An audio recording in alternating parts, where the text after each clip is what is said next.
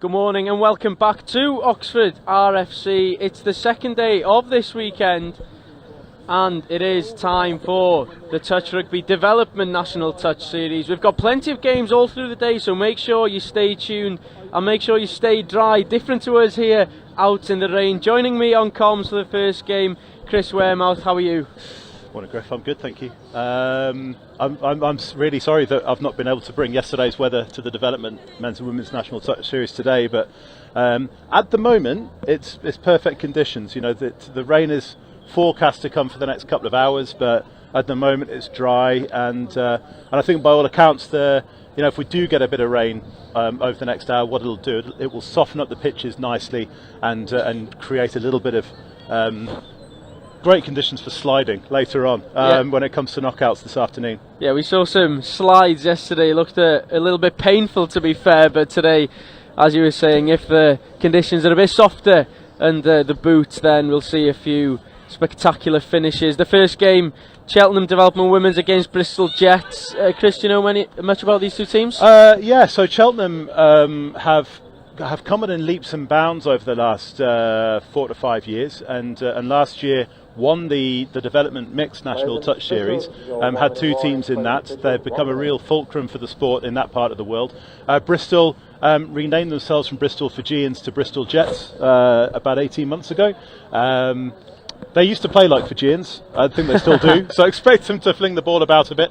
But the southwest, I mean, Bristol, as we know, is a hotbed for oval ball sports, and in the southwest, we can expect a bit of derby rivalry.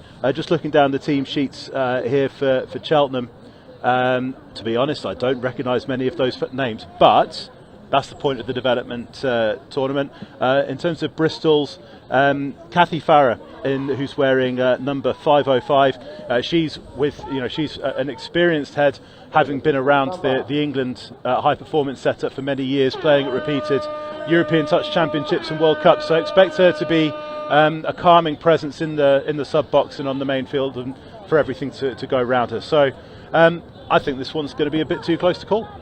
Hopefully so, and hopefully we'll see some fantastic touch being played as the first game does tap off. Here we go then. Starting from left to right as they go forward. A touch on Miles Kingston there. Taking their time in the early stages. Ooh, almost there, but unfortunately the ball does hit the floor and there is a change in possession. What's really good about today as well, and just as a quick comment, is that the referee coming to this near side is Sam Thorpe, who's he's with the England under-18s team that's going to head to France later in the summer. And to have, so we have teenage referees, and so it's about as much as developing referees as it is developing players, this competition. Of course. And we had a couple of chats with a couple of players who were in the process of getting their badges. Eileen from Old Wesley actually spoke to us yesterday. She said it's really difficult to be a ref, and it's much harder than it looks, maybe. I really enjoy it, actually. I referee as much as I can at this level, when I'm not doing photos or chatting on live streams. And and it's good. It's a good chance. You get a chance to have a bit of banter with the players. It's in terms of your control, you end up very hoarse. You end up sounding like you've been smoking 20 a day for the last month or so by the time you get to the end of a tournament. There's Bristol advancing here. A good opportunity to attack scoreline. So we see that's Kathy Farrer 505 who I was talking about it in the build-up. She's the she was really the hub of that attack. You could see her pointing where she wanted her fellow mid to go. She's being really calm and collected and really dictating play. How important do you think it is to have those experienced elite players getting involved as well? It's really important because development players can only really get better if they're either playing against or playing with more experienced players, and so the regs for this competition do allow for teams to have a handful of players who've either played in the nationals or who have played at England level, for that very reason, because otherwise how are you going to improve, right? Of course. So so the players will will really benefit from having players like Cathy alongside. And what we've seen now is Bristol. I mean, that was a really good attack from Cheltenham. They got some good pace on it, to work their way into the Bristol half. But the problem is that they're running out of touches, 35 metres out from the Bristol line, and that's really not what they want to be doing. All of the action so far has been played predominantly in the Cheltenham half, and Bristol just need a little bit more composure. We've seen bits and pieces. Oh, they've got away with the forward pass there, but here they go on the 5th touch. A great grounding there from Bristol. It did look to be a forward pass earlier in the move, but we do trust in the referee's call. There we go. Oh, yeah. So what we see there is a really good. Now that's actually a bit of a defensive breakdown. So when Cheltenham watch this back, so as Bristol's as Jen Palmer goes through the middle there, the shadowing defender, you've got to work back 7 metres, but the shadowing defender stops and then has to go again. And what that's done is that's then allowed Jen Palmer to go through to the back of the dead ball area, the end zone, to be able to then find a supporting runner. At which point, then Cheltenham have broken down on what's called their mirrors when you're trying to flag. You're trying to then go man for man or player for player marking. That's then broken down, and it's allowed and then it's created the space for the try on this near side. So good finish and good patience from Bristol, but again, that's a little bit of a defensive breakdown for Cheltenham, and it's something that you'll see quite a lot. I mean, but hey, it's development level. It's up to them to learn from this going forward. And how they can improve without making mistakes, I guess, as well, which is crucial. But Bristol here 1-0 up after that try from Elizabeth Gratian, grounding it well. Yeah, and as you say, it's how you're going to learn without making mistakes, but also then looking back and having a bit of analysis. And that's one of those things where it's a mistake to fix. There are tries that you see when there's nothing you can do about it defensively. You've either been absolutely, you've had an ankle breaking sidestep in front of you, and and there's one of the old fellas who, I'm lateral, I don't go side to side. So that happens to me quite a lot. And when that happens, there's nothing you can do about it, and you just write it off. But with something like that, you can actually go pinpoint, right? You can pause it and just go, actually, what are we going to do next time? And it's something that you can look on and improve for the next game. Another opportunity for Bristol, but there is a touch there, just on the line on Jen Palmer again, who seems to be one of the key players for Bristol in this match so far. Good setup here for Bristol. Palmer's in again, looks for the long pass, but it doesn't quite get to the winger, and it is a turnover. Yeah, and in this one, this is where we see the development aspect of things on the attacking perspective, because that winger on the far side, they'll if they go and look back at that in terms of opportunities missed, the winger on the far side, needs to be able to look up and see, what, I've got lots of space in front of me.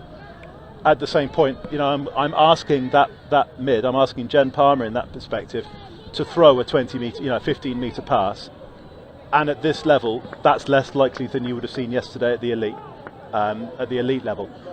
So you need to come in, you need to make life a little bit easier for the mid as they're making that, as they're running into that space, and just then to be able to dot that down. So in that situation, that's a way to rectify your game understanding going forward. Break there for Cheltenham, but a good touch. All came from a good pass from Rosie Kells, the elite player involved for Cheltenham today. Bristol come the other way now, and they've had the best attacks in this game so far. They seem to be the more dominant team in this clash, as Gratian, the try scorer, does take it forward. Victoria Stevens now on the ball. Stevens again picking up, going over to the far side, needs to find a pass. Was there a touch by Hensie Vine? There was. Good work on the defence there. Now on this situation, that was the again, the winger can make life a little bit easier by coming off their wing. You really need in that situation your wingers to be less static on the wing. And it was one of the things last. I was at an England high performance camp, and I know that England's a different level from this, but the principle is still the same. Where you're up close and coaching, and they're actively looking for wingers to be more dynamic in that situation, to bring themselves into the game rather than waiting for the game to come to them. So if Bristol can do that, then I think they'll make themselves even more of an attacking package. At the moment it is Cheltenham going through. There looked to be a touch there on. There was. Now that's been given as a touch, and they're being allowed to play on. But actually, it should have been that should be a turnover to Bristol for a penalty restart, because there was a touch and then they went through and then passed. So that should be a penalty restart as a touch and pass. It's going out. It doesn't quite make it from. I believe it was Kells again involved in the mid. Really important now for Cheltenham to really get in Bristol's faces, shut them down in their half, and they're sending one player up on the blitz, and they need to be sending more than that. They need to be working really hard to get in Bristol's faces. Now Bristol have got 3 touches to play with on or around. So that's 4th touch there, 2 touches to set something up from long range. Look for a scoop. Here it comes. Goes back to the far side. There is a bit of space. Almost a perfect pass from Jen Palmer again, but just slightly too long. Do you think in this development, emerging division, having those experienced players at the mid is key? You can't be playing them anywhere else, I guess. You know what? I think that yes. I'm going to get splinters in my backside with this one. Yes and no. I think what we've seen. So if we look at, Jen Palmer has been in the middle for Bristol. In attack and defence, whereas when Kathy Farrer's been on, is that she's played both mid and link when she's been on. So ideally, what you want is one experienced player, say in the mids, with one inexperienced player, and then they can be talking a lot, or to have an experienced player at the link, and then they can be. It's all about communication at that level, and so really, whether they're at mid or at link. You don't really mind per se, but the key thing is about communication. And what we've seen from Bristol is we've seen their experienced players, the likes of Jen Palmer, the likes of Kathy Farrer. They're the ones who are really dictating the play for Bristol, and they deserve their lead. Cheltenham, Rosie Kells has been their main player. But what they need to do is they need to up the intensity, particularly in defence, when they get into the Bristol, when they've got Bristol starting their sets of 6 on or around their 7-metre line. They've really got to get in their faces and either force a mistake, or alternatively make sure they're playing that they get really no further than halfway with their sets of 6, and then that gives them a bit of an attacking platform to play for. So deserved lead. Bristol could be up in front a little bit more. Cheltenham obviously very much still in it with the score only 1-0. I think that's what you mentioned there. It's the intensity and the energy in defence that's going to be key for Cheltenham in the second half, because we saw it like yesterday. The champions in the women's division, NQ Rebels, they were really aggressive in their defence, weren't they? Sending 2 up every time. Yeah, and what you're doing is you're forcing the attack to make a decision. You're forcing the attack to adapt their gameplay, and of course the really top sides are then going to be able to drop an offload in to get behind the blitz, or to get onto the shoulder rather than to get in front. And I'm doing lots of hand gestures here, which is great when you're on commentary. Be good to have comcam here. Yeah, comcam. Is that you end up with a situation where you'll see people with their arms out, but you're trying. When you coach defence, you're trying to get them to get in front of a player, so that if I'm on you, is that I'm right in front of you. You're pushing back a little bit. You've got your arms bent. You're trying to slow the attack down. You're trying to dictate you're trying to dictate the speed. Whoever dictates the speed will likely win. So from the attacking perspective, you're trying to get on the shoulder of the defender, trying to get past, have somebody there, boom, balls off the ground really, really quickly. From a defensive perspective, you're trying to do exactly the opposite. What Cheltenham haven't done yet is they haven't sent up multiple people. As you were saying yesterday, NQ Rebels sending multiple players up, you're slowing that attack down, you're forcing them to make decisions. Cheltenham aren't forcing Bristol to make decisions at the moment.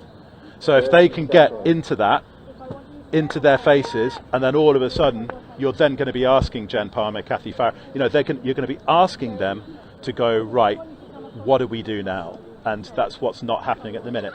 But likewise, like I said in the first half, is that if Bristol can make their wingers more dynamically involved, bring them off their wing, anticipate if the players come into their wave, right, where can I get into a position to score on the goal line, make life a little bit easier, so you're not forcing the long balls to be thrown, then I think Bristol could, they should be 2 more in front, to be honest, but if they can do that, then I think they'll be a pretty effective team going forward for the day. A slight handling error there from Rosie Kells, unfortunate from the tap off. It's an area you really need to make the most of, really, when you've got possession from the half and 6 touches in from there. Bristol now driving through the midfield. So just, sorry to interrupt, but this is exactly what I was talking about. So they've sent one up, Bristol have maintained the pace, and now all of a sudden the defence has then gone very, very passive, and they've waited for them to come here. Now, there are times when you can do this and you can be a little bit cheeky. If somebody's coming really fast at you, you can just tap them on the back as they're coming past.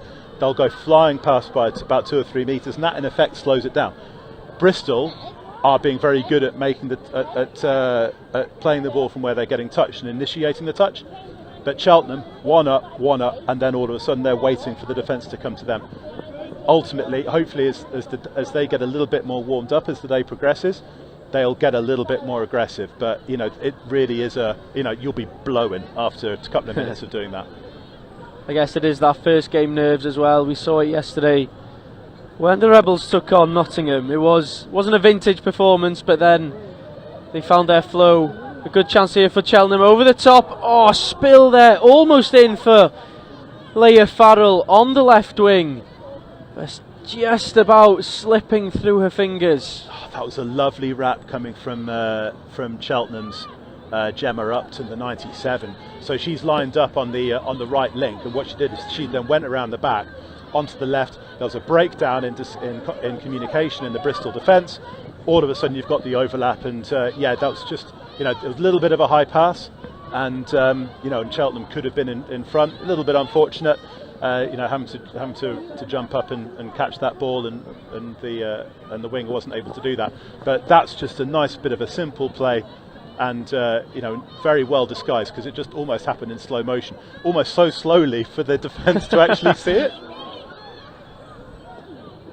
So here we go, Cheltenham, the Tigers with a chance from this position, and she's cut through the line there. Number 52, Kerish Godwin, with the try for Cheltenham, and they're back in this one, 1-1. Yeah, so that's how you beat the rush. So we've seen that come here. So it's the it was Gemma Upton who could have given the scoring pass before on the wrap. What she's done there is she's taken the scoop. She can't get touched as the half. Bristol know this and have come in to try and shut her down. But then the 2 mids in Bristol haven't then communicated. They haven't shut it down, and all of a sudden it's that little, what I was talking about before, that little offload, get behind the defence, and hey presto for the try. Lovely score from Cheltenham. Really forced that defensive breakdown. But here's a good chance now for Bristol to go again. Palmer dictating play, going long. There was a touch on Bristol there by Matilda Palmer. That's a 50-50. That was really close there. That was a lovely bit of play there from both teams.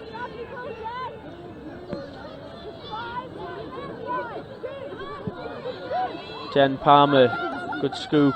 She's in through the defence, but there is a touch from Rosie Kells. It's a good battle between those two in the mids, isn't it? It is. It's eye-catching. 2 of the more experienced players, and you want those experienced players to go head-to-head at this level as well. And you end up with a bit of a laugh and a wink as well during the game, because it's this is you'll know from having been here yesterday that the pace is not as quick, so you get a bit more time to be able to scope out what's in front of you and have a bit of a laugh.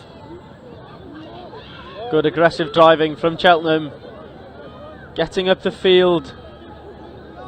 They'll need to strike from this distance. There is a good touch there. 31, Sophie Twynham. Fantastic touch there. But this time Cheltenham have got Bristol on the passive defence. They're really driving at them. Bristol, they're forcing Bristol to to wait for them to come to them.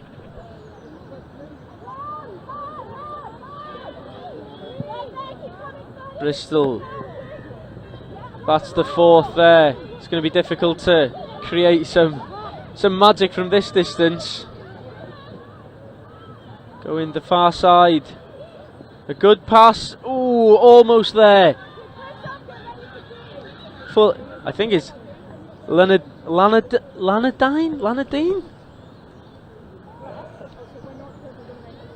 I don't know. We'll find out. Yeah, we'll ask at the end. Answers on a postcard. But not quite for the Jets, and the Tigers now coming away with possession. Seems to be a bit of confusion here. Looks like they might have 6 more from just in their own half. That's a good bit of handling there. Yeah, that's a penalty given there for a touch pass. Do you think, in terms of handling, with the ground being a bit soggier and wetter today, we will see a few more spills, a few more slippy passes maybe? Not that we've seen many in this game, but you know what? I'm going to say it's too early to call, because I've not played any games with the new Inferno balls. So England Touch has changed ball provider this year with Inferno coming in, and they are a touch-specific brand. But the new balls, it depends on how grippy they are when it starts getting wet, and whether the bobbles on the ball start deteriorating a little bit. It's a bit like when Formula One changes its tyres from Pirelli to Bridgestone. How are they going to wear during the course of the day? I think we will see a few more handling errors as the rain comes in. But you have to then temper what you're doing accordingly. Use 2 hands for a scoop. Not go for the Hail Mary passes. Keep things simple. Drive really quickly. So it's up to teams to adapt their game. it's a good test for the new ball as well in these conditions. A good carry, almost there for the Tigers. Keris Godwin nearly claiming that pass from Kells, but it was just behind her. Yeah, she just overran that just a little bit. It's some good driving from Cheltenham. They've really cut out their error rate from the first half, and Bristol, on the other hand, are they're starting to make a few mistakes. So on that one, that's a rare error from Jen Palmer. She's flinging the ball on the inside, trying a bit of a Fijian over the top pass, which just didn't like you come mentioned off. before the game.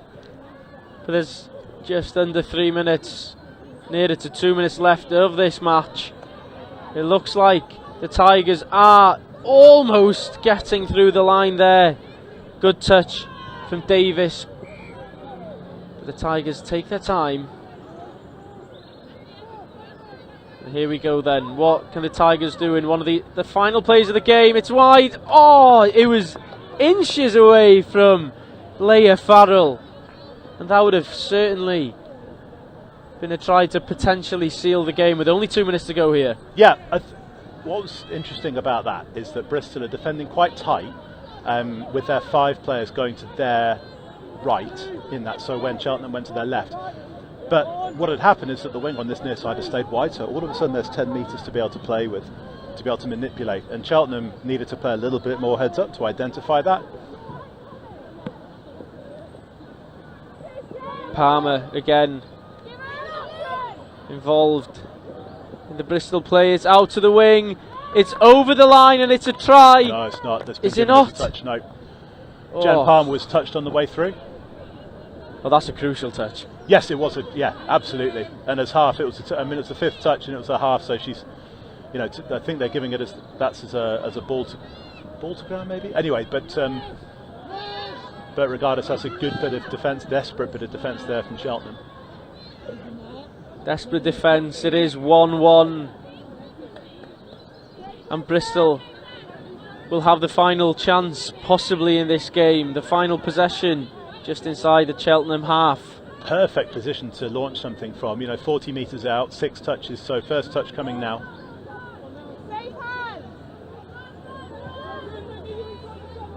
Ball's back with Palmer again. Palmer touched there when she was looking to create something again. Not long to go in this first game of the emerging National Touch Series first round. The klaxon goes, Palmer's in, needs some support. Does it get down or is there a touch? Oh no, there's a touch. What a touch it is to save the game. What a finish. What a finish. I mean, for what would have been the winning score, desperate bit of defence, last gasp. That was a really good bit of all-round play. 1-1, fair result, I thought. It was a fair result. It seemed like the Jets had the better of the first half, striking early with this fantastic grounding from 27, Claire Geeky. But then in the second half, the Tigers, they did come back. And here's another look at great offload. Yeah, what we saw in that second half was Gemma Upton really coming to the fore. You know, in the first half it had been Rosie Kells, but Gemma Upton all of a sudden stepped up and started dictating the play a little bit more. They were getting aggressive, and and just managing to get Bristol onto the back foot in their defence. And of course, starting position was everything. We saw in the first half Bristol was starting no further back than their 10-metre line predominantly, so that gives you 6 touches and plenty of time to make metres, and they just put Cheltenham under pressure time and again. Second half, opposite way round. Bristol then were restricted in terms of their own opportunities, and could have won it with that last play, but fair play to Cheltenham for holding them out. So a pretty reasonable start. I think both teams, we can see they'll be contemplating what could have done better, but there's plenty to work on going forward, and it'll be a good afternoon. Hopefully it'll be a good day for them. There's plenty more touch to be played today. It's not over after one game. Absolutely not. Both teams have 3 more games to go. Have you got a play of the match? I think if you're going to go for one from each side, Jan Palmer from Bristol and Gemma Upton from Cheltenham were my MVPs for that. I think it's one of those ones where they can share a metaphorical bottle of champagne for that. Chris, thank you very much for joining me, and we will take a short break now before we return for the next game of the day in the men's series. The game in a couple of minutes' time will be Exeter Eagle Owls against Norwich Rebels. Don't go anywhere. Maybe you have time to make a quick brew, but make sure you stay tuned.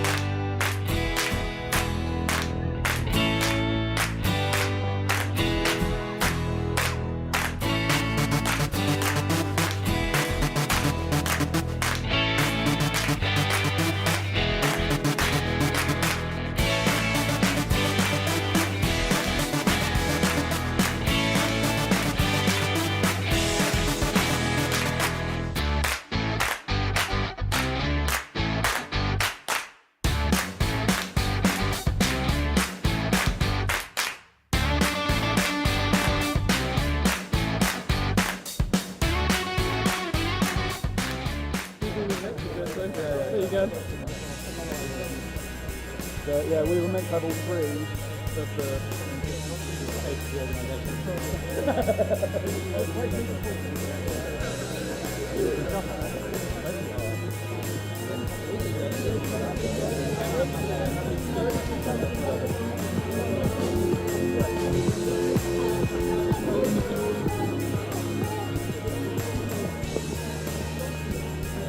So the first game finished 1 each between Cheltenham and Bristol Jets, and joining me from the Bristol Jets to commentate on this next game is Victoria Stevens. Victoria, how was it out there? Really good start to the day. Hard run out. Cheltenham Tigers, obviously Southwest club with us, so we know them well. Yeah, they ran us hard, lots to work on for us, but really enjoyable start to the day. Really enjoyable. We were mentioning the ground conditions. Is it wet? Is the ball getting wet? I think we anticipated this morning with the weather overnight that it would be, but actually it's very dry out there. Certainly dry when you're trying to put your boots in. A little bit oily on the ball, but the ground actually very dry. And do you think 1-1 was a fair reflection on the game? Yeah, I think it probably was a fair reflection. I think both teams probably left a couple out there. Certainly we did, but in terms of completion rate, I think 1-1's a fair result. So moving on to the next game then, between Exeter Eagle Owls and Norwich Rebels. You were mentioning there, you know a few of the players quite well in this game. Yeah, absolutely. Obviously played against members from both teams many times, but Exeter obviously being another Southwest team, know them very well. Know they are pretty drilled now, more and more as they've gone over the last few years. Kind of gone up through the ranks as a team. They're very set, so they'll be really up for this today. But then Norwich Rebels have got a great unit of players, so it'll be a really, really quick match, I'd anticipate, and should be really good to watch. Brilliant. So we're almost at tap-off here between Exeter and Norwich. Can I ask you for a prediction before the game? I don't know if there's going to be that much between them. I'm going to go 4-3 Exeter. 4-3 to Exeter. There we go then. It's quite a bit of a... Is it better to play shorter games and get a longer gap in between, do you think? I think it depends on the kind of tournament it is. If it's a multiple day tournament, then longer matches but fewer of them makes more sense. If it's a day tournament, then yeah, shorter ones are better if you want to get a range of experience playing different teams and kind of really get into it. And how important is it to have experienced players get involved with the development players? You know, you were saying there some people in your team haven't played on this stage before.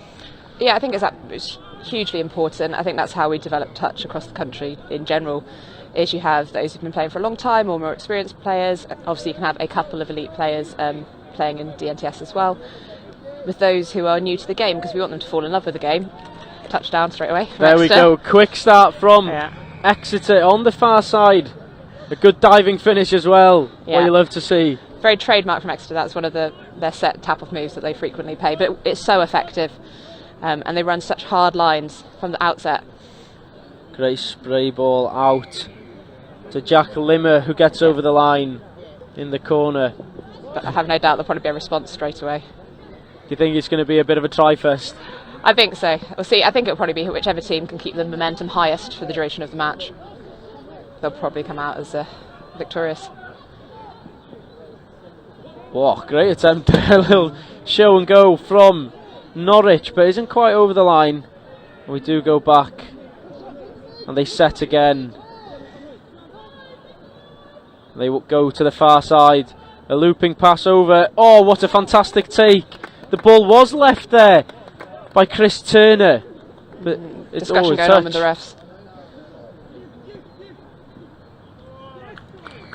Oh, forward pass. Forward pass. I'm not sure about that one, but from this angle it's hard to tell. Exactly, I think from over here it is really hard to say, but they consulted the sideline ref and they were right there, so we assume it was. You can tell what sort of game this is going to be already. Yeah. Both sides flinging it about. End-to-end stuff, lots of diving I anticipate, and moving it left to right and trying to use the wing if they can.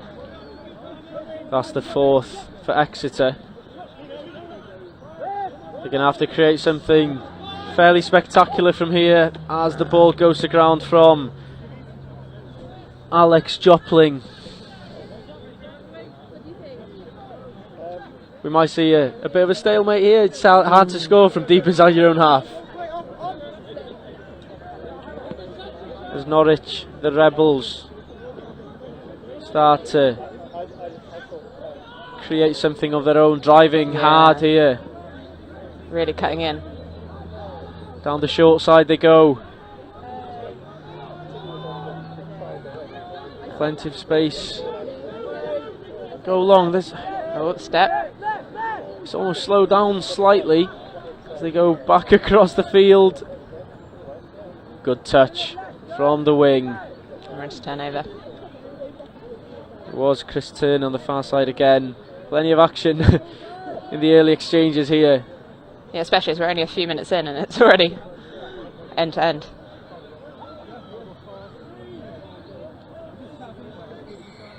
Plenty of changes on the far side for Exeter. Norwich being penalised there.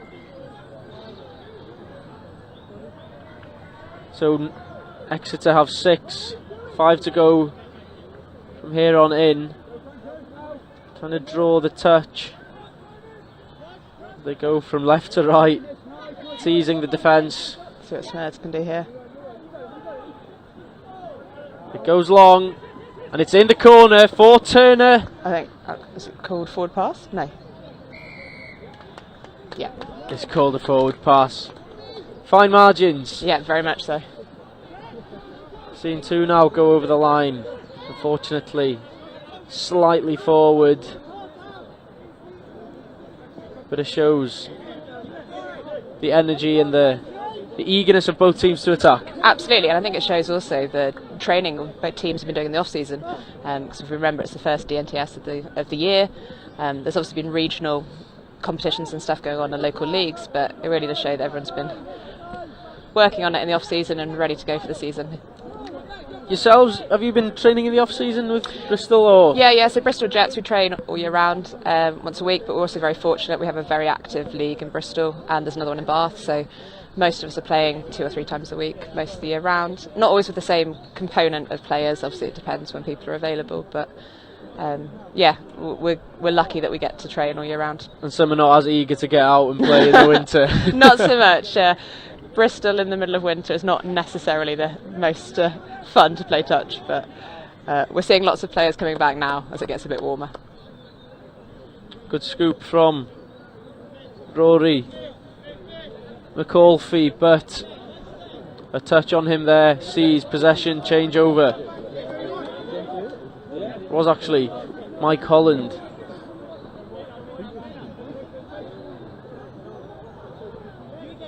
For Norwich. Hard driving from Norwich. Indeed. Ball is going out to the right wing. Oh, the link not quite creating from there, but again a good position for... Oh!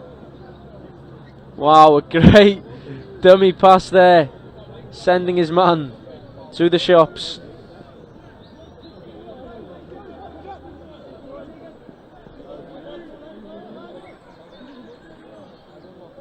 But it's Exeter coming away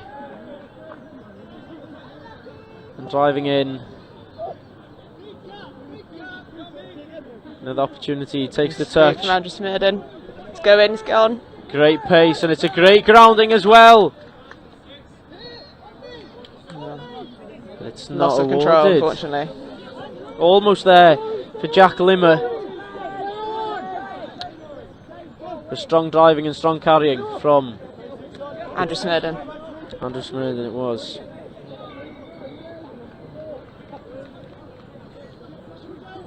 It's okay, can't see you. Strong drive from Norwich. The ball is flowing out. Aggressive defence from James Smith. As Oh, an intercept. Ooh. His eyes lit up there. But again, as I said earlier, there's not much between the teams. As soon as you've got, as you say, a scoop through or an intercept, the other team are there to shut it down. So it will be an attritional match, I think, with these two. We've seen it many a times yesterday and today. If a team doesn't manage to score from the tap off, it's a bit of a grueler to try and get over the line. Absolutely. It was a strong carry from Mike Holland.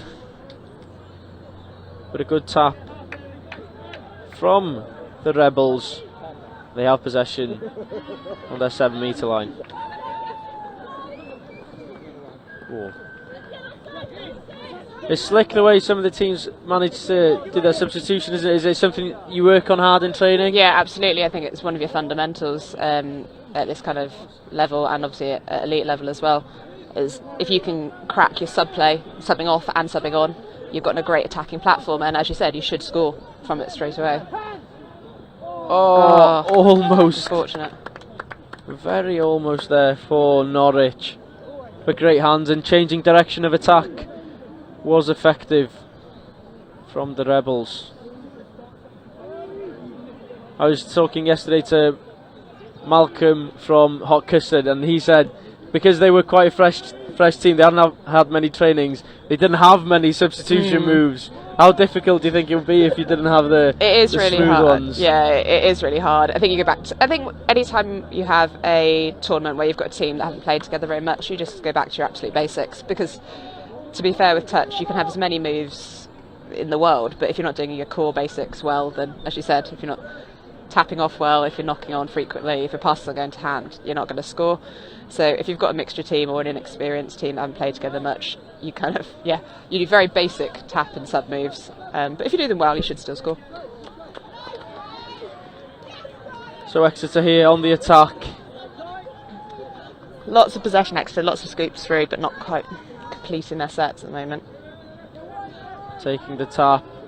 It's a dive. I take that back. And it's a good try for Jack Exeter. Again. It is Jack Limmer. Number 43 again, as we see a quick replay here. Smurden. Feeds it.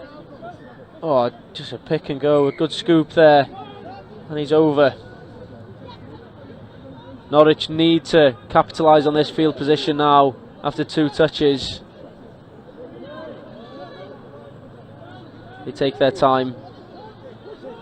Yeah, they're trying to get them where they want them. Jacob Scadden's trying to work out what he wants, trying to orchestrate it. A good touch from James Smith. Again, he seems to be very much the playmaker in this team, Jacob Scadden. Oh, that interception again! And is he going all the way? Got the legs? He's got the pace! Can he go all the way? Is he going to get there? What pace! Fantastic! What interception! On the hooter as well. Wow, that is brilliant play from Jeff Smart to go from coast to coast on the klaxon. I didn't think he had the pace when he was going halfway. I didn't either. When he hit halfway, I thought he was going to be touched, but his eyes lit up there. Combination of excitement and fear, I think, when someone's chasing you down. It's been mentioned a couple of times yesterday, when you get an interception you do get a little bit excited and think, wow, what a chance. I've done it many a time and then been touched. But James Smith had the pace. I'm sure we'll see a replay at some point of that. Magnificent try, here we go. Great read, oh, good hands as well. There he goes. The acceleration just comes, as you say, at halfway now we think he's going to get caught, but just manages to get away. Yeah, Jeff Smart with the pace. Now the defenders, I think it was Andrew Jackson who was trying to get back, but it's a bit cruel on Norwich maybe just before the half to concede another one, or is it a fair reflection? I think in some ways it is a bit cruel. I don't think it's a fair reflection of the match. I think it's probably closer than that. However, you score whenever you can do, so Norwich got to not throw those interceptions or chase them down if it comes. So I think it's probably more even than the scoreline shows at the moment. And was Norwich maybe getting a bit desperate before half time, trying to push for that try, because 2-1 is a completely different game to 2-1, isn't it? Yeah, absolutely, and I think they're probably just as many teams would at that point, trying to force something before half time to even it up a bit, but clearly unfortunately didn't come off there.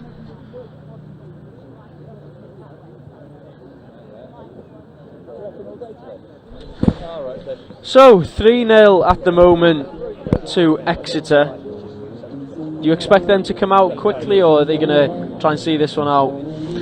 Knowing Exeter, the way they train to be as quick as they can be, so I think they'll come out hard again in the second half. Hopefully they'll be able to keep their heads. I think that would be the one question.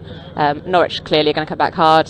They've got pace within their team, so it's whether Exeter can play with pace but also keep their heads. It'll be a good second half. Hopefully so. Norwich will have the ball for the start of this second half. A score from this possession would really swing the momentum of the game. Yeah, absolutely. If Norwich can score off the tap-off, we're back into a very even game. Some brilliant socks on this near side as well from Exeter. I think it's Martin Smith. Matching the hat as well. That's respect. Norwich then have the ball. Touch 2 there, called by the ref. As they go for it, but there is marginal touch from Mike Holland on the Rebels attacker. Comes towards this near side as they launch another attack. Oh, great dive. What does the referee call? It calls a touch from Giles Southwell. Yep.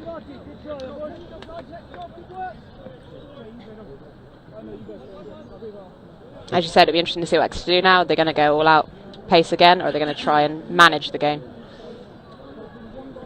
It looks like they're almost taking their time 3 to their, not quite in the opposition half. But I'm sure they'll make some sort of play on their last touch here. An injection of pace. There was a touch just about on Jack Limmer as he tried to get it out to Smith. Yeah, I've called a forward pass as well. But it's going to be... I was going to say it's going to be tough to get all the way down from there, but another penalty against Exeter. Mass changes for Norwich, as there's a good pick and go there. They slow it down. Oh, no, unlucky. Oliver Habergam just about slipping through his hands, maybe. You can see a couple of errors coming in now, and I think that's probably a combination of just first match, going hard first half, starting to get a bit tired. And potentially the conditions as well coming into play. Yeah, absolutely. But as mentioned earlier from Chris, who was on co-coms, they are new balls this year, so what's your first impression of the new ball? Yeah, it's the first time I've used them actually today. Alright, absolutely. It's always weird when you pick it when you're very used to a certain type of ball, in terms of like the grip and the way that it feels when you pick it up, but on the whole, pretty good. So the Rebels here really need to find a way through with 7 minutes left on the clock. A touch from Jopling. What's the referee calling here? Not too sure, but it is an Exeter possession. I'm seeing some pace again.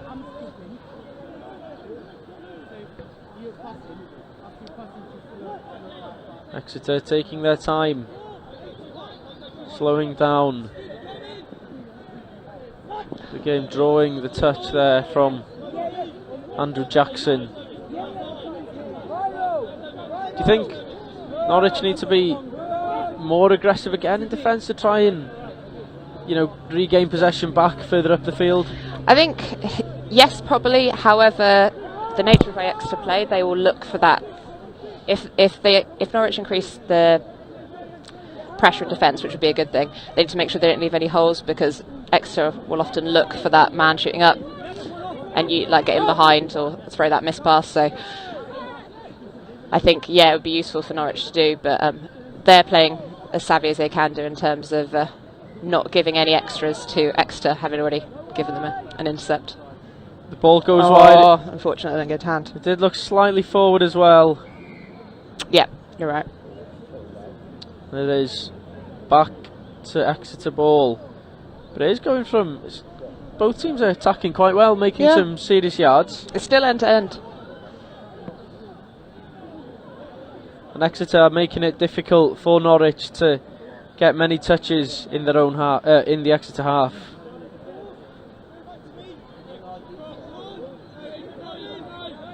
As they keep coming here, Holland, Southwell inside to Smith, a good touch. from Ethan there.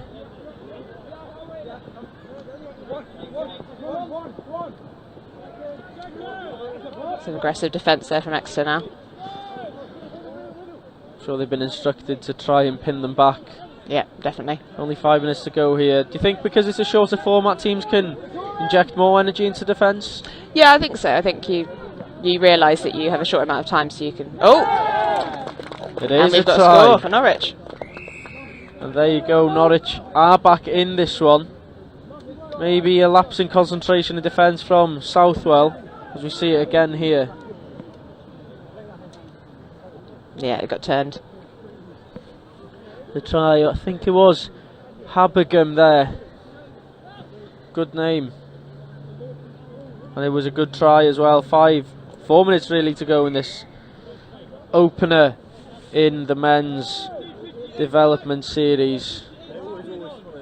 It'd be interesting to see what Exeter do in response to that now. Do you just manage the game out now? You've got a slight cushion.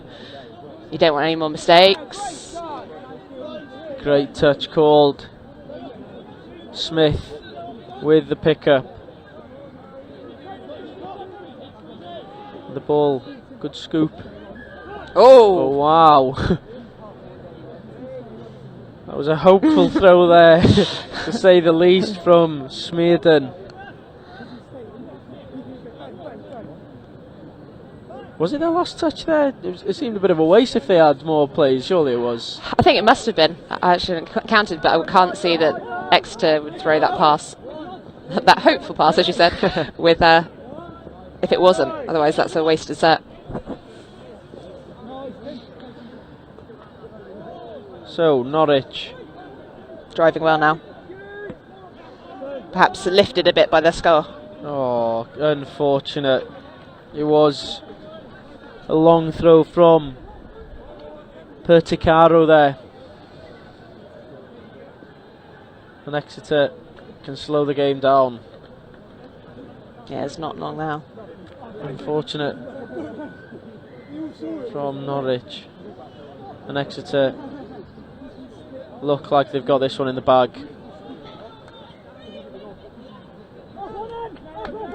Not a best. Exeter subs a bit slow on there. I guess they're trying to, they're purposely trying to slow it down. Mike Holland having to drag really wide to find someone.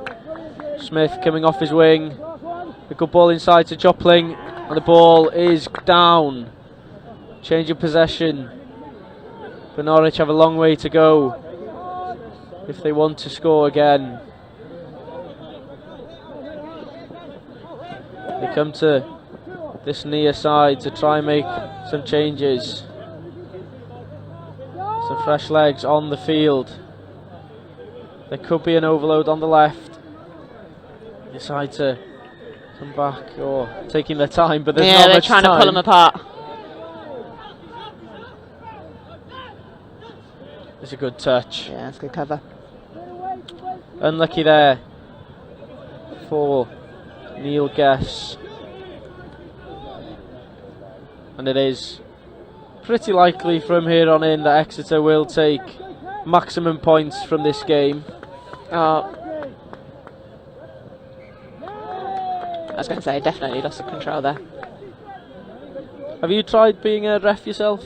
Yes, I ref in my local leagues, and obviously on tournament days when we have player refs. So yeah, it's a tough job. Yeah, I was going to ask, do you enjoy it? I do enjoy it. It's a really good way to learn the game, and so much respect for all the refs. Even though, like any player, sometimes we all get a bit hot-headed, which is not appropriate. So in the heat of the moment, but it's a really hard job. But we really, really value all the refs that ref all of our tournaments, whether they're player refs or independent refs, because without them we couldn't play. And then, of course, like anything, it's marginal judgments.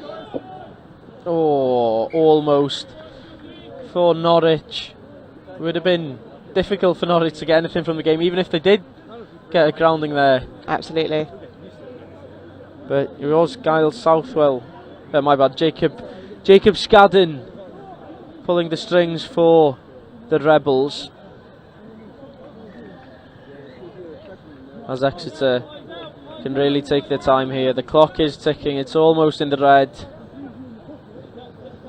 Oh, great evasion of that touch from The Mike Holland. last few seconds of the And match. there Oh, they they scored! go.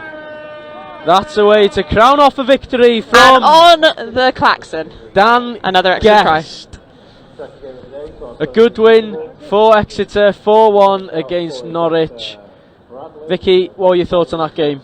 I really enjoyed it. I think Exeter ultimately dominated Norwich a bit more, but to be fair, I don't think the score necessarily reflected the play that we saw in front of us. But Exeter certainly thoroughly deserved the victory by being able to complete their sets, I suppose. Yeah, great to see end-to-end stuff. End-to-end stuff. As we see a couple of the highlights here, I'm looking forward to see the coast-to-coast try again here. Yeah, that interception when it comes. And certainly Jack was causing trouble today. Lots of steps and sides and dives. Oh, there we go. What a take. It's great pace as well. I think that could be on his show reel, couldn't it? For Absolutely. Jeff Smart. Not very often you can boast a coast-to-coast try on the live stream. Have you got a play of the match for me, Vicky? I probably, in terms of the stepping and diving, and I'll probably also score, I'd probably go Jack Limmer for Exeter.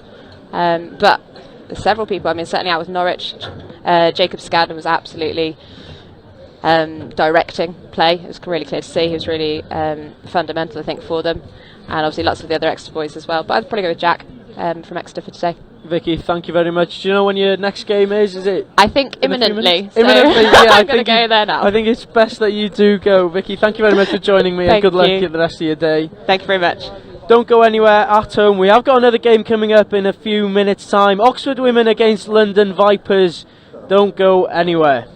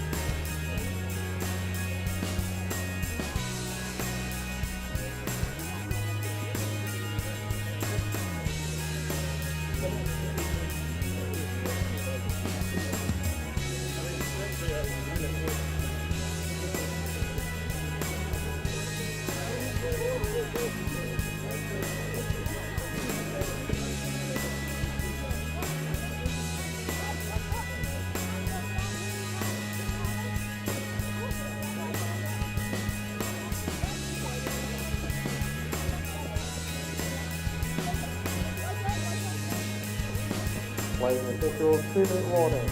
2 minutes.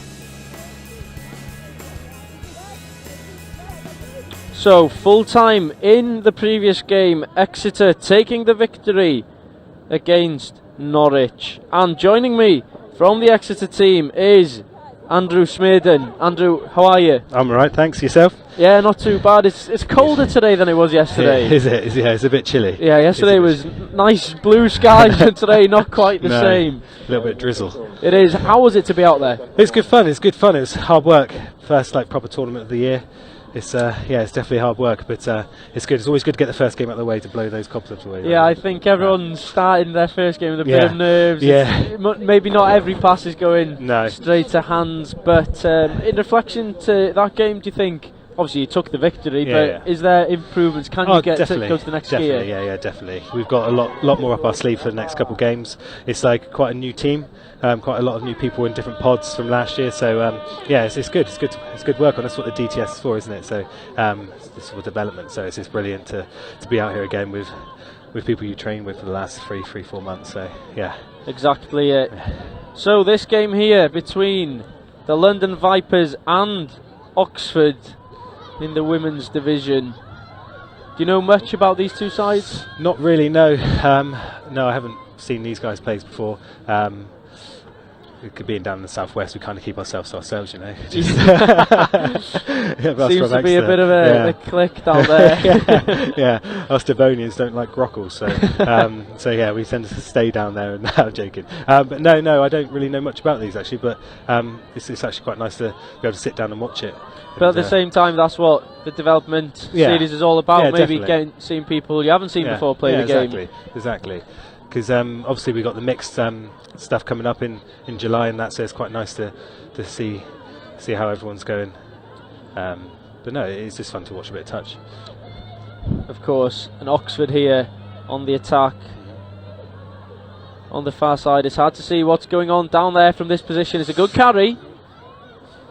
And they're down just on the 7-metre line. Carr picking up the ball. They take their time. And there you go, possession changes hands there. Have you been playing touch for long? Probably competitively about a year. Come from a rugby union background. Far too many injuries. Yeah. so touch was the next step really. It is good fun. It's great social, and it's good fun. It's good for the fitness. I don't think I've ever been so fit. Even though it doesn't show it, but it's a lot of running. Yeah. But yes, I've been playing competitively about a year, and yeah, Exeter's such a great place for it. We've got a good setup down there, so it's good fun. But yeah, no. Do you ever play touch? Or not really? I've never played touch before, no, but I've been told many a times that I need to get involved. Yeah. I know there is a few clubs. I live in Cardiff, so there's a couple down there. Poor you. Yeah, the weather's similar to this. Is it? In Cardiff most of the time, but yeah, it's not a bad city to be at. No, it's not. My little brother went to university there, so it was good fun to go out on the night out there and stuff. But is he involved in touch rugby as well? No, he's a marathon runner. He is. So yeah, he wins marathons, not touch games. It's a great throw into Megan Tolson there, as we were having a different conversation about universities there. Missing the action, and we see a try for Oxford. It's a great try. Good play, Really? patient. With the dummy, back over and down. Nice. Good start for the home team. Oxford, who were the champions of the development division in round 2 last year. They did the double actually, the men and the women won their division. So I remember playing the men's actually. Yeah, I think they beat us. Yeah. Were they good? Well, they were good. They were good. Yeah, they were really good. It's a bit different last year because obviously we did the mixed first, then we did the men's. And this year's a different way around, so it's gonna. Do you think it's gonna be more beneficial? Yeah, going forward. Definitely, because we were in the DTS for the mix last year. Now Exeter being promoted to the elite, so it's going to be a lot different anyway because it's going to be a bit higher standard. Yeah. So it's going to be interesting. The elite is really competitive. Yeah, yesterday it was some fantastic touch on show. Did you manage to catch any of it? Didn't actually know. I'm off to Croatia on Tuesday, so I had to pack. So fair enough. Yeah. I was packing all day, pretty much. I'm sure you'll get some better weather than this over in Croatia. Hopefully. I'll ask my money back if not. It's Oxford again on the attack. That's a good drive there. The ball is. Go on. Oh, nice. They spray the ball so well. This Oxford team, and it's over the line for Nicola Holz. Yeah, it's a great try again. It's the same player pulling the strings. Number 25, Marnie Wills. It's a good pass and a good dive. Yeah, brilliant play. Yeah. And it's 2-0 to Oxford, just under the 5-minute mark. They're not very high scoring games these, so 2-0 could be a big lead here, and you'll look to bounce back straight away as it's a promising position here. Yeah, they're going to get a drag out.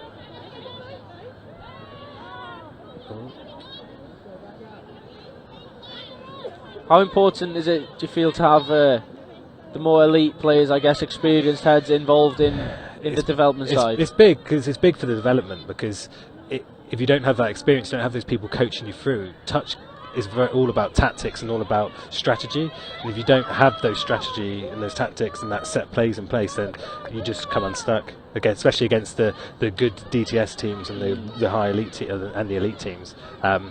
So it is really important to have those key players in the squad, bringing through the new players, especially for my development. It was key. Like I said, we've got a brilliant setup in Exeter. We've got some really good experienced players, so hence why we've been promoted to the elite. Yeah, exactly.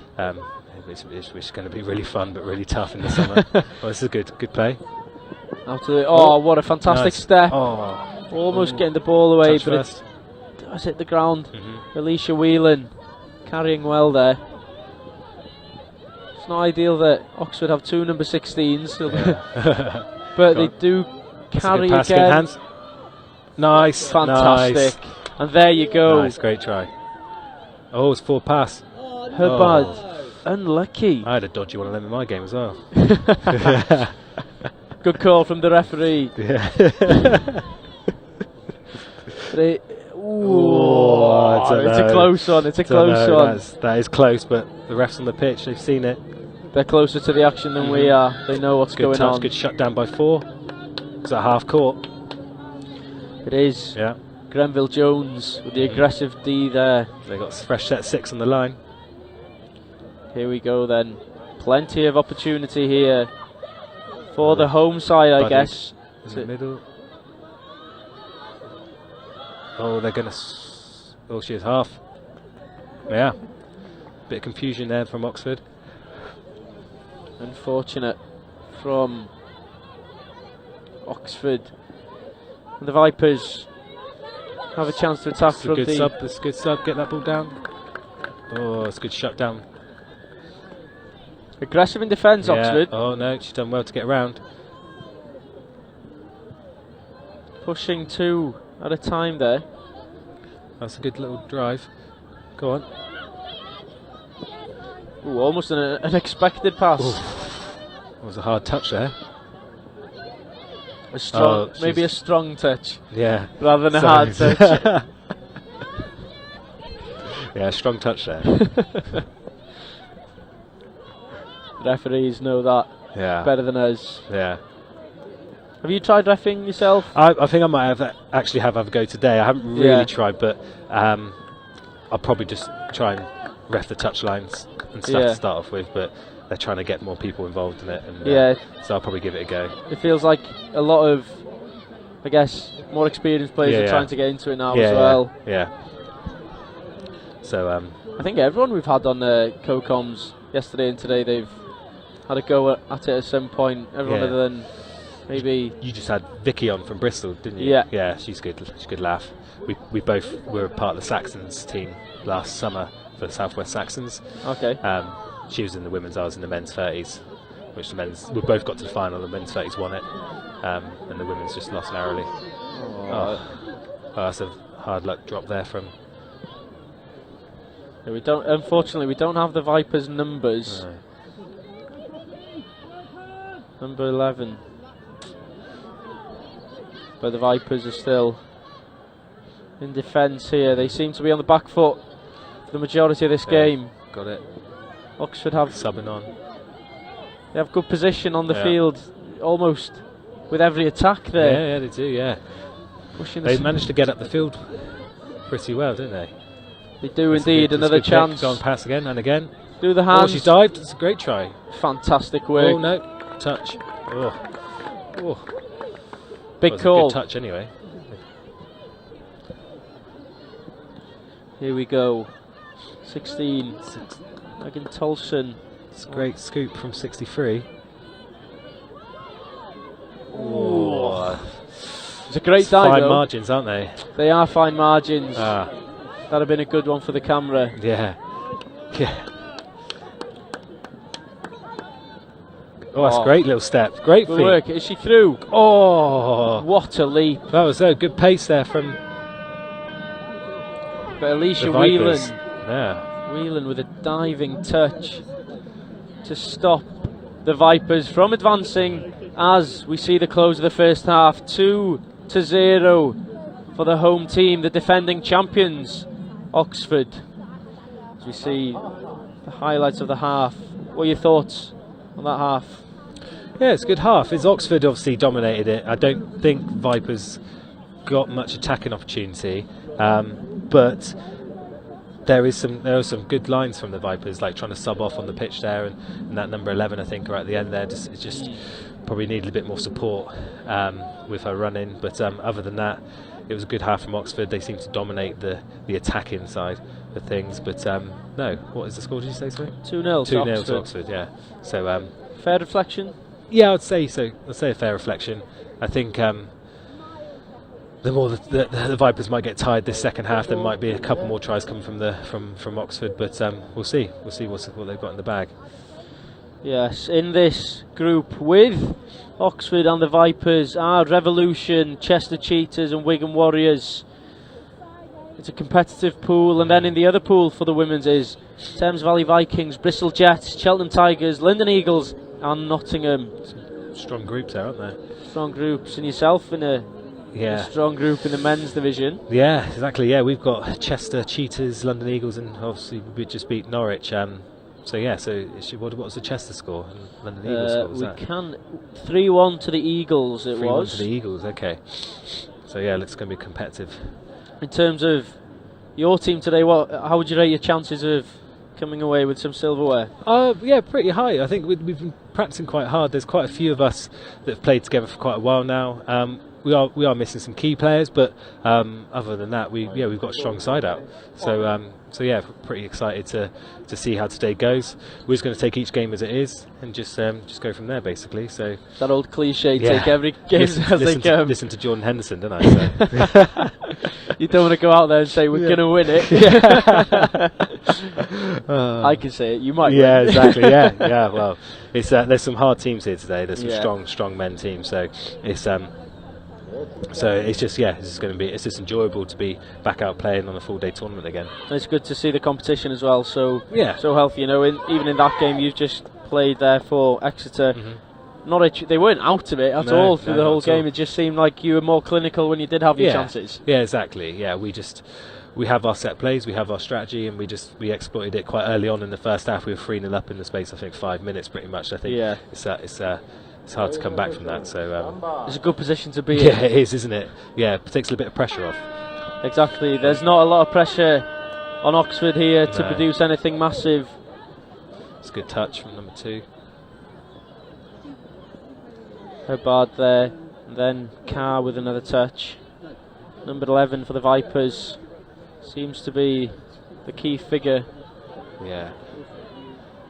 She's change of possession Off the here. mark. Forward pass. Yeah. Unfortunate. It's just maybe not clicking. Maybe in the first game, as you said, it's coming into your first game. It's hard to hit the ground running. Yeah. It could be some of these people's first tournaments as well, so it's hard to adapt and adjust to the tournament setting. So yeah, so it's really good. That's a good touch in the middle there. The Vipers, in fact, have played one game so far today, and they did lose to Revolution. Did they? 4-0. So it's got shot right. Nice defence. Oh, yeah, that's good defence. Great defence from the Vipers there. Putting pressure on the ball player. There's a bit of a hopeful throw from number 52, Alicia Whelan. But I guess Oxford, they do have, you know, the cushion to try and do something different here. Yeah. Do you think playing 10 minutes each way, you can inject more energy into your attacks and defence? Yeah, definitely. It's you've got the 10 minutes halves, they go very quickly, so you have to, as soon as the ball's down and you've got that 6 again, you've got to be quick on it. As soon as you've got to start subbing off, you've got to be quick on it. Like it's a lot different to 20-minute halves, where you kind of maybe like take a little bit more time just to set yourself and go. But 10-minute halves, they do go really quickly, so you have to, unless you're winning, you have to you have to try and go hard. And the fact that it's 10-minute halves, you inject more energy, and you need to be more frequent with your substitutions as well, I guess. That's the key, isn't it? Just to keep replenishing the players so that keep healthy, and then you've got that good platform to have an attack on their line, and you should have more energy. It's all about that big, strong strike runner coming through, hitting those hard, hitting those lines, chopping those holes. So, exactly that. Oh, 6. I was going to say it was interesting positioning from the referee coming through the line, but it was foul play from Oxford. The Vipers get their hands back on the ball. Vipers only have 3 substitutions in this game. Oh, what a great move there. She's a great player. Number 54. 54, yeah. Oh, great run Go on, number 11. The Vipers. She half, is she? Yeah, she's half. Need some support. Is it there? No. Oh, that's a shame. That's great running. Unlucky from the Vipers. A great run from number 11. They've got some really fast runners, the Vipers. They do, indeed. 54 and 11 seem to be key for that. Yeah. Oh, they've got another fresh set of 6 on the line. Here we go then. This would be crucial if they could get over the line from here. They've got 5 to go.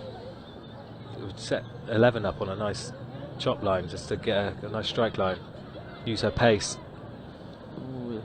11 decides to slow things down and set something up here.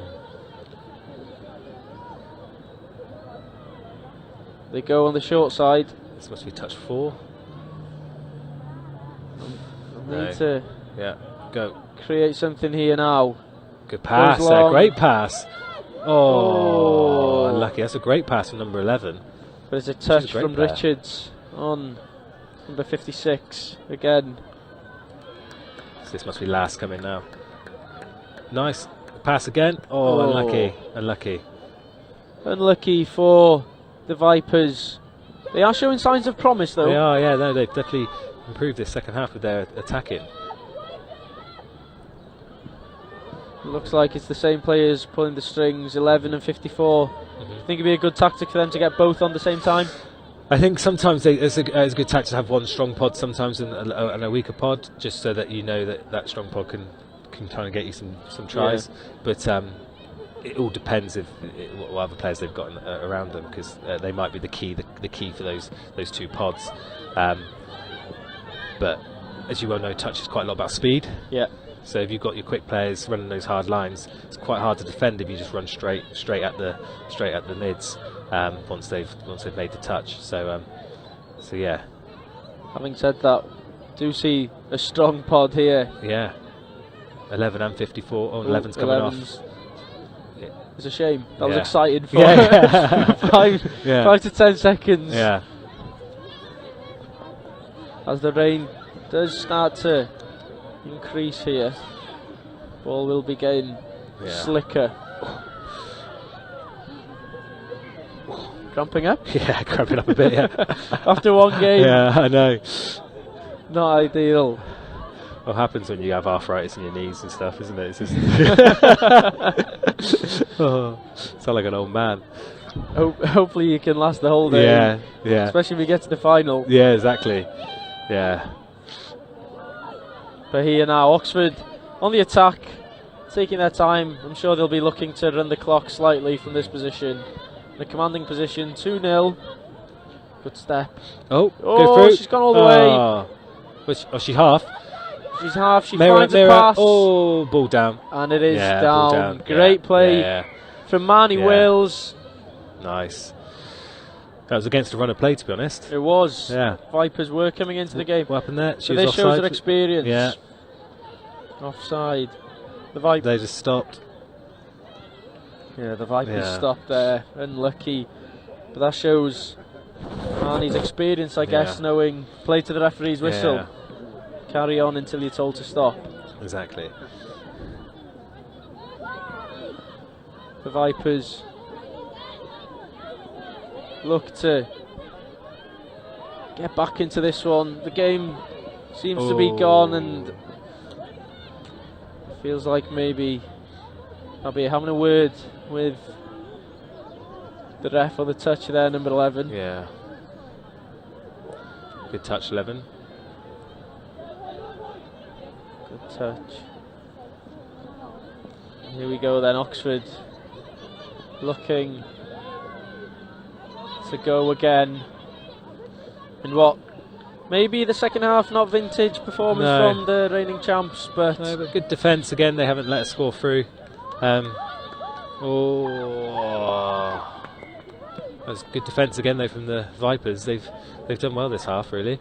They have, only conceding one, and that was very unfortunate. Yeah. Big call from the referee. Yeah.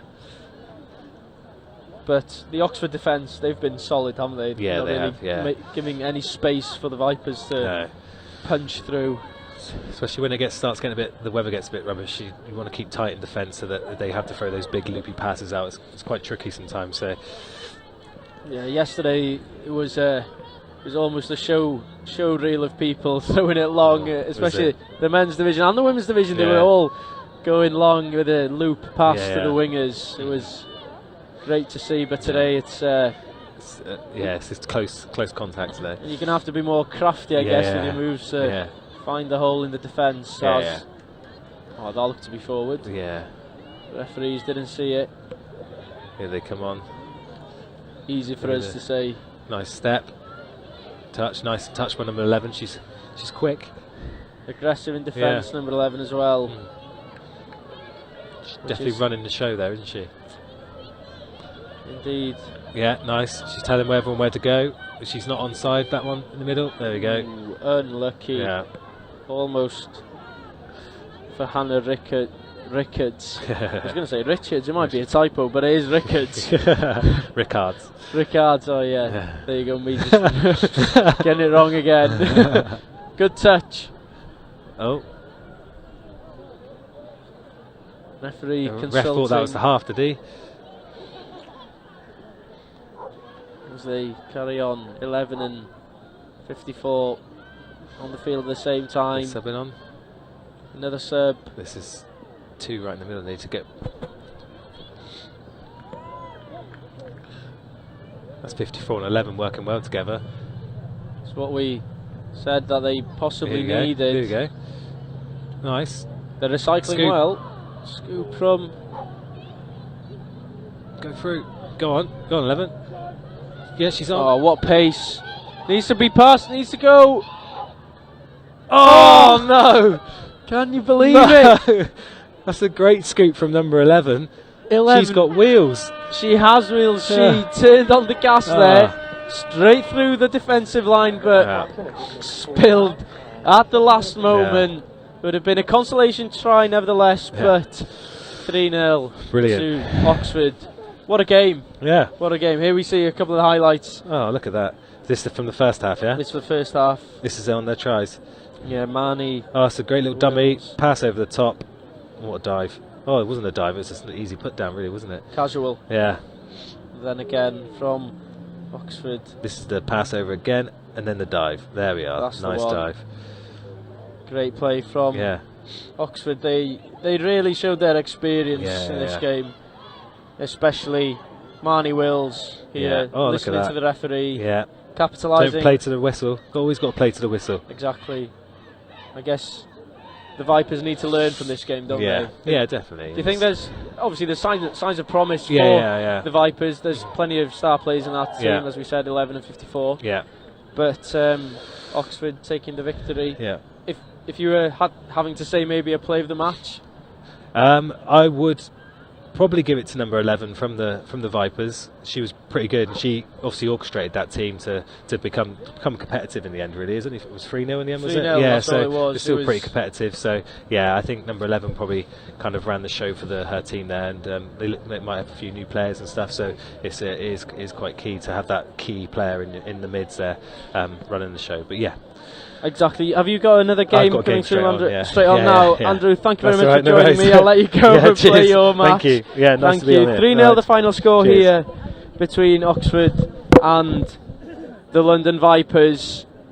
And there's another game coming next here in a few minutes' time between the men's. In the men's Pool D, Nottingham against Revolution. A big match there for both teams as they both kick off their campaign on the first pitch. Revolution won their first game 5-3 against the Scorps, and Nottingham lost their first game 5-1 against Bristol Jets. So Revolution, a victory for them, will secure a place in the quarter-finals, but for Nottingham a victory is crucial and key, as they wouldn't qualify for the Cup with a loss. All to play for here at Oxford RFC in the Development National Touch Series. Don't go anywhere.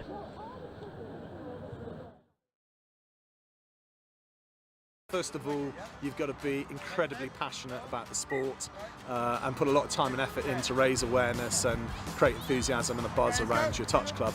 Number two, it has to be fun.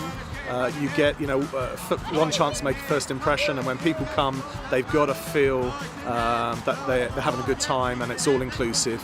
And the third thing now, I would say, is you've always got to be promoting, and you've definitely got to look at social media. We are exploring Facebook ads, and we're promoting like mad all the time.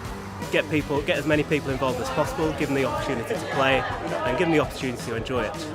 We started out and it was just all about having fun to begin with, and once been playing for a year or so, that's when we really decided to take things on to the next level. I think it's just having patience. It's not going to come overnight. If you can keep your senior players engaged, as well as constantly looking to develop and introduce new players, because you're always going to get players who leave for one reason or another. Having that conveyor belt of talent to come through is really helpful. You just got to work hard, and it will pay off in time. From a point of view of growing the sport, bringing as many children down with their parents and getting an all-inclusive, fun environment that anybody can have a go in, and focus on that, of building the baseline of as many players as you can. Don't worry about trying to go through the ranks and put the best team out there. I think build from the base upwards. So I'd say to keep your competitive side and your social side. Don't go too much down one avenue of having solely one or solely the other. With the social side, your performance side always sort of flourishes with this, and also vice versa. It's always good to have the competitive side and part a bit of knowledge on your social side. Keep the player base interested. It's not all about, right, I want us to get from A to B, and we're going to do it with these steps. We're going to coach this and then this and then that. Keep it a bit fluid. Like, you don't always have to start off with loads and loads of drills to get people into playing touch. I mean, you can just play just rugby, netball, something simple. Just get people used to handling a rugby ball. Not everybody has come into this sport playing lots of rugby. They may not have the same hand-eye coordination that others have. Just get everyone onto a level with some more casual games.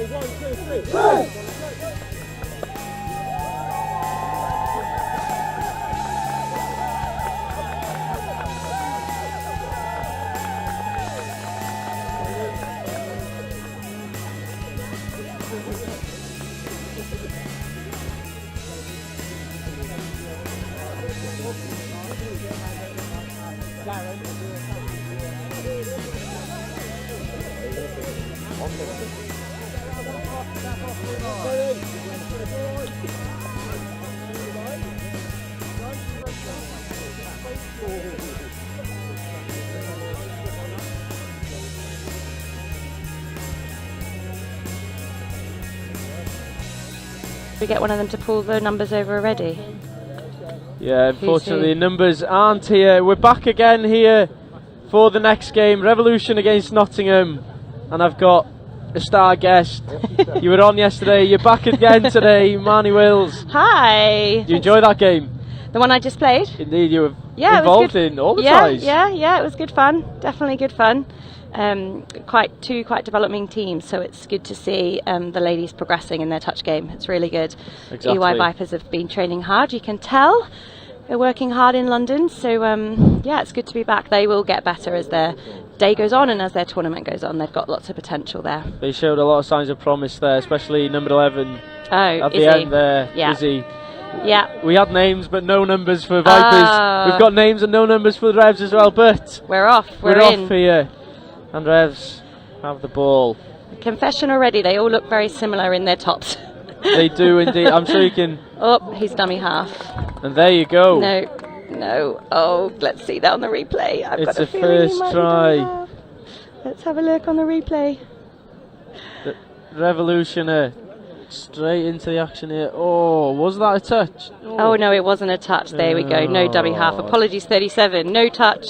Scored himself. Well done, buddy. Good work from 37. We'll have to refer, unfortunately, to the Revolution team as numbers, not names. Oh, 6 more to go there.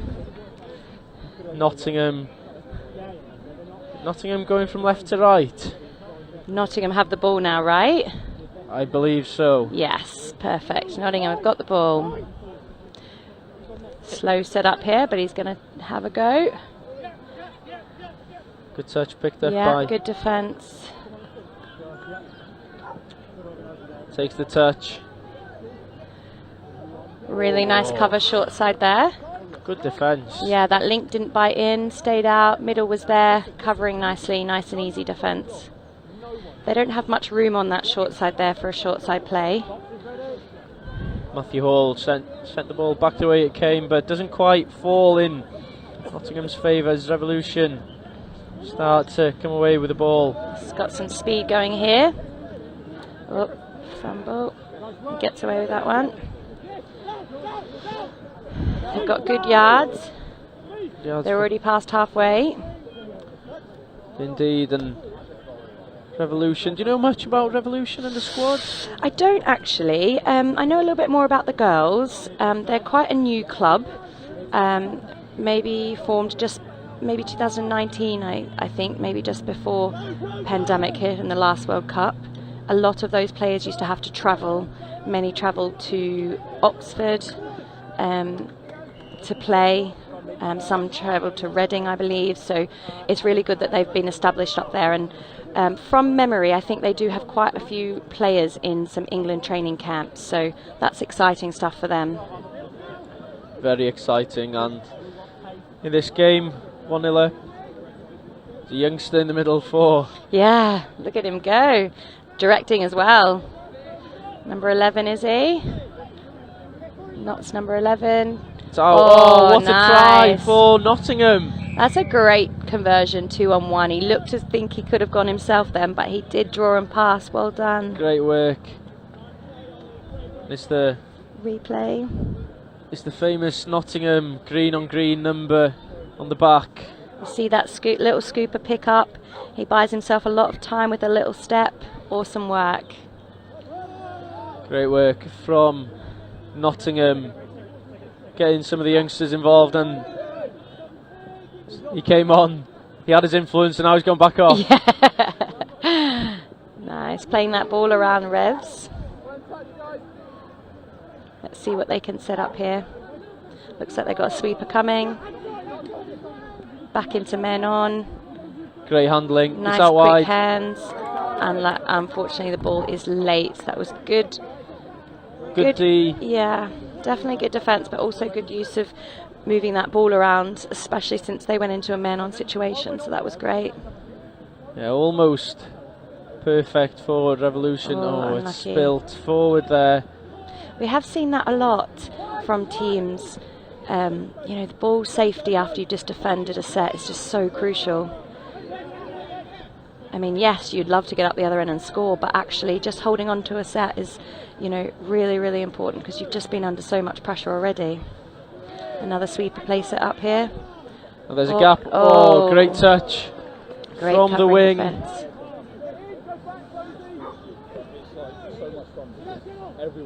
Hugh Hall, number 28, the experienced elite player for Nottingham in this match. Nottingham are doing really well in defence to get up and take time off the ball for Revs, which is great. So that's really good aggressive defence. Let's see if they can hold on to this and what yards they can get now, Nottingham. Oh no. Oh, they can't get out here. No. They're really under pressure at the moment. Revs are doing some sub changes, so let's see what they can set up here. First touch. Got plenty of time in the opposition half, and they get to the 7-metre line with plenty of touches to spare. They do. They do take their time. They're really making the defence work hard here. Yeah, I'm glad they're starting to throw that ball around because Notts are coming up aggressively. So, you know, you do have to let that ball do a bit of the work. Try and get them out of position, move their body, try and pull the other players up with them.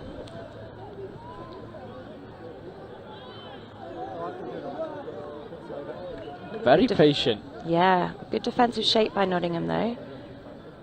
They're obviously trying to set up a 3-3 quickie. They moved away from that now. Short. Unconventional scoop pick up, long ball. Oh, great step. Oh, oh, almost out the back door there. I love when they have a play around and they got a smile on their face. That's good. That's exactly what it's all about.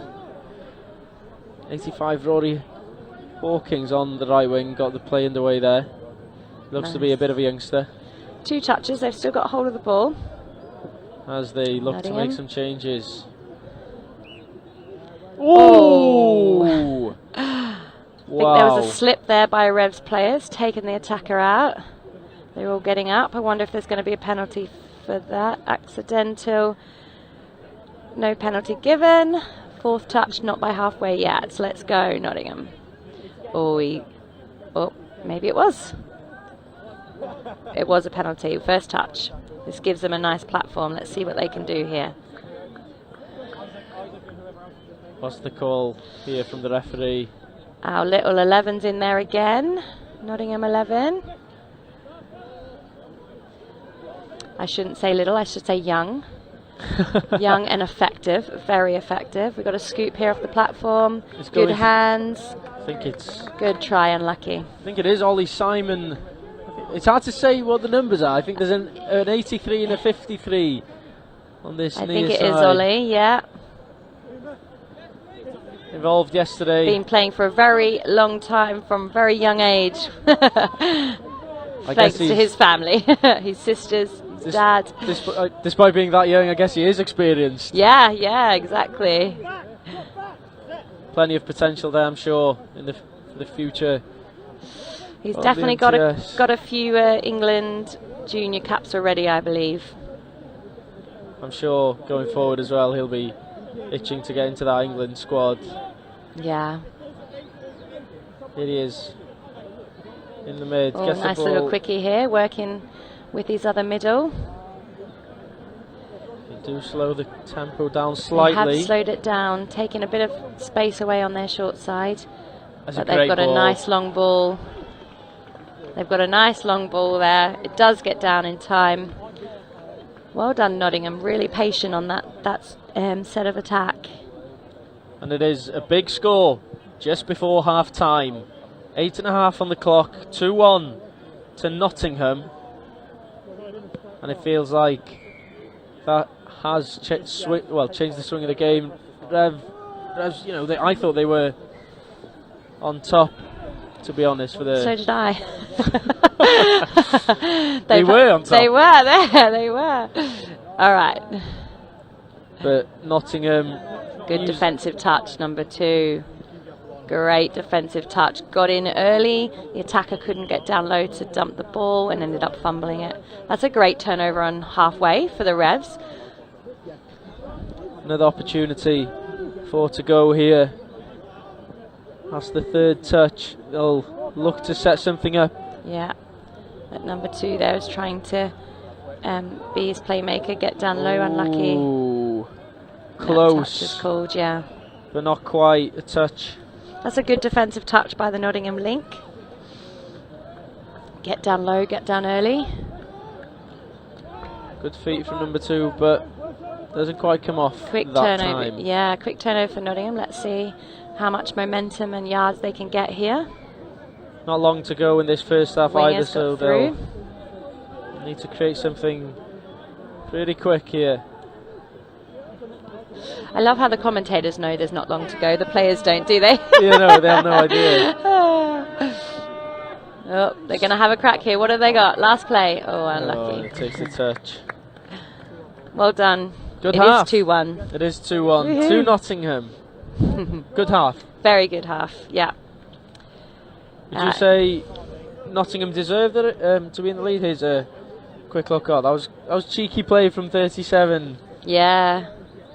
That was, yes, definitely. Well, playing to the ref, wasn't he? There was no touch called. Like you did last game. Did I? Refs are my best friends, don't you know? Controversy. I love that. Here we go. That's Ollie Simon. Little footwork, isn't it? Draw and pass. Really Great nice feet. finish. Rory Hawkins, again. it was. Then here's So the we had a last 21 set up here with a long ball. I think that might have been a little bit of inexperience by the Revs winger there, because that was a short side, so he should have definitely been out there. Yeah, I don't know, this one's a little bit hard to call. I personally think that Nottingham is probably a bit more patient on the line attack than the Revs. But I think Revs have had more possession, really. If you think about Nottingham have turned the ball over, 3 times trying to get off their line. So Revs have had the possession.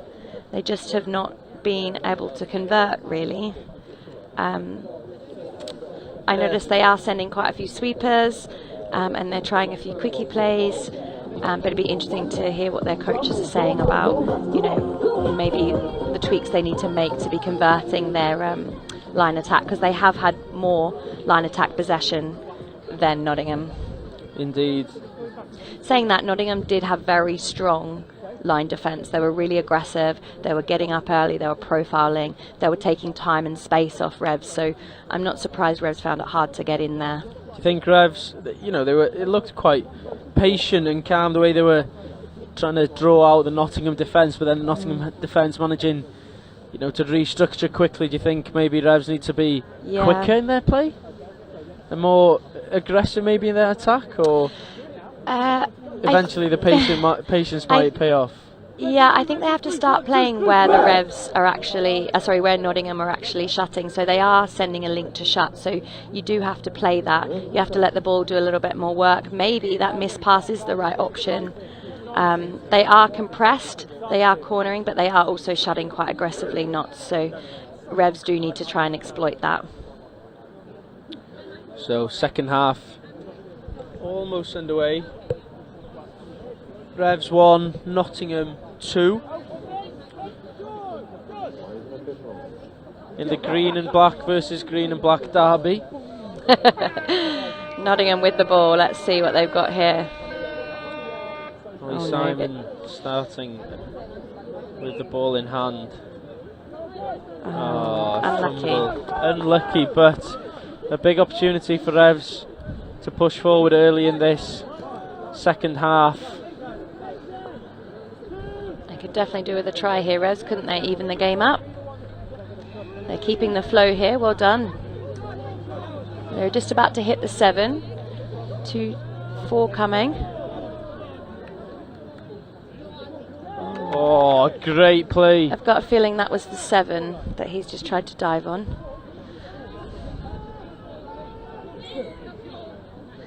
Interesting 45.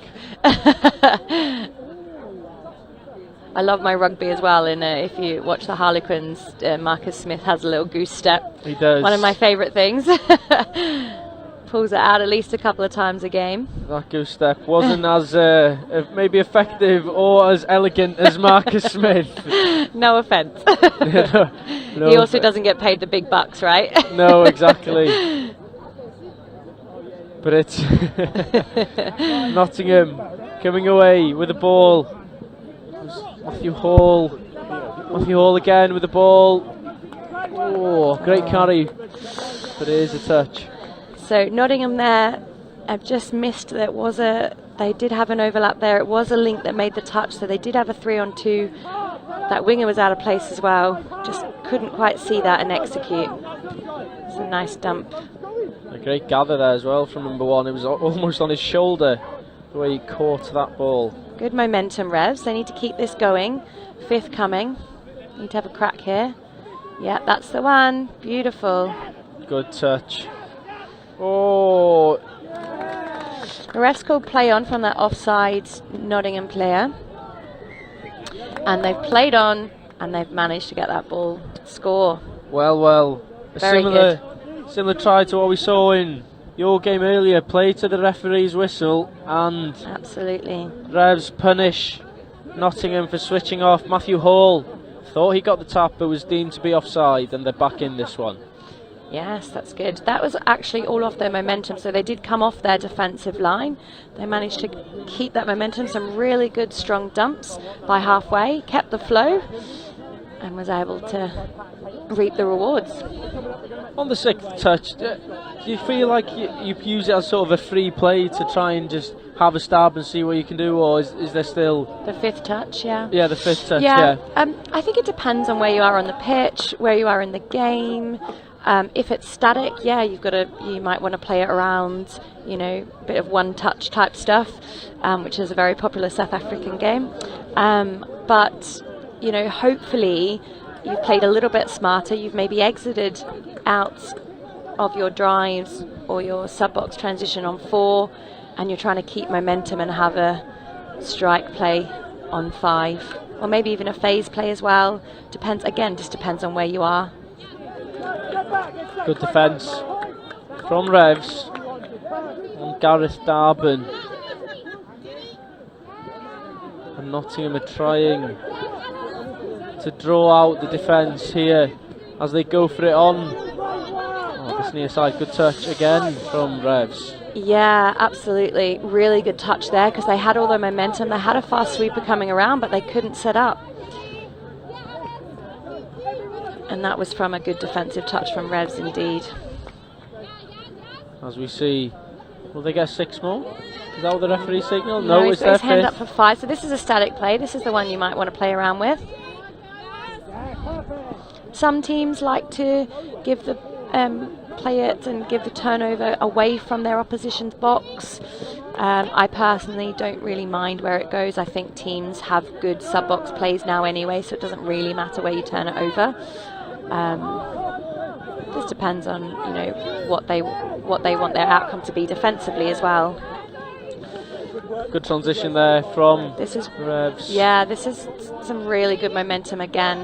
I'm glad they've started the second half with this momentum. He's offside again. Oops, I shouldn't say that, but I did. And our Revs number 2 knows that he's playing around and he's working the best he can with what the ref's giving him. I love you guys. I love the refs. But it is Nottingham coming away with the ball. Oh, someone's on the floor. Not sure what happened there. Oh, unlucky Nottingham. That's the he's effort. tapped Says the ball, and it's a roll ball, and it should be a turnover here. the Revs bench loving. He's got it back. The okay. aggressive defence. Don't know if you've noticed, but the Revs really have upped the tempo this half, and it is paying dividends for them because they have turned it over again and have got some good yards here. In good field position, third touch coming.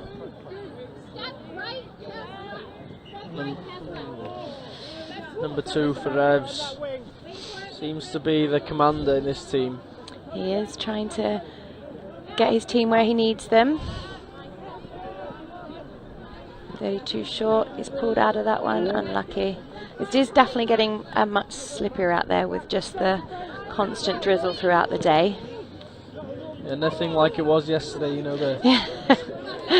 Yesterday was glorious. It was glorious and probably hard on the ground for those dives. There was definitely some cuts, grazes, some patching up, some blood bins. But today's a different story. It is, and Notts are definitely coming back with some momentum here. It is fifth touch though, not quite make it down to their line. This would be a great time for Notts to put some really extra defensive pressure on, try and turn the ball over. But Revs are hitting back. Nice strong dumps, nice quick half, nice direct yards, direct running. Here we go. Final touch for Yes. Revs. They've gone long, almost finding the hands of the winger on this. Yeah, they have got a forward ball there, but that was definitely a really good option. Step back into the open side, ball to the wing. It's just gone forward and not quite to the winger's hands. Number 47, the winger. Well deserved rest. Yeah, did the classic sub me off please coach. But it's all square with less than 2.5 to go. Wow, only 2.5 minutes, 2-all. Right, the team that's going to get themselves into good field position. We're going to win? Most likely, most likely. They need to hold it for 6. They need to grind it out a little bit. Like Notts could have really done with holding that ball, pushing up a little further, putting really strong defence on to have another line attack. They're going to have to work hard now to keep Revs out. And it's getting a bit physical. Yeah, hard frustration maybe. This is a fantastic opportunity for Revs It to is. launch a structured attack. Could be their last line attack here.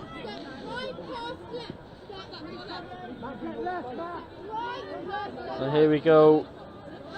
Ollie Simon, good touch. I would like to see that number 2 rip that ball if he's got it. A right to left to the winger. You can see the defensive wingers in tight, so that's where it's at. That's a great dive by the number 16, but some really good defence as well. Good call from the ref. Keep this match level. As Nottingham are trying to inject some energy. They are. They just need to get as much field possession in that set as possible and defend it out. Wow, he's made an unorthodox way to make some yards there. A tumble, but has worked. Yards are yards. Exactly. Oh, that's a great defensive shoot by the number 2. Yeah, Matt Hall wasn't best pleased with that, but no, I think this could be the last crack for Revs to win this game. Otherwise, we might be stuck at evens. It looks like It might finish 2 each unless Revs can produce a moment of 5 magic. coming. Keep the momentum, guys. Keep it going. They've slowed it down. They did. And He scooped through anyway. and there you Let's see go. if he can find someone. Oh! What does the referee call? It is a try and it's a victory try. One on the referee clock says yes and one says no. Can we watch the replay? Wow. That's a big call. That is a very big call. Let's see it here. So it's a static play. 37 scooped through anyway. He scooped through the middle. He has passed the ball. Has it gone backwards? And was it grounded? It doesn't matter. The referees have gone with it. They've given the try, and it's 3-2 to Revs. As we've said, the referees know better than They us sometimes. do. They do. But they haven't got the luxury of seeing it again. Well done. Maybe we can introduce TMO to the next round. Maybe we could get the ref in here for a little interview right now. That would be great. It would be to see what they thought of that game. Big calls in every game so far today as we look at some of the highlights of this game again. 37 instrumental for Revolution. I apologise for calling you your numbers. I don't have your shirt numbers on my spreadsheet here, but Nottingham bounced back well through Ollie Simon, some quick feet, and then going out wide to Rory Hawkins. And then Nottingham taking the lead just inside. A nice long ball, yeah. It was a really good up of tempo from Revs, and they just focused on getting that ball up the pitch, keeping momentum, and it's paid off for them. It has indeed, and then we'll see, I'm sure, the final try again, which was controversial. Here we go again. 37, he's picked up, he's scooped. He's gone all the way through. He's going to pass behind him. Oh, I just don't know. I don't think we have the best angle either. No, we don't. We can't change what's happened now. It is a victory for Revs against Nottingham. I would love to watch this game back and see on the comments, on the YouTube comments, what people thought. Yeah, that would be really good. Maybe a Twitter poll would be good as well. Yeah. Jump on. If you're watching this on replay or watched it live, jump on the comments and tell us try or no try. Yeah, try, no try. I'm sure it's a good point of discussion, to be fair. If I had to push you for a maybe play of the match? Oh. I think I'm going to go Revs 2. Yeah. He controlled it really well. He was, really good defensively as well. Yeah. And, he was one of the instrumental ones as well on keeping the flow and momentum in that second half, which allowed them to convert the more ball time they had. I mean, I have to say, I think Revs did have more time on the ball and more possession than Nottingham throughout the whole game, but that increase in tempo after half-time made the difference. Exactly. Marnie, thank you very much for joining Pleasure. me again. I'll let you go. You're probably playing another match now. Couple more to go. Almost more to there. go. Hopefully we'll see you later, maybe in the final on this pitch. But maybe. Enjoy the rest of your day. Thanks so much. Don't go anywhere if you're at home. We've got another game coming up shortly on the first pitch between Revs and Chester Cheetahs in the women's division. It's going to be a close one.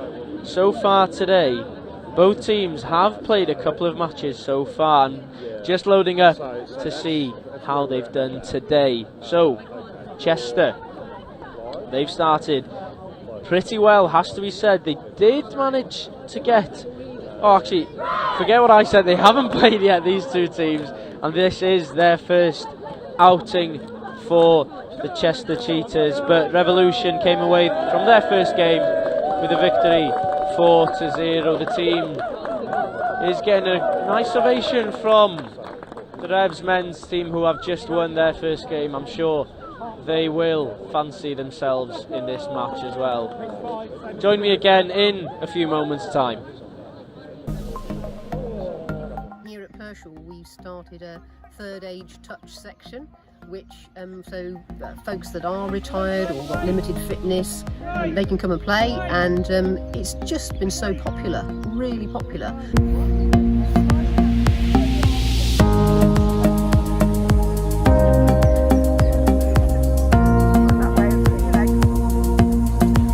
Never stop learning, Sammy.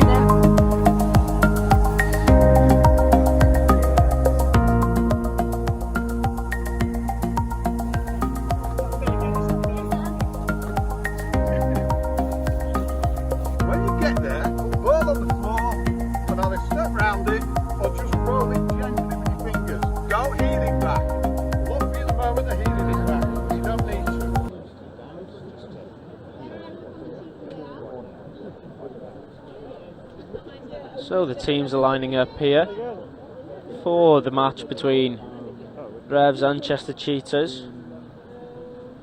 I have managed to sort out this spreadsheet, and I do have Chester Cheetahs' record so far today. 1 loss against Oxford Women, who would be the favourites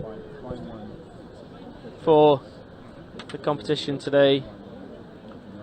Joining me on commentary for this game is Chris Simon. Chris, your son was out there. Proud dad moment seeing him getting involved? If I'd seen it, maybe, yeah. I was out refereeing on pitch 5 actually. How did they do? I've not even seen the scores yet. The score was 3-2 to Revolution. They scored with the last play of the game. So I'll have a grumpy son when I go and see him then in a few minutes, I suppose. Yeah. But he played well. He was involved. He came on. His first involvement was creating a try. So we can be chuffed with his own performance, but as a collective, maybe not. Have you seen much of these two sides in the previous games? I haven't. I did ref Chester's first game, so I've seen a little bit of their team. I'm not sure how they've done in the last one though. Revs will be strong. I think some of the Revs girls played yesterday in the elite competition, so they should be quite strong, I would think. Indeed, Revs so far today have managed to take 2 victories, so you'd imagine they'll be looking to make it 3 in 3. And the Cheetahs, they've lost their first game unfortunately, but they've got plenty of time for the rest of the day to qualify for the semi-finals. Is it semi-finals for this for the women's, isn't it? Yeah, it should be. The women's, there's 2 pools of 5, so they'll play four pool games, and then they'll go into a semi and a final.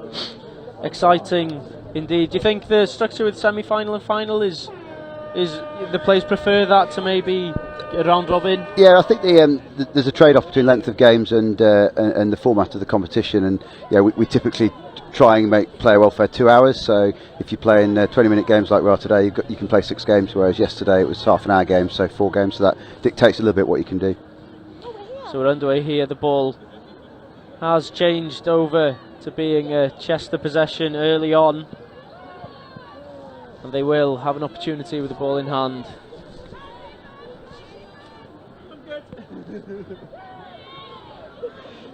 Yeah, so Chester driving fairly straight, arrows or 4-player drive down the middle. It didn't look to change over because they won the possession quite quickly from that tap off from Revs.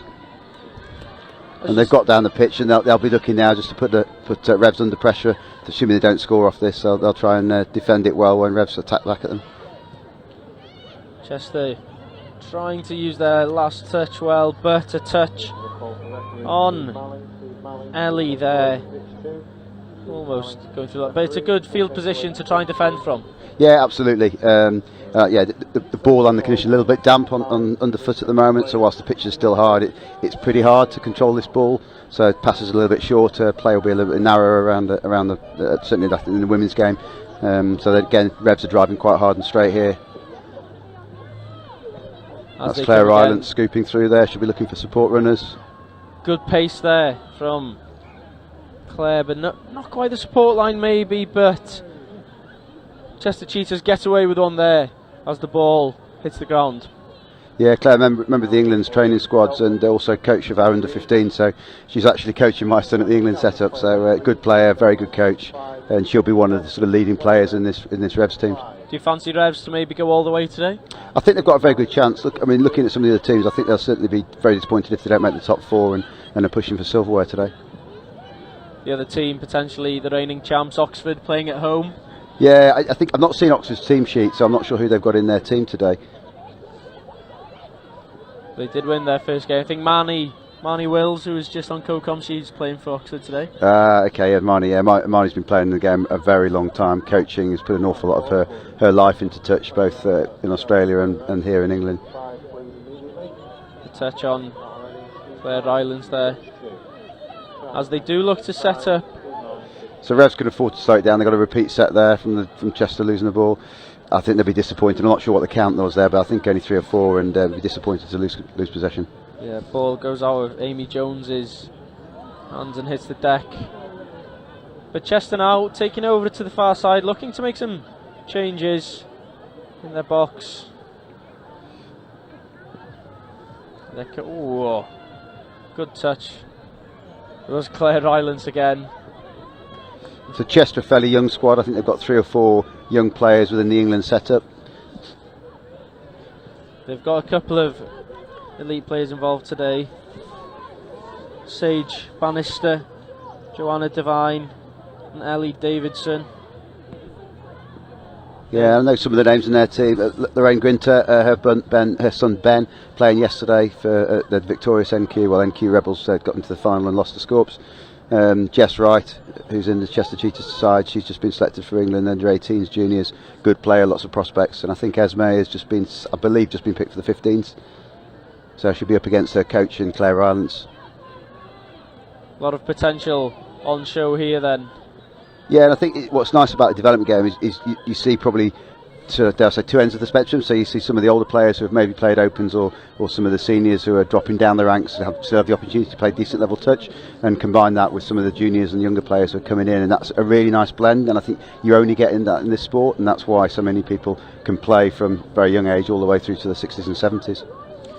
We were reflecting there as Revs do have plenty of time here as they set up the scoop. Oh, great hands! What a take!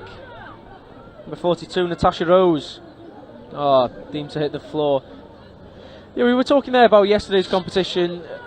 How great was it to get a competition back on today in the spring sunshine, not the summer sun, but it was a great spectacle and a great event. It was really, really good. And yeah, we had 13 men's teams and 9 women's teams. We had 22 teams of, you're probably looking at 300 or so athletes plus 30, 40 referees. It was a really, really good day, and we couldn't have been blessed with better weather for touch. It was just about perfect. Still, bit of sunshine. There's a few red shoulders today, I have noticed. I think our cameraman on the Monkey Tower as well has got a bit of a sunburnt neck as well, but you know, it's all a part of getting involved in England touch, and it's great to be down here again and enjoying some. Revs have got a second penalty here, and looking to put them under pressure. So 3 penalties will force basically somebody for time on the Chester team. So we're going to have to be careful here. Yeah. So what Revs don't want to do is rush this. They want to force Chester into making a mistake here, potentially a penalty. Almost in on this near side. Oh, I think the ref will give that one. Oh no, give him the touch.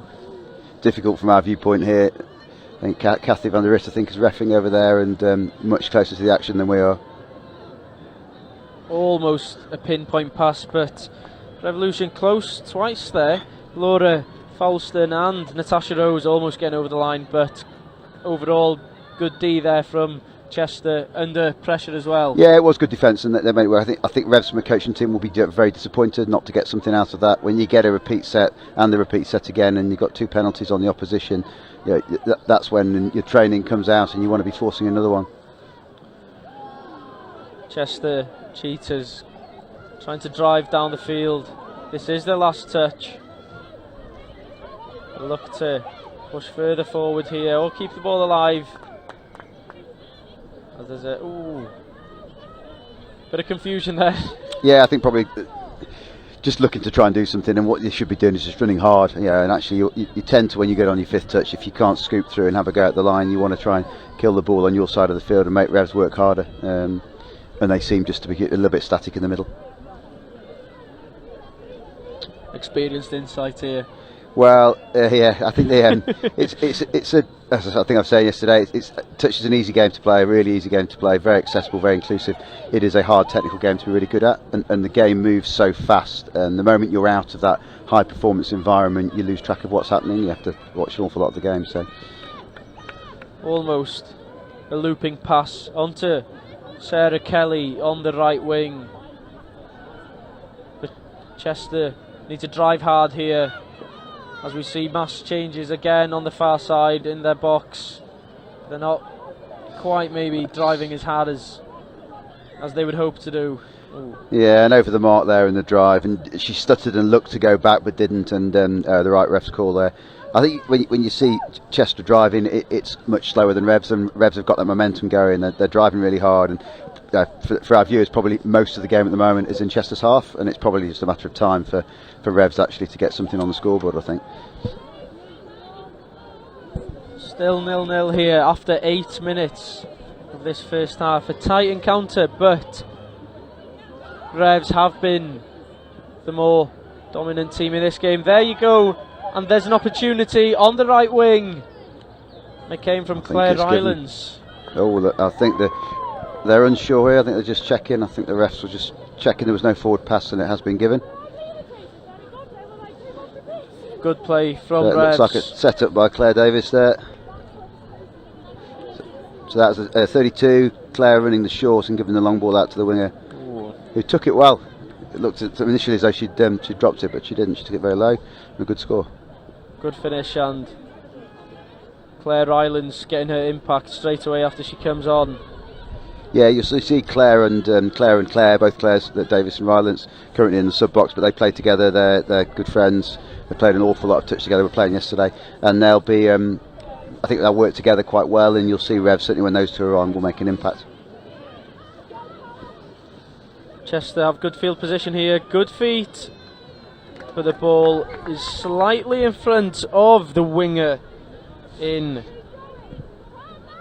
number 30. And I think what Chester have in some of the younger players is they do have some pace and some of that X factor, and if they can create a little bit of space behind Revs and set their players out on a scoop or a short line with a low dive, I can see them scoring. They've just got to get themselves in those positions, which they're not really doing at the moment. Good defence from Chester. Yeah, so it's probably the first time it's over the mark call, fairly central in the field. Be interested to see what they do, which sort of pod of players they've got on. If they've got an attacking pod, they'll probably look to stay and do something like a tap-off move from here. So imagine you're restarting the game, which looks like what they're doing. And they've just proved me wrong because they're now starting to go towards the sub-box. And that's where uncertainty, so you've got half the team is doing something, half of them are moving off, and they're not really sure what they're doing here. I mean, that's half-time anyway. Unfortunate there, maybe some inexperience from number 30, not realising the klaxon has just gone, but half-time, 1-0 to Revs. Here we go then. Here's the try again, Chris, talk me through it. Yeah, so Claire's running a 32 line, so the middle to the link, and the other Claire is running a short line and putting it straight out to the winger. Good try, and it all came from Rylands. What do you think Chester need to do then to spice things up, maybe something different to cause some issues to the Revolution defence? With their younger players, I'd be asking them now to try and run a bit harder and do a four-player direct drive. Try and get Revs backtracking, rolling backwards on the defence. I think Revs are very experienced. They're cutting out the box drive for substitutions very easily. I think Chester are struggling to get to halfway many of the times, so they've got to try and play the game in Revs and just step it up that little bit more, get down there and then stay down there. And I think is it a Chester tap-off? Second half it is. I think so, yeah. I'd be saying, right, just get down there and let's stay down there and put them under pressure and see if we can get 2 or 3 repeat sets in the Revs sort of 10-15 metre area. Do you think that might be the difference between, I guess, obviously today's development, the emerging is the talent there, they're almost learning the craft, I guess, different to yesterday where there was some seriously aggressive defence in the opposition half. Absolutely, there was some hard games. I mean, just watching the final NQ, the women's final NQ playing, just the physicality they bring, and they're all not particularly big girls. They're generally athletic, same sort of size girls. You were saying yesterday they all look very, very similar. They're all athletic, very fast, but very physical, and they spend a lot of time conditioning themselves in the gym. And I think a lot of people think touch is just agility and speed. It's not. There's a real strength to the game as well, and particularly around line attack and line defence, where strong players are the ones that can make a difference. Indeed, and yesterday some of the footwork we saw from McAvenner yesterday was brilliant for NQ Rebels in that final, and they got away as the Women's Cup champions. It's a long season though, NQ Rebels winning the Cup yesterday. There's still 2 more rounds to go, so other teams, they can't be disheartened with their performance yesterday. No, absolutely. I think yesterday was really finding where teams are at in their off season and sort of setting a bit of the tone for this season. It's the first competition. Last year we finished with men's and women's at the end of the season. This year we're starting with men's and women's, and for a lot of players they'll have spent the winter probably spending more time in the gym, less time on the field. Yesterday's conditions were pretty good as a test for the summer. Today's a little bit harder, it's a bit wet better, the conditions are a bit more difficult. And I've just realised, having seen somebody walk past, I've been talking about Claire and Claire in the middles for Revs. Claire's actually Claire Davis is not playing for Revs, and I'll now check the team sheet and see who it is, who I think looks like her. So I'll apologise to Claire and whoever it is in the middle, who I can't quite see at the moment, who I thought was her.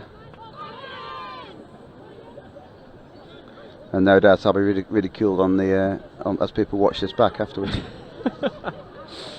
That's I guess it's not it's the blessing of YouTube that it's going to be up there forever. But for yourself today, I could always pass the commentary to that young lad walking past now. He'd probably be better at it than me. He's better at most things. So yeah, second half underway, and I think what we're looking for Chester here now is to just get some pressure under Revs. If they can have a go at the line, 2 or 3 goes, and then try and get that repeat settled too, it'll be that's half court. But I would say, from coaching perspective, doesn't matter. I'll be getting the message on to say pressure here, get up hard and hit them hard, and try and keep the ball down this end. They are looking to try and put some pressure on the defence. 2 touches. Yeah.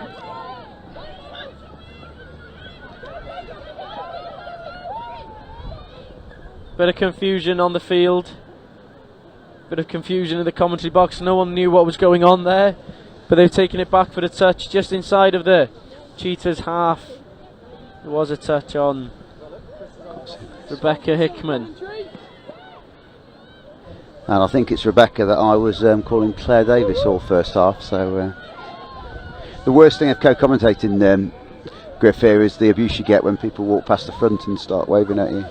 Yeah, everyone's almost enjoying the fact that you're on co-coms. Yeah, it's been a while. I think so. You just look at the difference here, and Revs have got all the way down the field from their very own line. Yeah, and now Chester are trying to drive off, and they're on almost second touch, and they're not getting anywhere. And it's close to over the mark. It's being given over the mark, and that will be as a coach, that's the disappointment. It's the basics of the game that if you don't get those right, you're going to struggle to get any scores on the sheet, and also to beat anybody. Yeah, Sophia Lawton there didn't hear the call, but Revolution prime position to try and get another score early in this second half. Good play and good hands from number 66, Amy Jones, as they switch angle of attack.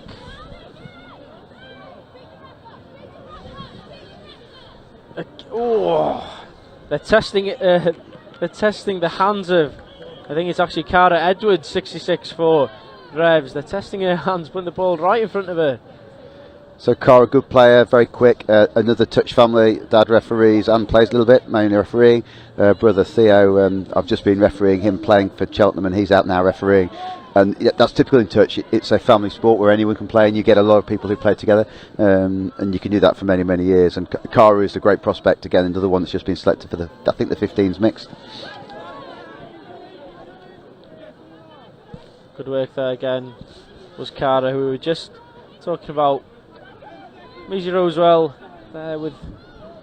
You've got an example there, the ball Esme, just new 15s player, and then you've got Sam Powell, who's bossing it round in the middle, and that's great to see, and you need that balance in the game.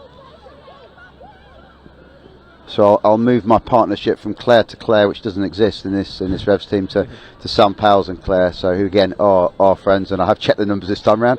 Sam is definitely out there, I think number 15. Yeah, Sam Powell's 15, Claire Rylands number 8. And both heavily involved in Revolution, in West Wildcats as the region, and as I said, Claire also coaches at 15s for England.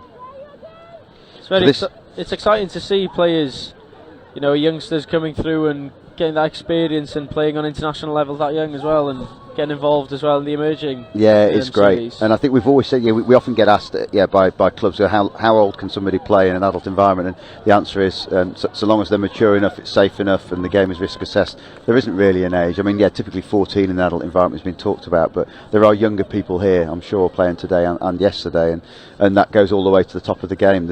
England have just picked 13-year-olds in the under 15s, and that's fine, and I think 15, 16-year-olds in the under 18s, and that's fine. If they're good enough, and mentally and physically, then it works. It's a bit of a cliche, if they're good enough, they're old enough, but it's true, isn't it? If they can play at this level, why not? I think, especially in other sport, I know that, yeah, there are other sports as well, but especially in a sport where the real physical impact is minimised. So yeah, there is far less of a danger risk. Pace there from Cara Edwards, who just mentioned her being selected in some of the England age groups, and there she is showing her talent, finishing effectively and smoothly in the corner. Yeah, great finish, and I think Revs they just drove pretty hard up the field. They got into the box, they drove hard, and we'll watch it again here. Good play. Yeah, that was so the defence there was scrambling, beat the second defender, and they're going hard, aren't they? Yeah, so they've got an overlap on this side, and Cara doesn't even need it. Yeah, Rebecca Hickman with the perfect pass to Cara Edwards, and she crosses over for Revs' second of the game. Chester really need a try here. They are running out of touches, and they're not particularly in a threatening position. No, and that's nothing short of what Revs deserved there, was it? I think they are still. I think Chester have driven a little bit harder this half. They've spent more time in the Revs sort of attacking zone than they did in the first half. But even then, they're not yet looking like scoring. This will be the chance. Yeah, they've got a repeat set here from an offside. They just need to run some hard outside lines, maybe do a 32 or a sweeper play, and just test the Revs' defence. They've not really done that. They're setting something up here. Oh, what a touch from Olivia Jones.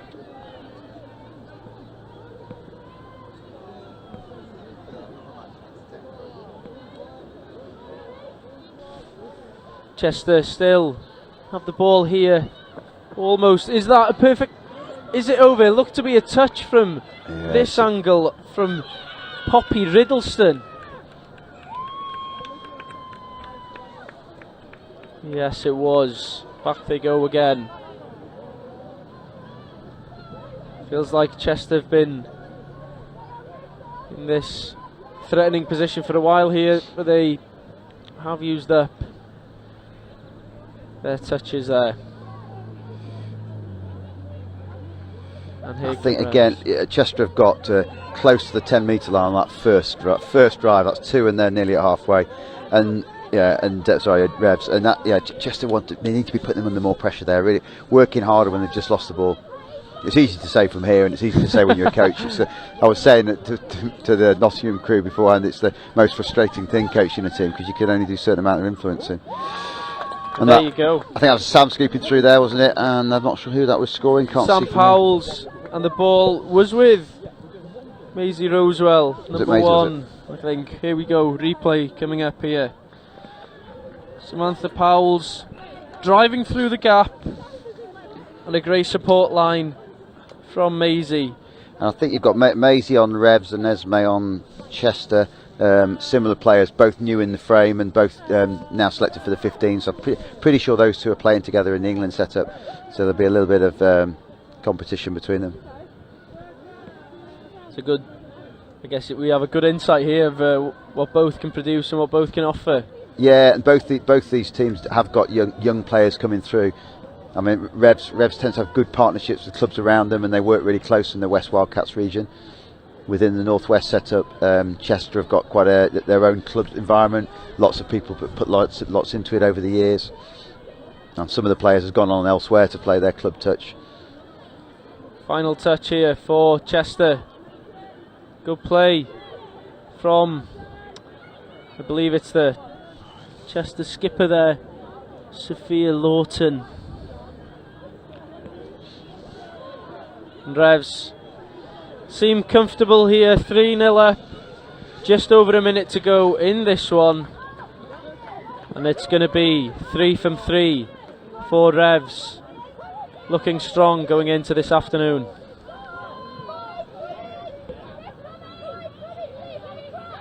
Still coming here, looking for more. Olivia Jones still with the ball in hand. Can she offload? And it's a good pass to the left wing, and it's another try for Revs. A good try again. Yeah, very good. Just pace from Olivia, and she caught the defence offside, and I think they could see the refs they play through, and she was alive to it. You see there, they're claiming the touch from Chester, and sort of slowed down then, and it gave Olivia just a chance to get in the end zone and look for the winger. We've seen it a couple times today on the stream. Playing to the referee's whistle seems to be key, because when you switch off for one moment, teams can punish you quite quickly. Absolutely, and I think we encouraged that. Yesterday we had and there goes the whistle. Yesterday we had the first session after this competition of bringing refs, coaches and players together, senior players, and trying to get them all to understand the way the game's being played, coached and refereed, so we're all consistent. And that then is exactly that sort of thing, is getting the players played right until the refs blowing that whistle, and unless you see something completely obvious and everybody stops, but generally it's played to the whistle. So Revs with a win here. We see the highlights of the game. Claire Rylands, she's really had a big influence on this game. She has. She's very good, Claire, and she'll be back here. You see what she does, but you don't hear what she does. And actually, in touch, that communication, that leadership, both in the box and on the field, is absolutely critical. And that's what Claire will have provided. Claire and Sam Powell's in that team. They'll be calling the other players in, telling them where to go left, go right, stay wide, come short, and it's those things that make a big difference. And that blend of youth and experience, I think, has won them that game. Probably a bit more experience in the Revs team than in the Chester team. They've probably both got a fair amount of youth coming through, but that's made the difference for me in that game. It has indeed. And then the experience here from Olivia Jones, playing to the referee's whistle, as we just mentioned, and then the composure to wait for her winger to come along. If I had to ask you, Chris, for the play of the match. Oh, now you put me on the spot. I'm going to have to go nowhere further than Claire Rylands. I think she for me epitomised what the game of touch is about. She never gave up. She dominated that game, led from the front, both in terms of what she was saying out there, but particularly what she did. Chris, thank you very much for joining me on the comms for this game. We will be back in a few moments' time for the next match, but stay in your seats because it's going to be another crack, I'm sure. Here at Pershall, we've started a third age touch section, which folks that are retired or got limited fitness, they can come and play, and it's just been so popular, really popular.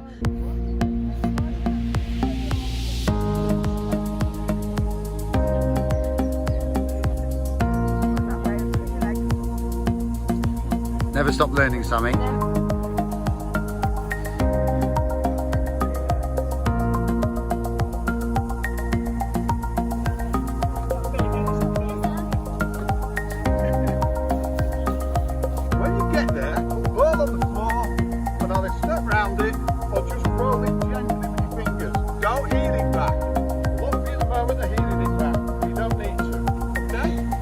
The idea is inclusivity. We want to make sure that anybody, no matter what the problems are, can play.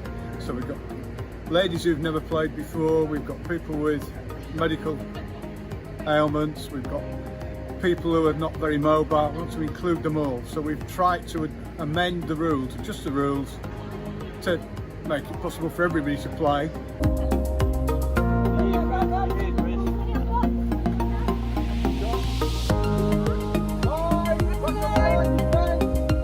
We don't expect everybody to be a wonderful player. We just try to ref it to everybody's abilities.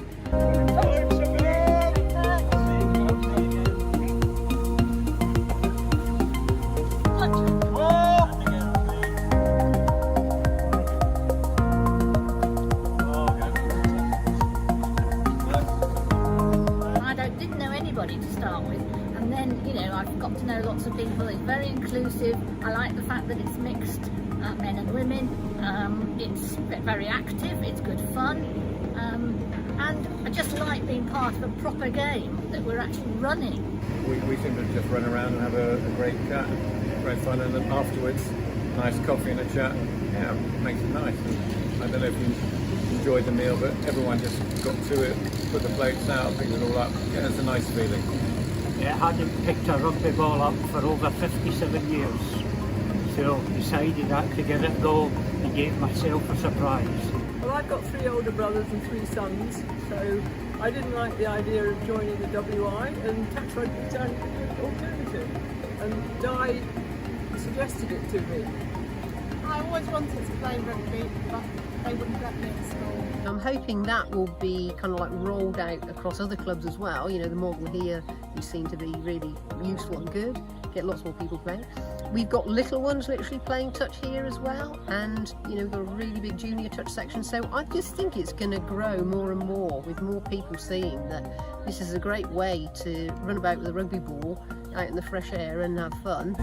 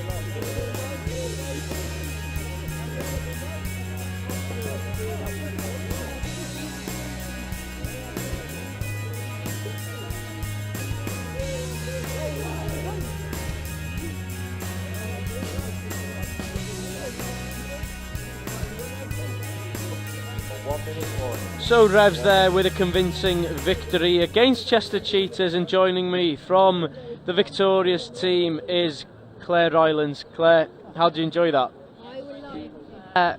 Really tense in that first half. Just managed to pull away in the second half. I think we were quite glad of really in the end.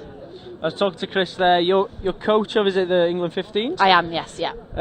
Is it great to see some of the players out there that are also playing in the England 15s? Yeah, that game in particular had some players on my own team and on the opposition as well. Yeah. And I know that they're scattered throughout the teams as well. I think this is a really nice way of introducing them to kind of a bit of a higher level touch, and I'm certainly keen to see how they get on over this weekend as well. So really good to see them playing.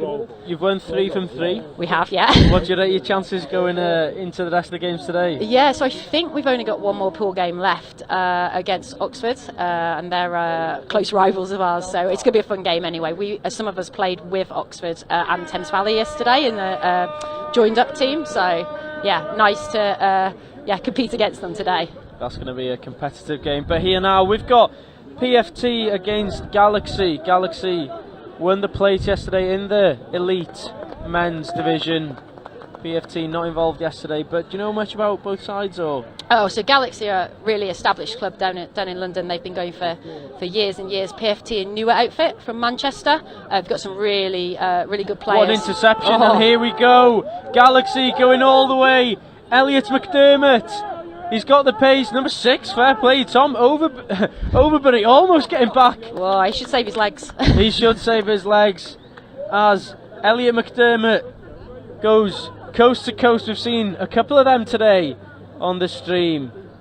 That was some good pace and good anticipation. Yeah, really nice. He reads it so well, doesn't he? He knows where that pass is going, and yeah, so hard for the team attacking then to turn and chase back. Good effort by number 6, but I think might have wasted a bit of energy there. Unfortunately, I must agree. I think he's actually gone off after that sprint. But 1 up for Galaxy instantly in this game. PFT, what brilliant feet. Lovely footwork. Wow, there you go. How to bounce back straight away. Mike Rice there with some unreal feet to avoid the touch.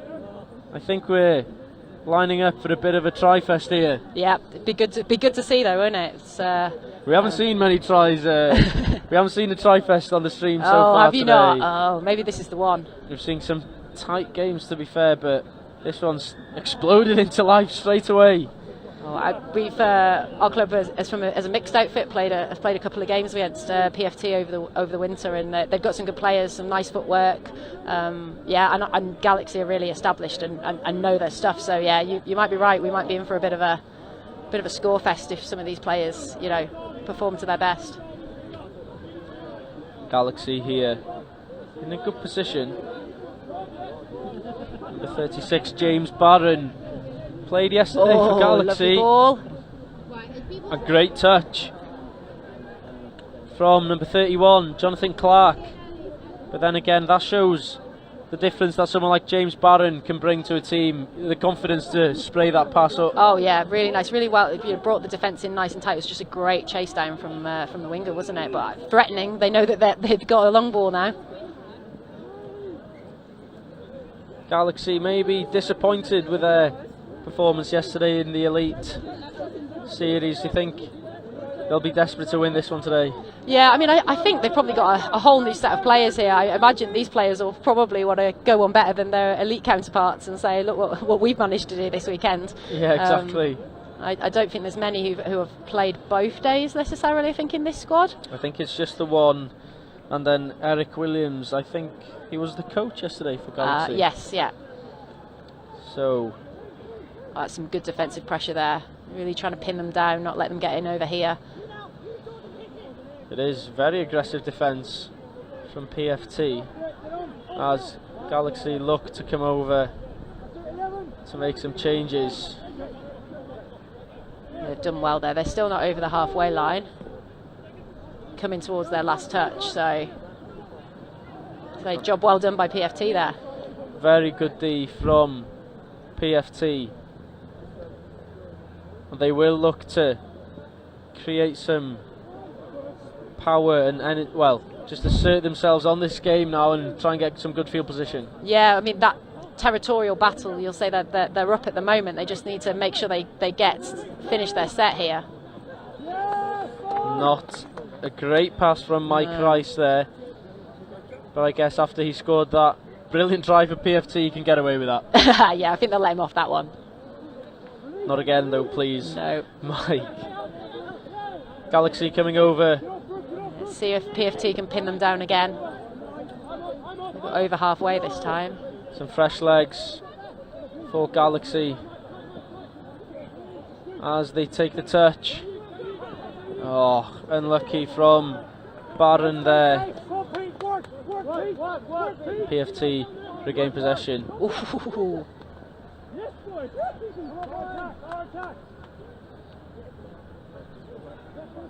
It is difficult to get over the line after it's been spoken about a couple of times.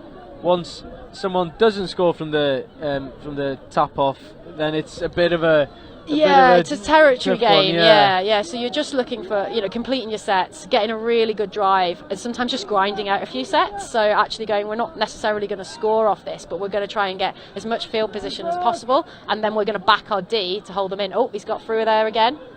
He's to find the pass. Oh, found the opposition. Unlucky there, but it's that man again, Mike Rice. Yeah, he's having a great day so far. It still is 1-1, quarter of a way through this game. So now PFT will just be again hoping to pin them down. I feel that might have been this game is questionable. Quite physical already. We've got some fans, Claire. Oh yeah. Could call them that. Could call them that. It's all right.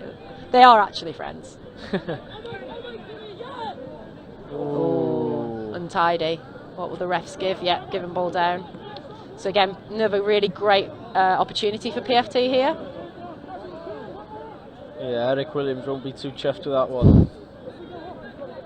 But PFT have an opportunity. Just plotting what they're doing. And here's Sweet the play. energy. The touch. They're giving the touch in there. Just about just on James Simons. Overbury. Simons again. Here we go. This. Ooh. Oh, bit of confusion in the defence there. I think that's been given. It has been given. Eric Williams isn't best pleased with that. Having a word with the referee, but it's been given a try. What's happened here? Not quite sure what even happened.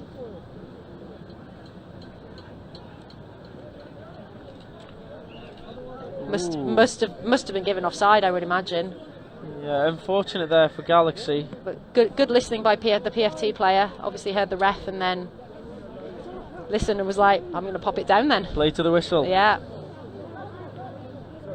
It's Galaxy in a good position here. It's gone long. Oh, well done. Great handling. Brooke Wright tapping it on. Not sure if that was the intention, but it did work out for Galaxy.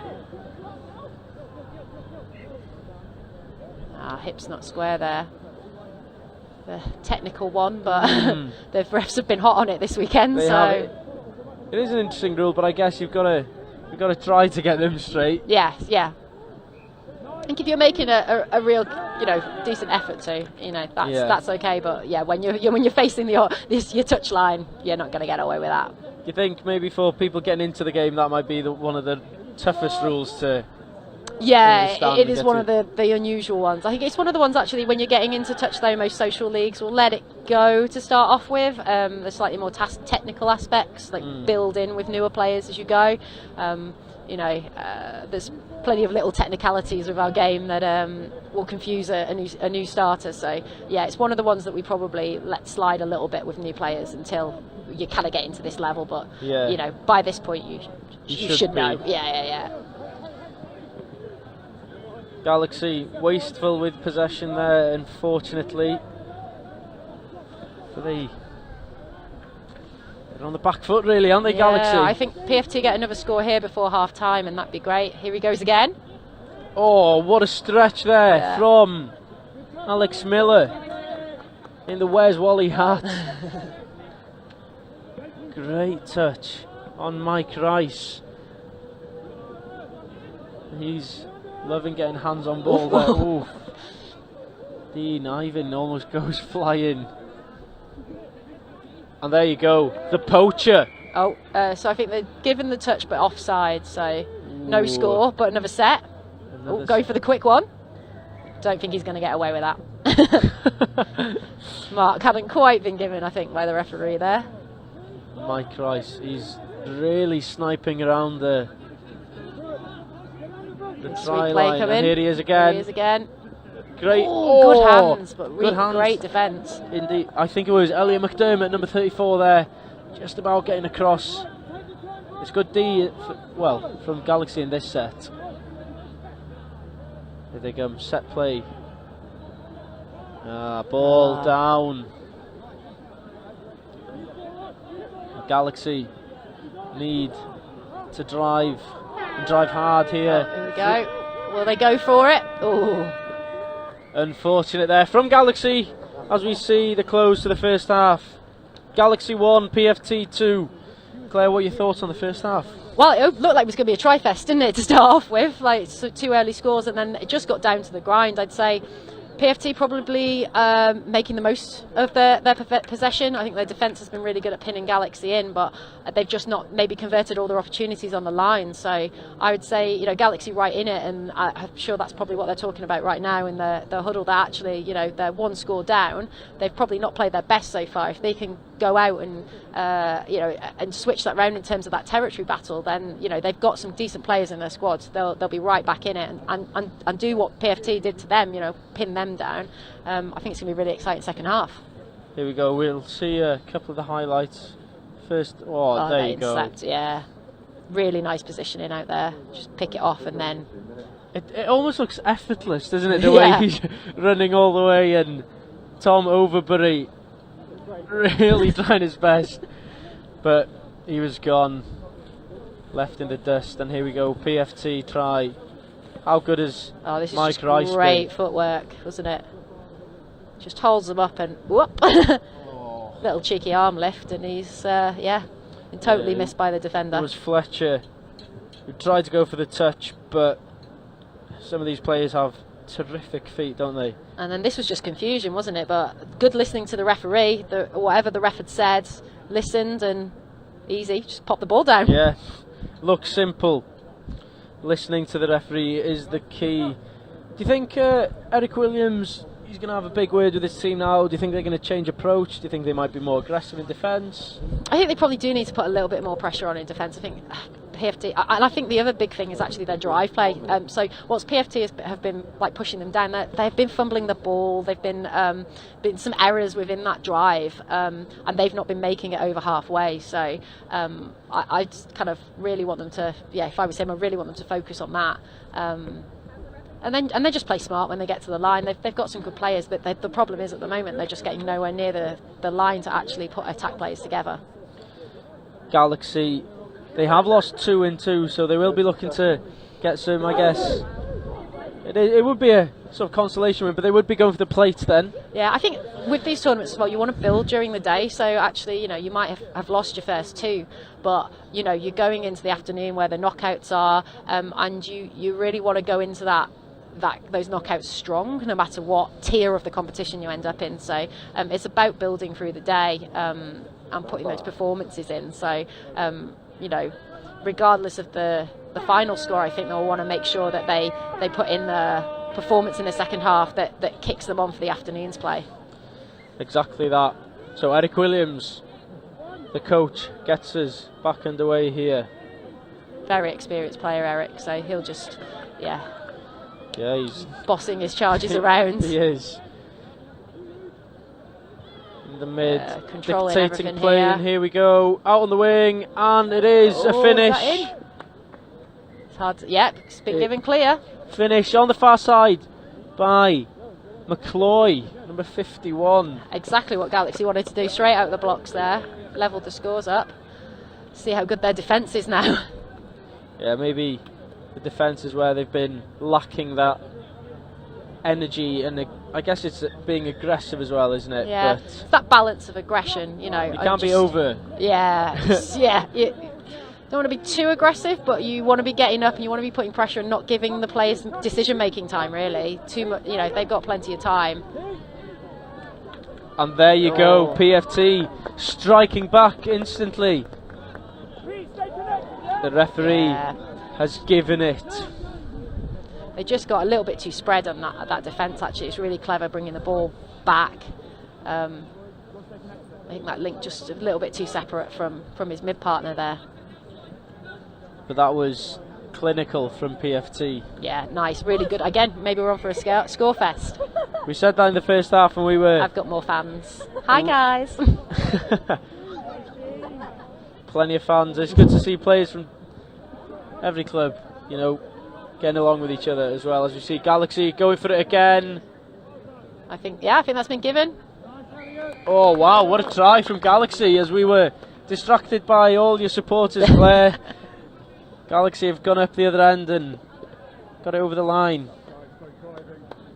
Which is really nice, but again, I think that would have been a call of offside, or he didn't make the touch there, number 22. Number 22 for PFT.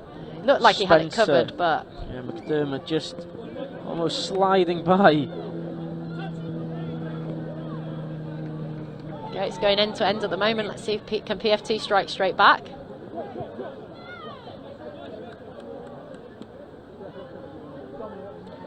PFT then setting up. Oh, feet. Is it over? I think the touch was in. I think he was just finishing it for the in cameras, case. just in case. Strong touch from Williams on Rice as the ball. Oh! Bit of flair there. Out the back door, and then almost a stab pass from number 0. So Galaxy will be pleased with that because they've held them out after they've gone try for try off tap off. So let's see how they do with their drive and how PFT do with holding them up. Galaxy, almost bit risky. Almost throwing away possession as they kept.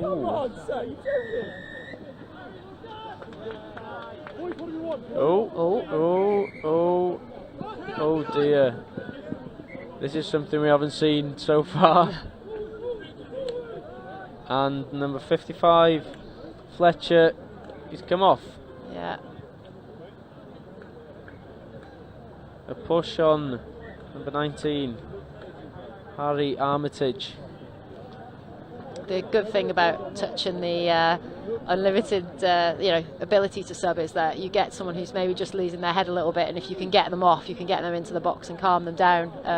Not always possible in some other sports, but definitely will have been told just to come straight off after that, I think. Yeah, you can see, well, in other, I guess, disciplines of rugby, things would be boiling over there, and it's a fantastic ball out to the right side, and it's another try for PFT. Jonathan Clark in the corner. Really nice. That's a preset move that they've got there. But it's Rice again pulling the strings. There was a brilliant dummy run there. Wasn't too sure who it was, but it did draw in the winger and created the spaces, the space out wide. Do you see? Well, Galaxy, they have to score now, really. Yeah. Do you think? Yeah, I thought. Well, we're still, got good 5 minutes or so left. Good touch. And they're only one down. It's just, PFT just keep nudging out in front. You kind of want, like Galaxy will want to kind of get 2 scores in a row, get in the ascendancy. They're always chasing this game at the moment. Oh, it was a great pass. Oh. Bit of confusion. Refs hold up, yeah. It was a great pass. The defensive players thought that ball's out, I'm going to go for it, with no half in. But I think it was 6th anyway. There's still a bit of conversation going on between both referees on the far side. It was a great pass initially from James Barron, but the wing was a bit square maybe to that one. Yeah. Oh, and it looks like it's Galaxy's ball. How many will they have from here? Is it? I'm unsure whether we're going tap. Looks like a tap, so it looks like a fresh set. Big opportunity here for Galaxy. Yeah. They look. Oh! And that will not be happy with that. He's not happy with that. First touch and the ball goes down. Unlucky from Peter Simpson. Galaxy do have 2 number 19s, unfortunately, but they're wearing different headgear for us to identify each one of them. That's nice ball movement here from PFT. Good picker. Oh, hands. Oh, what hands there from James Simons. An elite player.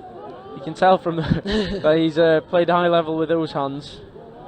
As they go to the right side again, and then over the line. Oh, no. No. No, says the ref. Galaxy's still in this. It's fine margins, isn't it, but for the touches, at the death, I guess. Yeah. Especially when you've got some people running at such pace as well. Oh yeah. And this is the point in the game where for PFT they've just got to close it out a little bit. I mean, they don't need to risk it. We had a game earlier this morning which was a 1-0er, really tense, yeah. And yeah, the last kind of couple of minutes of that was really, just about keeping it safe, really. And again, just maintaining that territory, really. I think PFT will look to try and slow this one down. They might not know the time on the clock, but they must sense it's coming to the closing stages. Yeah, you tend to have a bit of a rough idea where you are at, but we changed. Obviously, yesterday we were playing 15-minute halves, and today 10-minute halves. Do you prefer 10-minute halves? 15, 20? 20s. I like the 15s yesterday. I think the 10-minute halves, sometimes you just feel like you're getting into it, and then although ask me at the end of the day and I might be saying 10 minutes. Is 10 minutes more intense in terms of the pressing in the defence? I think I think that it's a shorter period, so you maybe feel like you're going to have a bit more energy or retain a bit more energy. I think we've got slightly more game time today, though, but it's just in shorter bursts. So I don't think it makes a big difference over the whole day. But so PFT just a minute and a half to go in this game. Yeah, and they're just driving it. Nice, simple one-out plays at the moment. Nothing too flashy, just to get them up there. And then I'm sure they'll have another crack on the line. They're a really expansive attacking team. They're not going to stop, but they know they just need to keep it safe, really. But for Galaxy, even if they lose this, they still qualify for the plates regardless. So they've got plenty of time today to build from what they've achieved in this game. Yeah, and I think they've done better in the second half. They've had a few more cracks at the line. They've not been pinned down quite as much.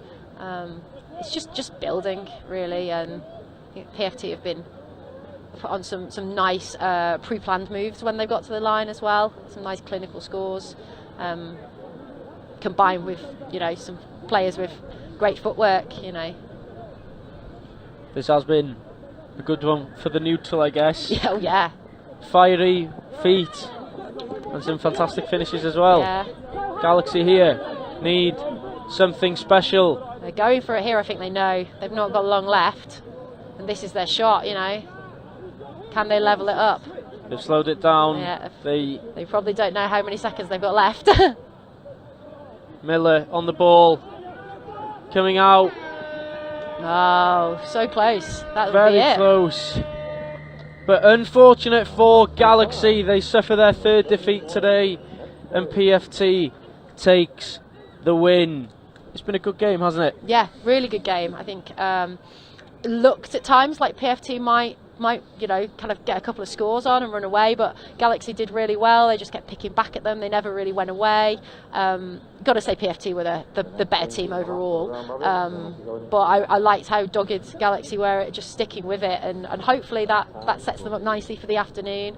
I think PFT are definitely ones to watch. That lovely combination, some great footwork, work for each other, really nice ball handling skills, good passing. Yeah. PFT, they drew their first. They drew one and then they've won two, so they'll be ones to watch in the cup for sure. Yeah. As you see some of the highlights from the game. This was the confusion between Williams and the referee. That's the strangest try I think we'll see today. Yeah, not quite sure what that was. It'd be nice to know from the refs what that was. But this is nice, just really nice. 2v1 execution right at the start of that second half, brought them right back into it. But here, PFT, great hands. Yeah, defence just wasn't quite tight enough. Unfortunate, but I guess if they were tighter, Galaxy, PFT, they have the quality just to spray out wide as well. Well, so yeah, and that's the thing, isn't it? I guess some. Ooh, that was so close. Yeah.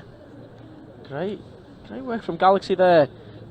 And here's the final try of the game. This was just really well. So this is a pre-planned move. This is just getting that that link player to hit that dummy line, send the wrap player around the back. Totally confuses the defence, and then not loads of space for the winger. Yeah, that try is down to the dummy runner. I'm not sure what your number was, but the unsung hero in that try was Jamie Farr. Can I ask for maybe a player of the match? Oh,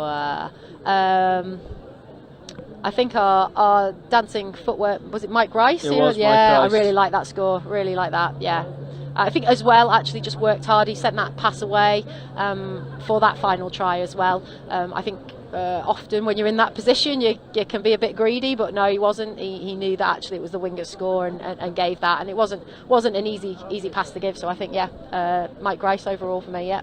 Congratulations, Mike Rice. Claire, thank you very much for joining me. No worries, thank you. You're probably playing again now. I think I've got a bit of a gap before we play. I think we've got like a little bit of a bye round before we play Oxford, which I think is the two top teams in our pool so it far. Is. Oxford have won all their games as well. So. Yeah, be a good game. Like I say, we know them quite well, so I think it will be really competitive, but I think played in a really good spirit, so that's good. Claire, thank you very much. Lovely, thank good you luck very much. this afternoon. Thanks a lot. And come back in a few moments for another game.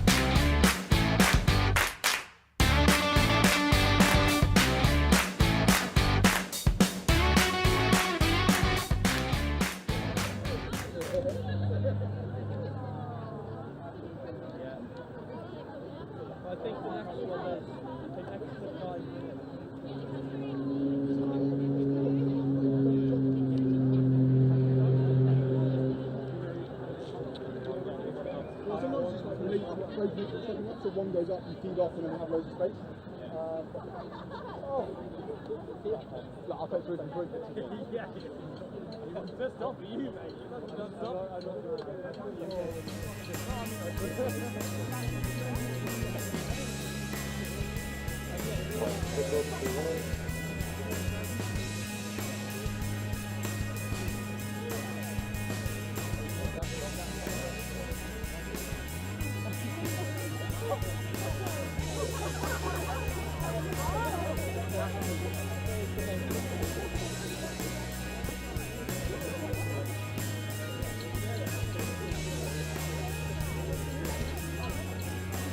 So this is the call for PS2 referee player ref, so that's PS2 player ref to field 2, PS2 player ref to field 2 please, immediately.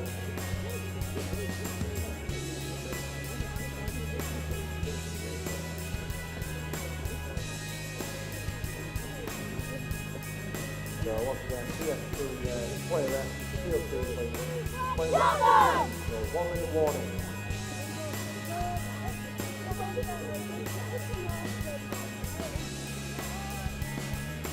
So once again, this is a PS2 referee player ref to field 2.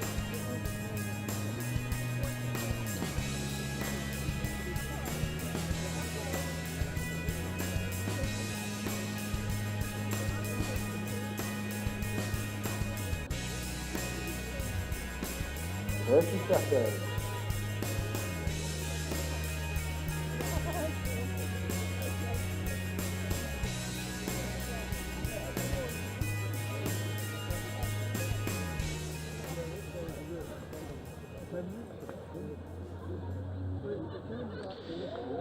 So here we go, the final group game of this morning's session includes Cheltenham Tigers, who we've seen today already on pitch number 1, taking on London Eagles.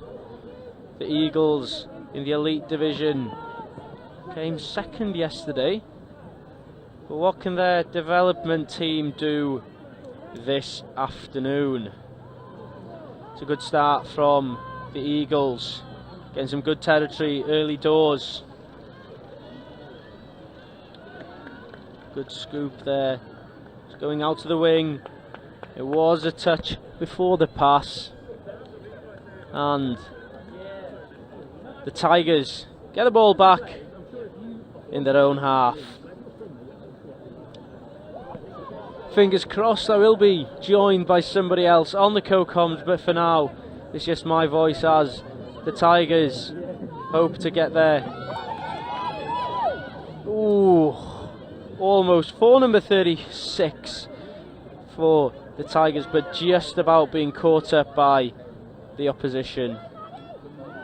It was Matilda Palmer on this right wing. They spread it out to Keris Godwin. Pick up by Maddie. Godwin, is it over the line? Doesn't seem so. They go back. It was almost a perfect assist from Miles Kingston there, but another opportunity. Oh, no, another. Oh, it is Eagles who get the ball back. And here they go, carrying well. Good use of the box as they make their changes. Just over halfway now. It's coming towards this left-hand side. As they go long, but it doesn't quite fall into an Eagle hand. The Tigers now have possession.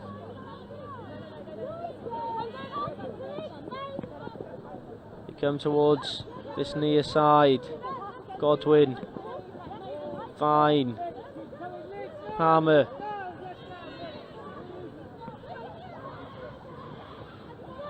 And they're going on to the far side. It looks to be a try. And it is a walk-in for Farrell. No, it's not, says the referee. Let's have a look at what was wrong here then. So, good pick-up from Rosie Kells. Is that forwards? Ooh. Just about. Small margins in this first game. This last game, rather, on pitch number 1. The Eagles trying to replicate the success of their elite team today. It's a good touch on this near side from Palmer. Pilkington out to Stanley, running across the field. Good inside ball. Now Pilkington again, bringing it forward. Ooh, it's gone the other way. Good touch though, and they've used up all the touches. Good position here for Tigers to try and push forward and drive into the Eagles' half. Aggressive defence though from the Londoners. A poor pass though from, it looks like it was Kells. Unlucky there from the Tigers. They go again. On the far side is a great pass, but it's a good touch as well from the defence. Last ditch touch almost from Farrell, the try scorer in this clash. Stanley, good, it's out, just through the hands of Bateman. What has the referee called here? Forward pass. The Tigers have an opportunity. We have a bit of a laces problem with Rebecca Ball. Both these teams have been involved in other games today. Cheltenham Tigers, a mixed bag of results really. 1 loss, 1 draw and a win. And then the Eagles, 2 losses unfortunately so far today.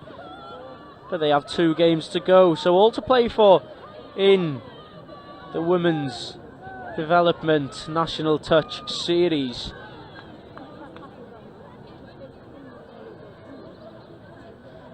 Eagles now then have the ball again.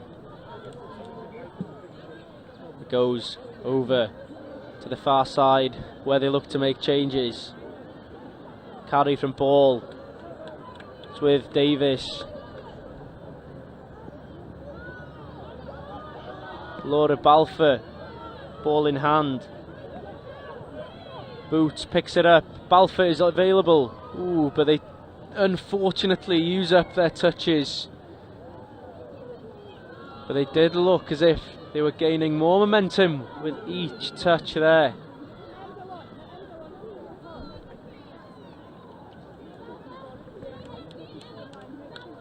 So, Tigers. Is it a try?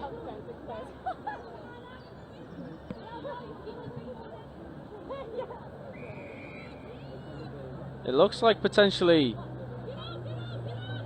the Eagles might have had a try there, to be honest, but I'm not too sure. I'll have to confirm that with the referee at half time. But here come Cheltenham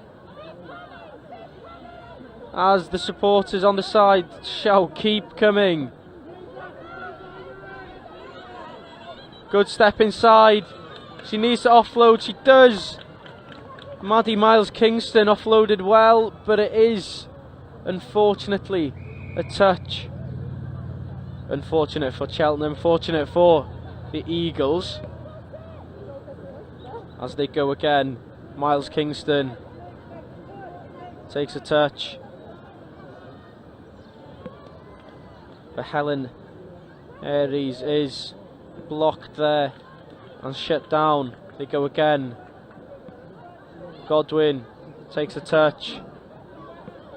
Miles Kingston, dive. Is it a try? A quick consultation between the referees, and it is given. Good work from the Tigers to get back into this one. And here we go then, Godwin taking the touch. And it's a set play. They've worked on this in training. It's a great dive. Getting nice and low. Maddie Miles Kingston reaching and getting over the line. A good first half for both sides, showing what they're both capable of doing. Ball taking the ball effectively. McKay. No ball again. Pilkington taking her time. Good set here. The Eagles might be in. It's a good touch, a casual touch from Palmer, if anything. She knew she had her number. Bateman it was on the left wing for the Eagles. Quick couple of changes for the Tigers as they do drive forward.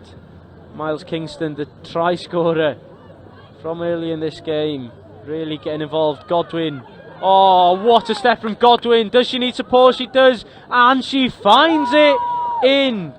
Helen Aries, a try for the Tigers, and what a run it was from Kerish Godwin. Let's take a look at this. A pickup, acceleration and feet to get past the defence, and then composure to find her teammate to offload it. 2-1 to the Tigers here. Eagles really need to bounce back. They have possession in a good position on the field. Stanley picks it up. Options left and right. She goes right, and that was their last touch. Anna Bools couldn't get through the gap. The Eagles need to be aggressive in defence, and there they go. There's the mistake. Aries trying to find Godwin. It doesn't quite come off. And here they go, Stanley in the mid again. As we hear the klaxon. A final free play for the Eagles. They keep it alive. Stanley, good hands. It's still going, and it's a touch. Unlucky for the Eagles. But at the half, it is 2-1 to the Tigers. Here's the try for the Eagles that caused serious confusion here, and it is down. Well, that was a strange one to see, as we saw Davis go over the line, but here we go. Godwin involved twice here, and the ball going out to Miles Kingston. A good stretch there to get over the line, and then Godwin with the pace. She has wheels, and she's in there. Good support run as well, has to be said, from Helen Aries. So it is half time here in the women's division in the emerging development National Touch Series. I'll bring you up to date with the potential, well, with some of the results and some of the positions in the pools as they stand currently. We'll start off with the men's. In Pool A, Oxford and St Albans qualify for the Cup. Cheltenham Tigers and PFT qualify for the Cup from Pool B. In Pool C, the Eagles, 3 from 3 from them in the Cup, and so are Chester Cheetahs in that division. Has to be said, it did expect Exeter Eagle Owls to make it from that group after having Andrew on here earlier. He backed themselves, but unfortunately they have dropped into the plate as it stands. And then in Pool D, Jets and Scorpions on 9 points. Revs also on 9 points. And it's come down to try difference. Bristol Jets top the group with 4 in their try difference. And it's a tight one between the Scorps and Revs. Scorps just about edging it. They are second with 2 try difference, and Revs only the 1. I'm sure the Revs lads will be really disappointed to lose out on try difference, but of course it's round 1 There's 2 more rounds after today. There's plenty of time left in the season as we get underway for the second half in this game. Do you know whether your white mirror is at the top with the theatre above it? We go again here then. Oh shit. You know where Elephant and Castle is? Yeah. Tigers. Oh yeah, true.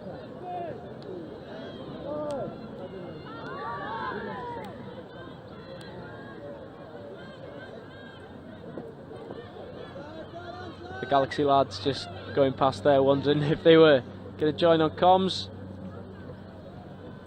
But Bud, are you promising? I can do. Do 5 minutes. No, I'll take over. we've got a Galaxy player coming over.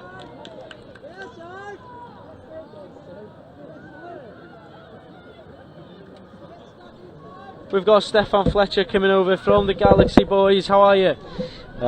I'm all good. What? I didn't catch your Oh, name. Griff. Griff. Sorry, Griff. That's alright. New to the scene, just like me. Hey, don't worry about it. You I'm enjoying well. today? It's good. It's good. Well, it's the first time the men's development came out for Galaxy in the last year and a half. So it's been a steep learning curve. I'll tell you that much. Yeah. How have you found today? I mean, I've seen the results.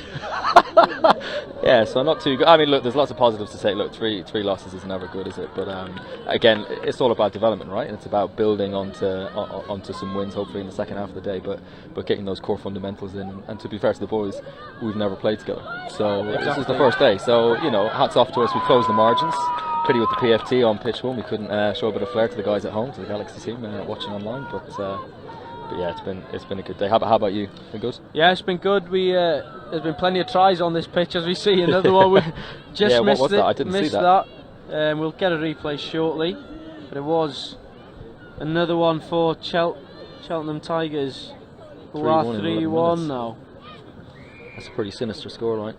It is. Gemma Upton there. Here we go. Talk me through this one, Stefan. Love that.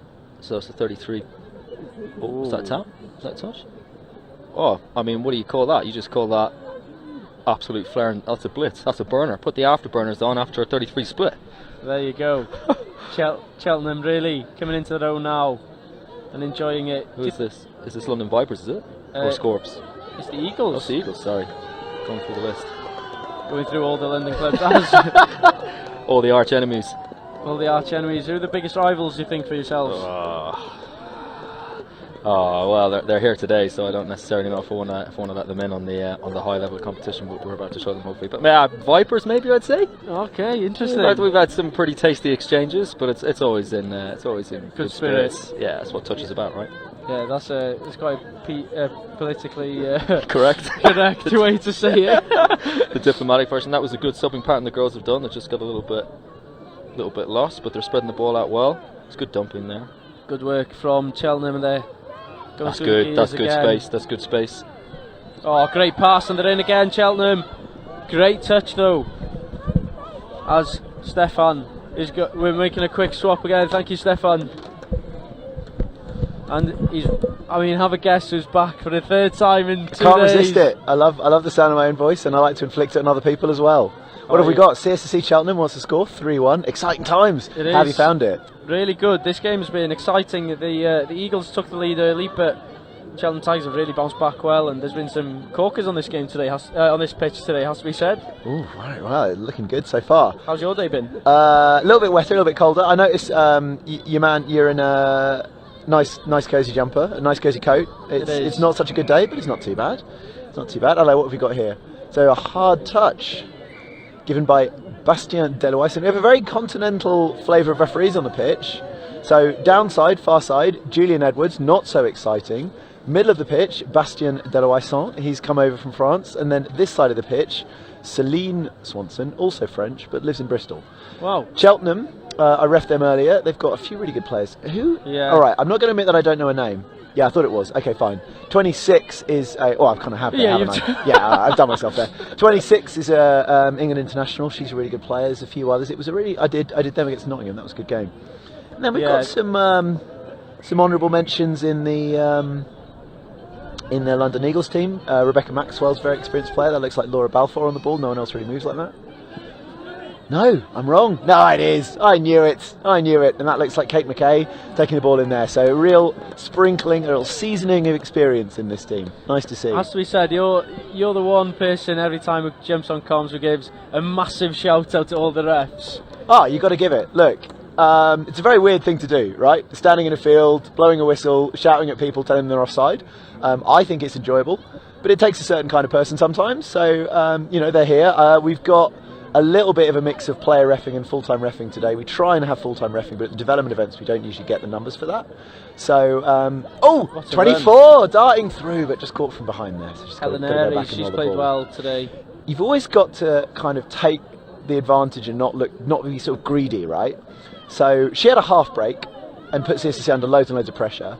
If she'd accepted that half break and rolled the ball immediately, they maybe could have piled on that pressure and really, really come in with momentum. Instead, she got a little bit greedy, tried to go a little bit further, and then has to turn around and come back because they've made the touch from behind. So Celine giving that 5th touch on the line, so they're going to have to do something a bit special here. Yeah, Gemma Upton, she's been playing well today. Is she 97? Yeah, 97. Oh, she looks younger than that. She was good in the other game as well. What you often find at the development tournaments is some really good athletes who are just not as touch savvy, which is interesting as a referee because the game can slow. Maybe a little chance there.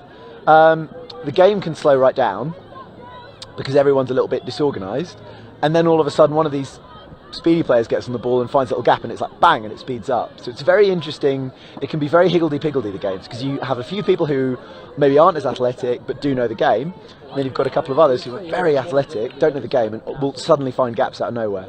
It's good fun. It is good fun. I've really enjoyed today as well. It's been exciting to see emerging. We've seen. Have you had a hot drink? A hot drink? No, I haven't. That's not fair. I've got a ref next. After that, I'll bring you a coffee. Thank you very much.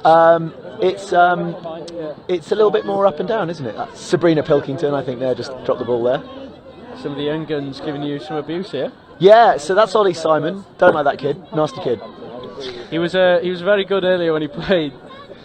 He plays for Nottingham, doesn't he? Yeah, his dad's Chris Simon. His dad's been the on ETA comms. guy, yeah. And then his sisters both played in the elite women's yesterday.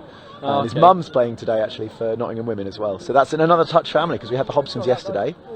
We had Hobsons all over the place yesterday, and now we've got Simons all over the place. Simons everywhere. So 6 touches. It kind of ground to a halt there. Cheltenham just couldn't actually get anything going. Amelia Stanley looking confident there. Amelia played yesterday. She was on the wing yesterday, moving in. I think she's playing at mid today, so she's obviously getting a bit of a promotion, seeing what she can do on the ball a bit more. Getting more hands on ball. She'll be delighted to play with Sabrina as well. The two of them are thick as thieves. They are a good fun pair. One thing, Stanley. Sorry, I've just literally cut across you there. Go on, you go. Well, no, I'm talking more than enough, mate. But that's what we want. Yeah, that's fine. Commentary is all about chatting. Well, that's the thing. So Natalie Davis, number 2, she's been around CSC for a really long time, so I think she's again a bit more experienced. And then Amelia Stanley's, I think, in her 2nd year of being with CSC, she moved down from Norfolk to go play with them. Sabrina Pilkington's a Loughborough student originally, so that's where she started playing touch. So real mix of people. London teams are always interesting because 90% of their players. What fantastic play! And that is Rosie Kells, and there is no stopping her. She is a quick player. But it's between Gemma Upton and Rosie Kells, the 2 mids currently for the Cheltenham Tigers. Yeah, just a little break, and it's kind of what we were talking about earlier. You've got to look for those options and then really take them. So the CSC mid there, a little bit sort of in no man's land. Amelia Stanley, nothing really you can do there. You've got a 2-on-1. You've got to go for a player, but as soon as that ball's checked back in, she's gone for good. So yeah, just good quick play. And moving the ball around as well, it's such an important skill. You know, we had NQ Rebels in the final yesterday, the women's team certainly in the final yesterday. The thing I would say that they did better was just moving the ball away from defenders, creating difficulties. Indeed. It was a good final as well yesterday, wasn't it? You were it was saucy, yeah, it was, yeah. I enjoyed it. Good final. It was a good final. So we've got a little bit of just a little bit, not quite, you know, it was again similar to what we were talking about yesterday. You want everyone on the same hymn sheet. You want everyone singing from the same page. So sitting up here for 32, and Laura Balfour, I think it was, went long with that pass. Has she seen an opportunity? I think she might have. It looked to me like that was a clear try. Yeah, all good. Celine gives it. Julian Edwards gives her a little wave to say all good. So we had Laura Balfour here, and what you'd usually expect is for her to feed the short runner, 106, but instead it goes long. And from the juggle, it maybe wasn't the plan. Interesting diving technique, I've got to say as well. I mean, I'm one to talk because I dive on knees and elbows and everything else that's as bony as possible, but we usually like players to land on like muscle groups. But no, all good. And what does that leave us? Final Cheltenham score. 4, Eagles 2. Could have roared back into life, but just didn't quite. Wasn't quite enough time on the clock really for the Yeah, could have been Eagles to interesting if it come was. back. Maybe if it was the 15-minute format, it would have been a different story. Maybe. But it is the Tigers who come away with a victory. Here we go then. You didn't see these. So that's Laura Balfour on the dump there, setting up. That's a classic short runner. Natalie Davis. I think what you had there was the defender going beyond their line. So sometimes you just lose where your defensive line is, retreat too far. It's a really annoying way to give a try away, but it does happen. Little quick play here from Cheltenham, another replay, a nice little dive, and I can't see who that defender is, but just couldn't quite get there in time. So yeah, some good scores in this game. 4-2, good score for a game that's only 20 minutes. It is. That was fantastic. Yeah, just dancing through. Yeah. And then composure finds the support in run. And composure is such a good point. It's such a good point that you often players will panic and go, I'm through, and screw up that pass through. Another little clean break. So this was the game of a few clean breaks. This was people running it in from 20 metres out. You don't tend to see that too often. Good feat from Tigers. They've now won 2 matches. This was the Rosie Kells, and I forget her name, 96. We were impressed by her. Upton, that's it, yeah. Yeah, from what you saw, I mean, you didn't see much. I was going to say player of the match. My radar's always on. Player or player of the match? I'm just going to do one set of step. Or both. Player of the match? Player of the match. I'd give it to Upton. Upton? Yeah, never heard of her before, so I'm assuming she's kind of coming through. Chris Weirmouth's just walking over to kick me off the camera, kick me off commentary. Yeah, never, don't know much about her before, but really been impressed with it. She was who I had in mind when I was saying about players who are athletic and just need to develop that experience in the game a bit more. So I hope we'll see even more of her because I think she could be a really good player. I've got to go referee. Yeah, I was going to say, you're refereeing soon. I'm refereeing on this pitch next. Are you? Yeah, I'll give a wave to all the fans. We'll all try three and of them. get some close-up shots of you just for your show reel. Please do. Yeah. All right. Thank you very much. Nice to chat with you again. Rob. Thank you. And that's the end of the morning session here. The afternoon has plenty of tasty ties on the way as the pools come to an end. Join us in about 10 minutes for the Men's Cup quarter-final between Oxford and the Scorps.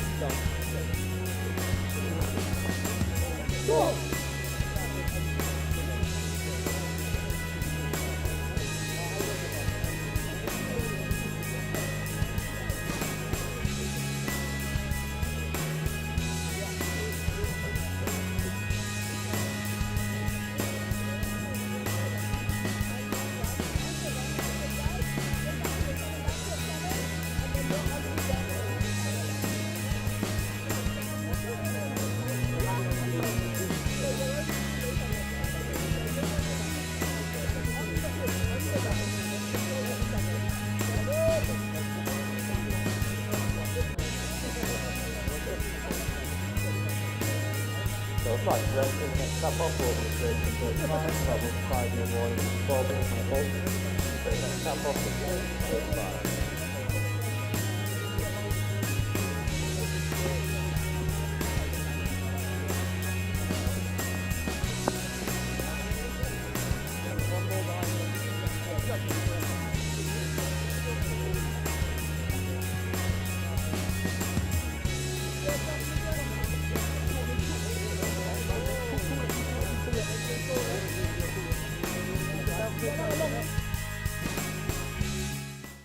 First of all, you've got to be incredibly passionate about the sport and put a lot of time and effort in to raise awareness and create enthusiasm and a buzz around your touch club.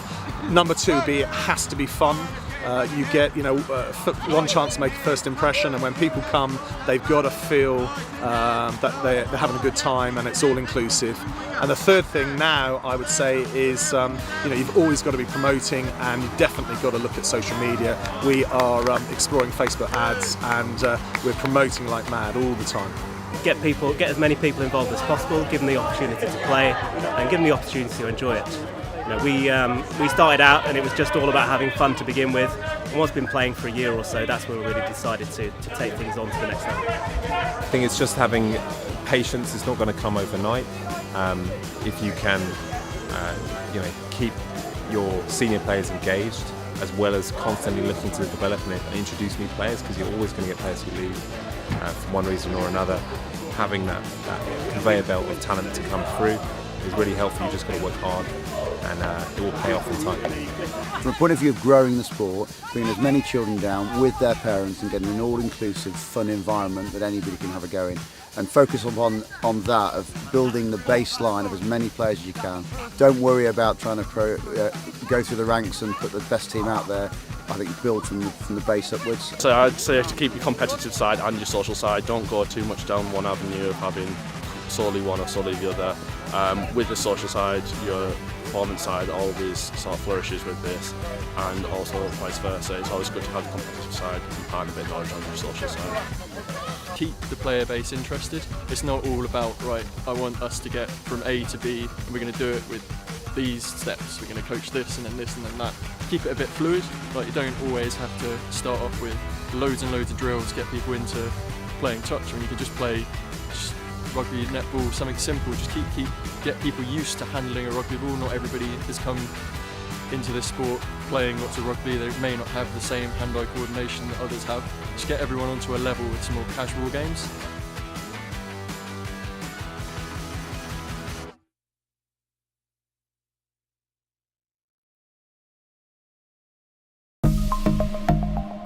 Here at Pershall, we've started a third age touch section, which folks that are retired or got limited fitness, they can come and play, and it's just been so popular, really popular.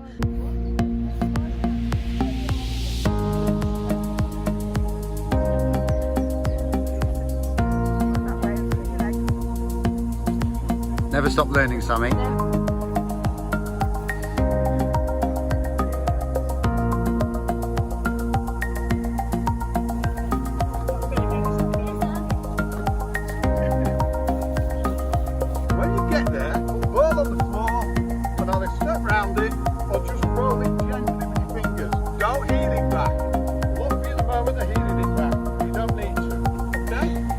The idea is inclusivity. We want to make sure that anybody, no matter what the problems are, can play. So we've got ladies who've never played before, we've got people with medical ailments, we've got people who are not very mobile. We want to include them all. So we've tried to amend the rules, adjust the rules, to make it possible for everybody to play.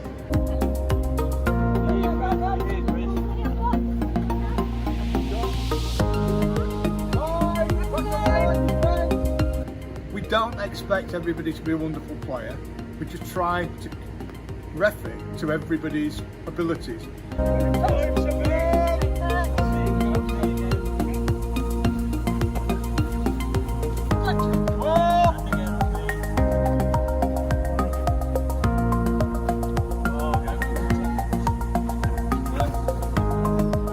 Didn't know anybody to start with, and then I've got to know lots of people. It's very inclusive. I like the fact that it's mixed, men and women. It's very active. It's good fun.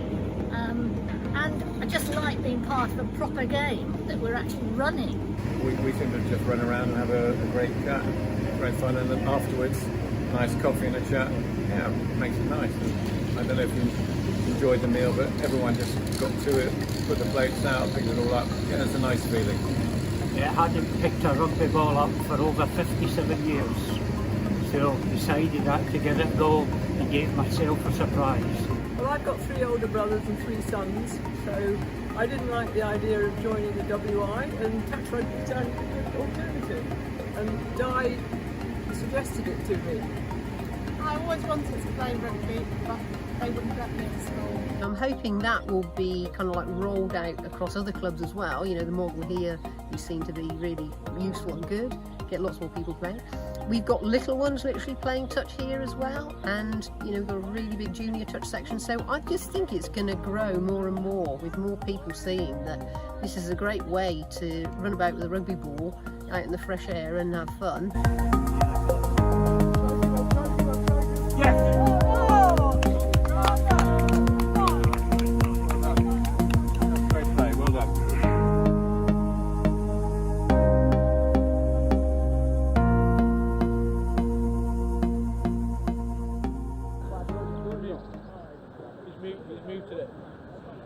Welcome back to Oxford for the first knockout game of the day between Oxford, who are in blue and playing from left to right as we look, and London Scorpions, who are in green and are hoping to build on yesterday's successes in the elite men's and women's national touch series where their men's team won. Oxford finished top of their pool, Pool A, with 2 wins and a draw, beating Wigan and London Vipers and drawing against St Albans. Scorpions finished second in their pool. They lost against Revolution and beat Bristol and beat Nottingham. And Scorpions are immediately on the front foot, although with a turnover in possession. Joining me in commentary, just a foot to my right, the lovely Emma Pettigrew. Welcome to the commentary booth, Emma, from Cheltenham Tigers, who we saw them drawing 1-1 and in their first game, and then beating Nottingham in the game immediately preceding this. And just as this game warms up, just quickly, how's your day going so far in terms of you know, with the rain holding off and getting some good touch rugby action? Hi, yeah, it's good to be here. We've had a good morning so far. I think the level of competition has been really great. It's been a lot of like close games for us, some draws, some wins, some losses, and overall doing pretty well. And yeah, just kind of really eased into it as the day's gone on. And definitely, I think the fact that the rain has sort of settled now, that ball in hand is just so much easier, and we really kind of used that to our advantage on our most recent game. Scorpions on the attack. Charlie Steed from the University of Surrey. He's been one of their. He's coming off and he's blowing already. This is a sign of how quick this game is, and we've seen both Scorpions and Oxford go end to end so far in their opening sets, and Oxford restart with a penalty, or they will do if they've taken it from the wrong place. Robin Budd, we know how talkative he is from being on commentary from your game. And he sent Oxford back to the mark, and Blackburn gets the ball off the floor, finds Ollie Smith, who's been another stalwart of the University National Touch Series in 21-22 with Oxford Brooks. And here come Oxford onto the front foot. As we say, they finished top of Pool A, and they're setting up a play deep in the Scorpions half. That's a great run there from Chris Wimpney, but good covering defence from Scorpions, and Oxford have got one more touch to play. Yeah, and Chris is one of the players who played yesterday in the Elite Series, isn't he? I think they... He is. Yeah. Yes, he is. He was. I saw him this morning, and he said, "I was played here, went to a barbecue last night, woke up this morning, and was thinking, no, I can't do it." Back at it again, clearly. Yeah, the gluttons for punishment. I think the ground has softened a little bit from yesterday, which hopefully will help kind of as the day goes on, with just being able to have a little bit more traction. Yeah, Oxford have put out have got a squad which, yes, it does have a few youngsters in it, but there's also quite a few old heads, and one of them there is Joe Hartley, and he gets the ball back, diving for the line. Lovely. Yeah, and that's been given by referee Brendan Harrington, confirmed by Robin Budd, and I think we'll see that the Scorpions player just slipped behind the goal line, and it was a nice little dive over from Joe Hartley for the try.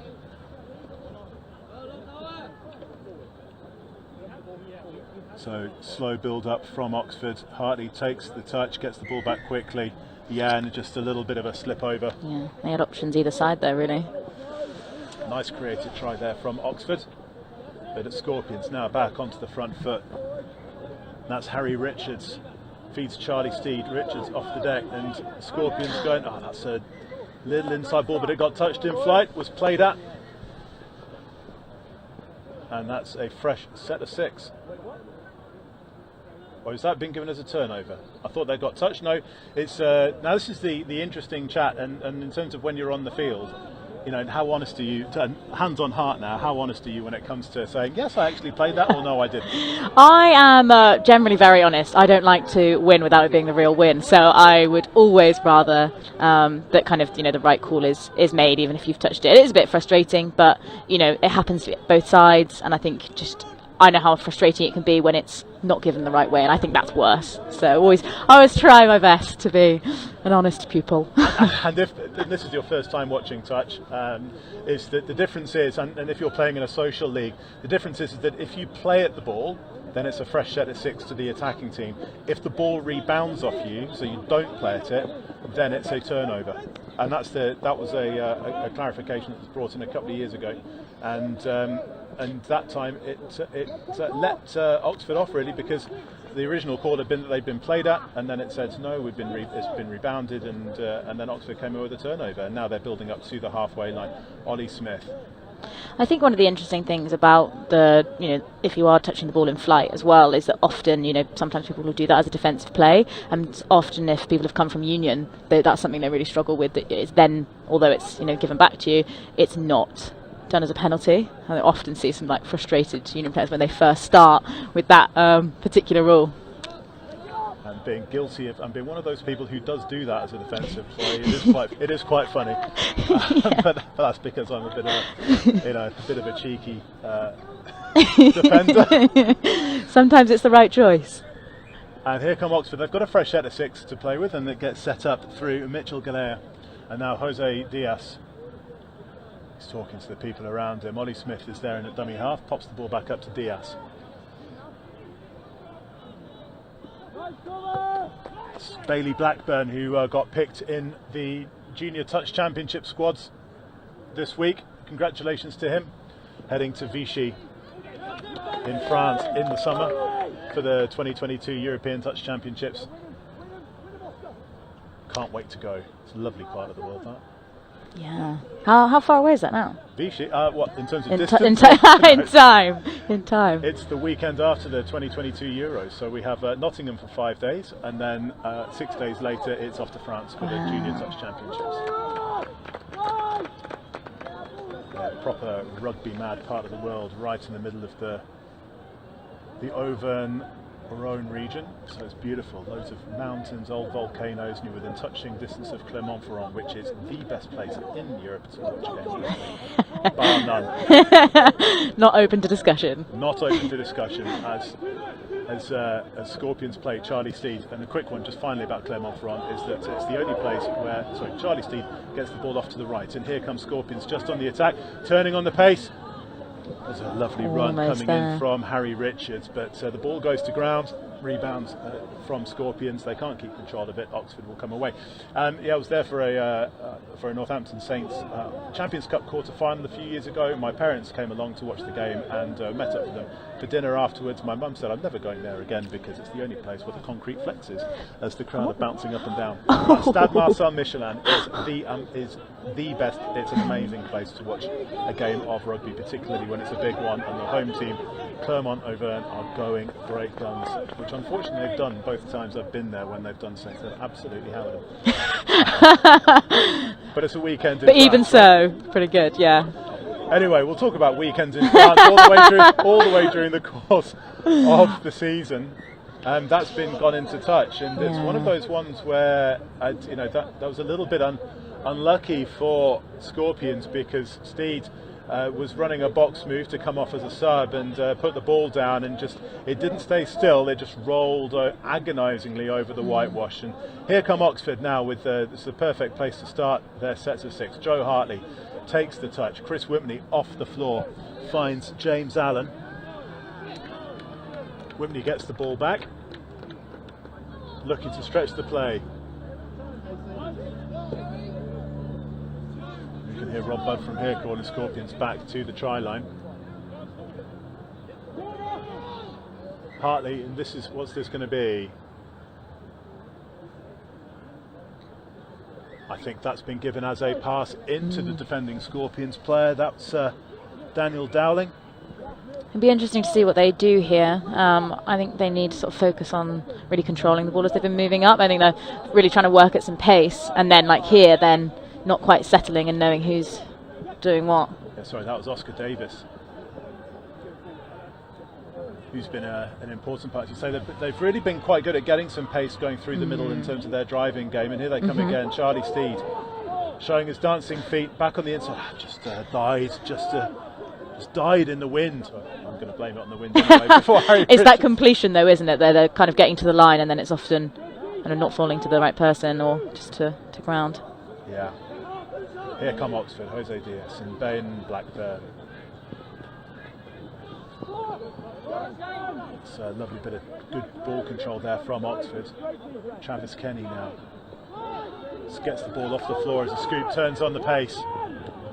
Jose Diaz forward there. That's been called. He's having a chat to Travis. He's had quite a significant operation in the last year, and it's great to see him back playing. Yeah, I guess it's the first opportunity for many really who've been back in competition. It's done slightly different way round, isn't it, this year? It has. With the men's and women's first. And this is the last. It's going to be, what's that? It's given us a forward pass. As a forward pass, and the half can't finish on a penalty, so Oxford are going to get one final play.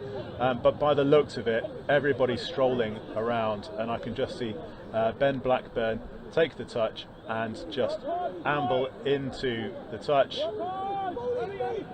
No, it's gone. He tried to play. It's gone to ground. Or if they got another. No, that has been given as half time by Robin Budd.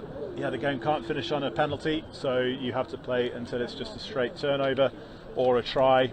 And we go into the half time with Oxford leading 1-0.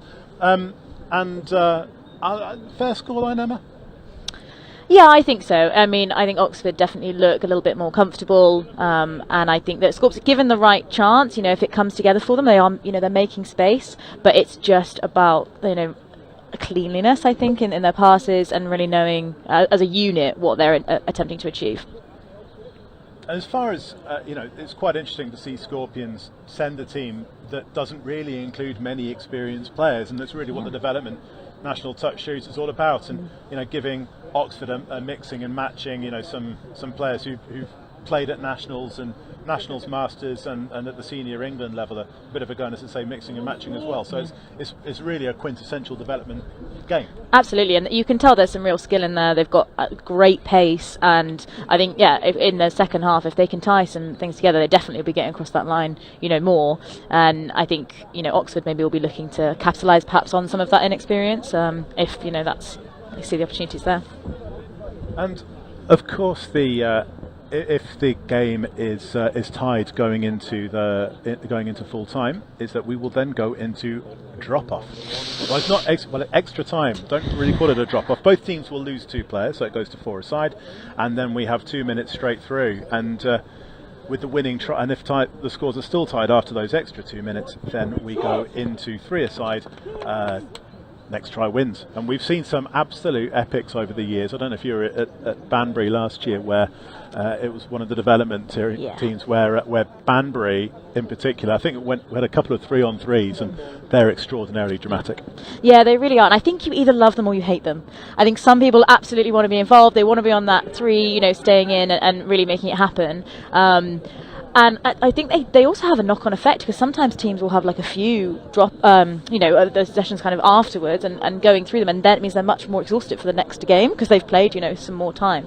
So it can have some quite significant effects even if you have to play in them. Oxford will restart the game as the siren goes. Chris Whitney taps off. Oxford with that slender 1-0 lead, and they set up camp in the Scorpions half. Whitney gets the ball off the floor to Jonty Russell. Russell off the floor to Joseph Hartley. And almost lost control there. Just kept on. It is one of those things though. Well, and here we come. Are we going to go coast to coast? That's Oscar Davis. Has he got the legs? No, he doesn't, but he takes the touch well. Robin Budd working desperately hard to get into the onside position, and that's one where we've seen a few coast to coasts, but Oscar Davis just didn't have the pace that we've seen already today. But Scorpions, that was a crucial intervention. Davis gets the ball back off the floor, and here comes Scorps back inside to Davis, and here comes the handling on the inside. Ross Bray is over, and that has tied the score up, and that is a proper sucker punch from the Scorps. Yeah. They've really come out and brought it, haven't they? And actually, that took, selfless move there from, I think it's number 26. Yeah, Oscar Davis. Oscar Davis, yeah, really, really great, having those eyes and looking up for the pass, and really good work from Scorps. Yeah, and to turn the interception into maintaining that composure there, but also as when he realised that he didn't have the legs to go the length, to slow up, wait for his support, and then to take the touch, so that Scorpions could maintain that momentum as opposed to overrunning everything. So really good play there from Oscar Davis. Yeah, absolutely, and actually Rob's been very tight on the overstepping the mark in this competition. We've suffered a little bit of it in some of our games, so yeah, no, I think it's definitely important to keep your composure if you know that you're not going to be making the full length. Oxford have had the sucker punch. Here comes Travis Kenny, and that was the 5th touch, so it doesn't matter whether he's half, it's the touch, and now Oxford are going to need to get into Scorpions' faces to shut them down, and here come the Londoners. Charlie Stee gets the ball off the floor, and Scorps run a sub-move. Tall figure of Kieran James, and Oscar Davis, he was so integral in their try. He comes on the scoop but flicks the ball off. And here comes Scorps again. They have got the wind at their sails. That one could have gone to Davis, but instead the pass went all the way over and hit the ground, and Sebastian Flask there really not showing the same kind of composure. But they've definitely, come back out really pushing hard on this, haven't they, the Scorps, and looking more dynamic, I think. They have. They've only got 10 players today, Scorps, so there's everybody's getting a lot of action, whereas Oxford have got a few more players. And here comes Ollie Smith. Just so close. He's really coming in leaps and bounds as a touch player over the last few years. Remember being at Northampton when he was really green behind the ears, but he's grown into was Oxford Brooks' playmaker in the University National Touch Series this year, and they developed very rapidly over the course of the winter. Scorpions, Oscar Davis takes the touch, and here they come. That's Daniel Dowling, and now Charlie Steed. And here comes Scorpions. This on the 5th touch. Scoop from the half. Are we going to go to ours? Charlie Steed. And there's nothing that Oxford could do about that. That pace just absolutely scythed through the Oxford midfield, and that is a lovely try there from Scorps. They're turning the tide here, aren't they? They are. Ben Blackburn was desperate to make the touch, but I think he was offside and it wouldn't have counted. And that play from Harry Richards just to go through the middle and then create the space for Charlie Steed. I think there's some ankle breaking sidesteps there. Now Oxford, they led 1-0 at half time, but now with just over 5.5 minutes to play, they've got to come back and score quickly to tie things up. Chris Wimpney takes the touch. Plenty of patience now from Oxford, which is good. Wimpney pointing where he wants it. Bailey Blackburn takes the touch, and here comes Wimpney looking for support on the outside. What a lovely piece of play there. That's Jake Story for the score, but that was all made by Chris Wimpney, involved multiple times in midfield. Was that a scoop on the 2nd as well? It's quite a unusual move, but obviously paying off. Yeah, so Wimpney identifying, and that's a 2-on-3. It's very rare that you'll see a try on that. Yeah, link scoop out to wing. Stepping back against the grain as well. Lovely play from Wimpney.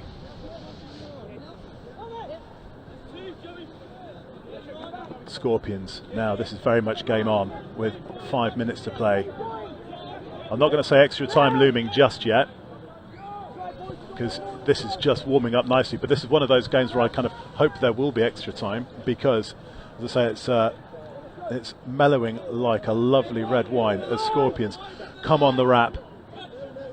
And I think it's a credit to, you know, both defences, because there's been a lot of attack on both lines, and, you know, only 2 apiece. It's not been huge. I think today across the board there's not been like huge scorelines. It's been really like competitive stuff. And lots of tactical touch going on as well, even though the games are only 10-minute halves. You know, as we can see, all the teams are really have really honing their game with this. And Oxford are now on the front foot. James Allen takes the touch, and here comes Ben Blackburn.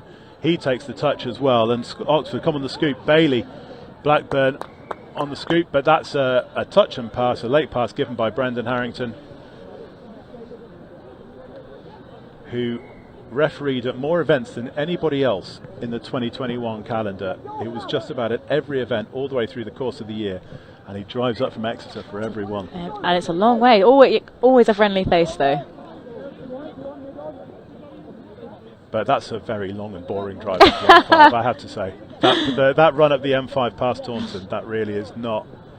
The only good thing is if you're doing it on a bank holiday in the opposite direction to everybody else, because then you just get to fly past all the traffic. So I imagine he has that sometimes coming up to some of these comps, watching everyone else, you know, going down to the southwest, and you can steam past them all.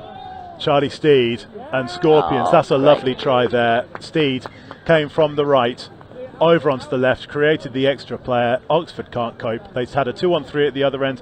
This time it's a 3-on-2 for Scorps, and Steed puts Scorpions in front 3-2 with 2.5 minutes to play, and Oxford are going to need something relatively rapidly.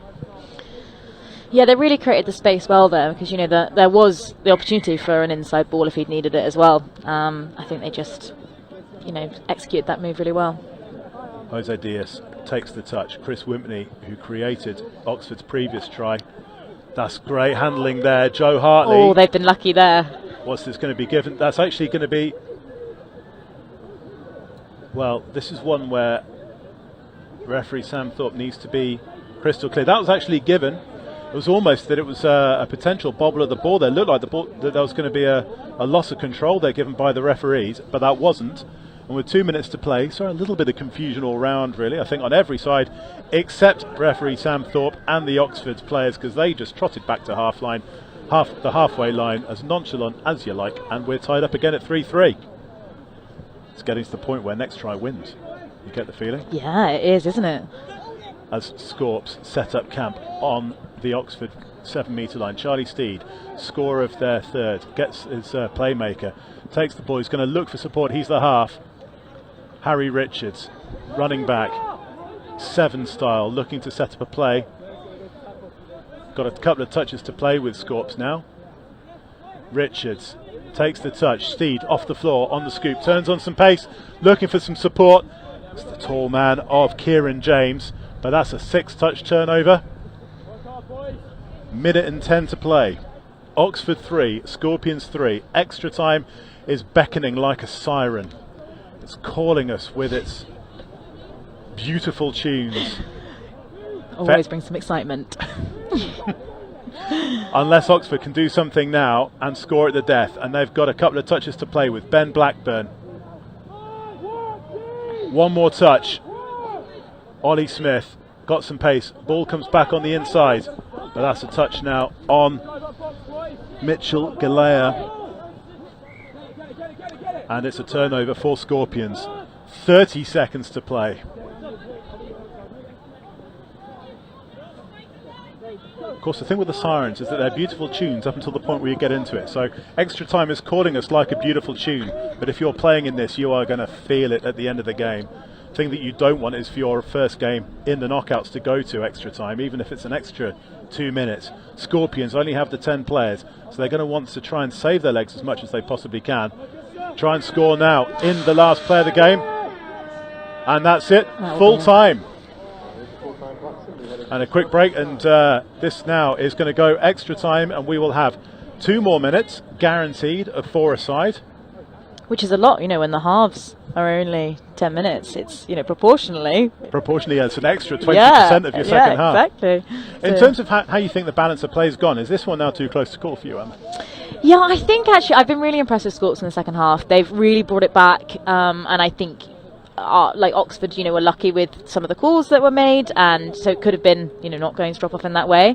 And so I think, you know, they've really performed well. And it is close, though. You know, there's great players on both sides, and it could be one of those things where it's just who gets the right, you know, moment to take their chance. Yeah, I've been really impressed from Scorpions. I think, you know, Charlie Steed and Harry Richards have really, you know, pulled things about for Scorpions. Meanwhile, Chris Wimpney, you know, they've loaded up their team right now with Chris Wimpney, who takes the tap, and they've got Jose Diaz, who's at the stalwarts of touch in this country, and Travis Kenny, who's got plenty of experience on the international stage at Masters level, but he's stepped over.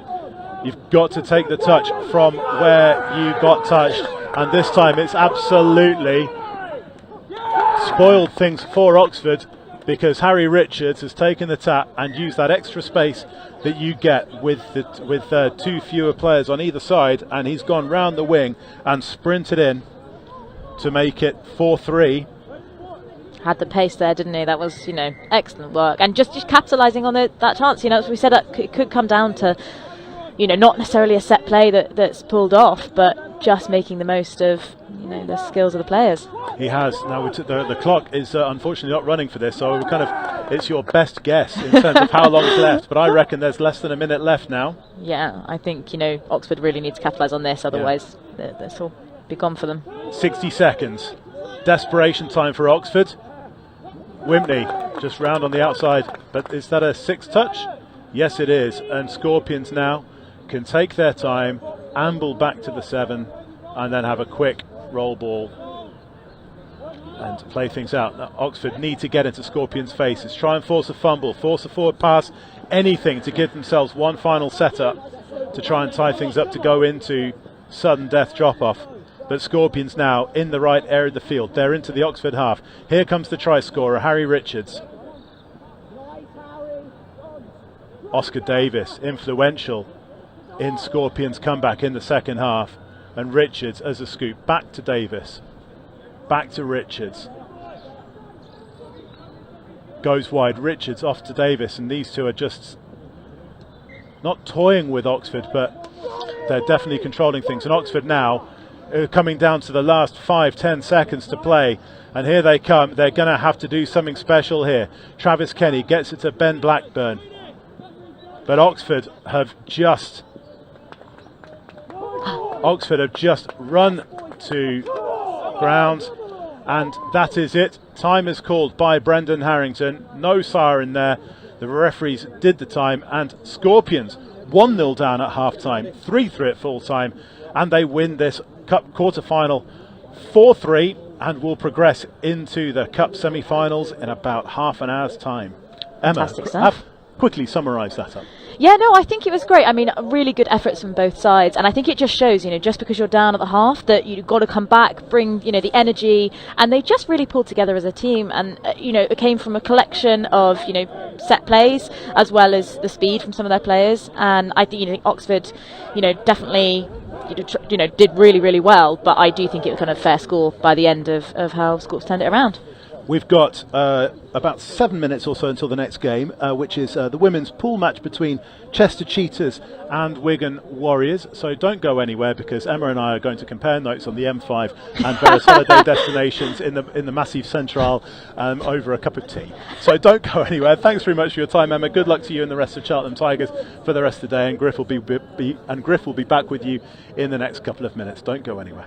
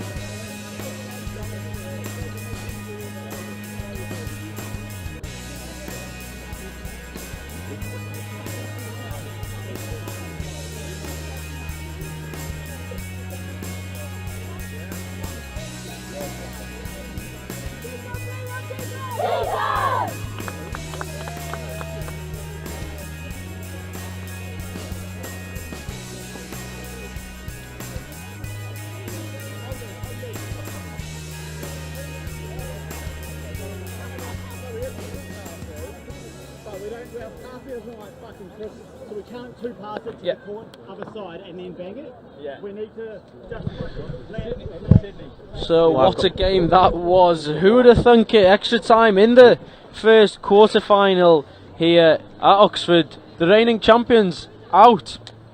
Were they champions? Oh, Oxford were champions, I yes. didn't know that. That's fun. Oh, yeah. No, joining me now, Rory Bott from the winners in that game. You didn't know they were champions? I had no idea, mate, to be honest. No. We knew they were tidy. Like, we knew that was going to be probably our hardest game today, to be honest. Yeah, they won the last round, round 2 in the middle of October, so big result. Big result. How was it to be out there? It was good fun. It's nice to be on the live stream. We've been over on pitch 6 all day, just out in the sticks, but it was nice. Yeah, it was really good. It was a good test, to be honest. Like, it's the sort of what we're here for today, isn't it? To test ourselves against the best teams. And you're saying good to be on pitch 1. You're on pitch 1 again. Are we on again? 20 past 3. Whoa. Scopes against PFT. What does PFT stand for? Do you know? See, that's the sort of expertise you're supposed to bring to the... They've got foxes on their backs, so I'm assuming the F stands for fox. Oh, it could be Peterborough. Fox Touch? Yeah. Peterborough Fox. Because they have foxes on their jerseys. Yes, yeah. Yeah, James, who plays for them, he was on comms with me yesterday on the women's finals. Oh, okay, so is he an elite player as well? Yeah, handy player. Oh, nice, yeah. I can't wait for him to gas me. But you've got a few top quality players as well. Yeah. Well, like, Messi Bun Oscar, he was playing yesterday in the elite. He was very good yesterday. Yes. Very good today as well. Yes, yeah. He's one of our top players, and he's a very good little coach as well. And we had Harry as well, who he's just very quick. Oh, rapid! He's the quickest bloke in the world. Holy moly! He's left some people in the dust there. But moving on, we've got final group game for the women's in Pool B. We've got the Chester Cheetahs against Wigan Warriors. I'm just having a quick glance at the league table here. Both sides, not playing the best rugby maybe at the bottom of their division. So okay. So this is a wooden spoon for the group, is it? It is for the wooden spoon. I really like Wigan's kit. It looks good. It's gone out wide early doors. What a fantastic start for Wigan. Nice. No messing about there. Within 20 seconds of the start, we've got our first try of the game. Yeah, I'll do that all day now. Good play. Wide. Yeah. Could be in for a try-fest here if it carries on like this. I wouldn't mind that. Good scoop. Long ball. You're picking up the lingo, aren't you now? Yeah. Literally. Only a day, you're using the word scoop. Well, I used to, about an hour ago I was saying pickup.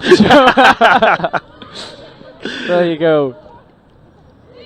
But here we go again. Chester. Yeah, nice. Were you down here yesterday? No. Oh, no, mate. I'm not in the elite team, no. Didn't fancy coming to watch? No, I was actually, to be frank, mate, I was at a bottomless brunch yesterday. Fair enough. We won't ask how that one went. No, I was feeling a little worse away this morning, but feeling good now. Well, you're in the semi-finals. Exactly, yeah. No better, is there a better feeling? No, mate. There would be winning the whole thing. Winning the whole thing. If we come away, nice score. I'm going to have to watch it on the replay to actually understand what happened there. Good score. We are in for the Tri-Fest. Oh no, there is a touch on the Chester player there. Oh, okay. One of them. But it is small margins, isn't it? It is. It really is. Every time. Oh, it's playing on such a big pitch with 6 people. Was that over the mark? I think it might have been. Over the mark.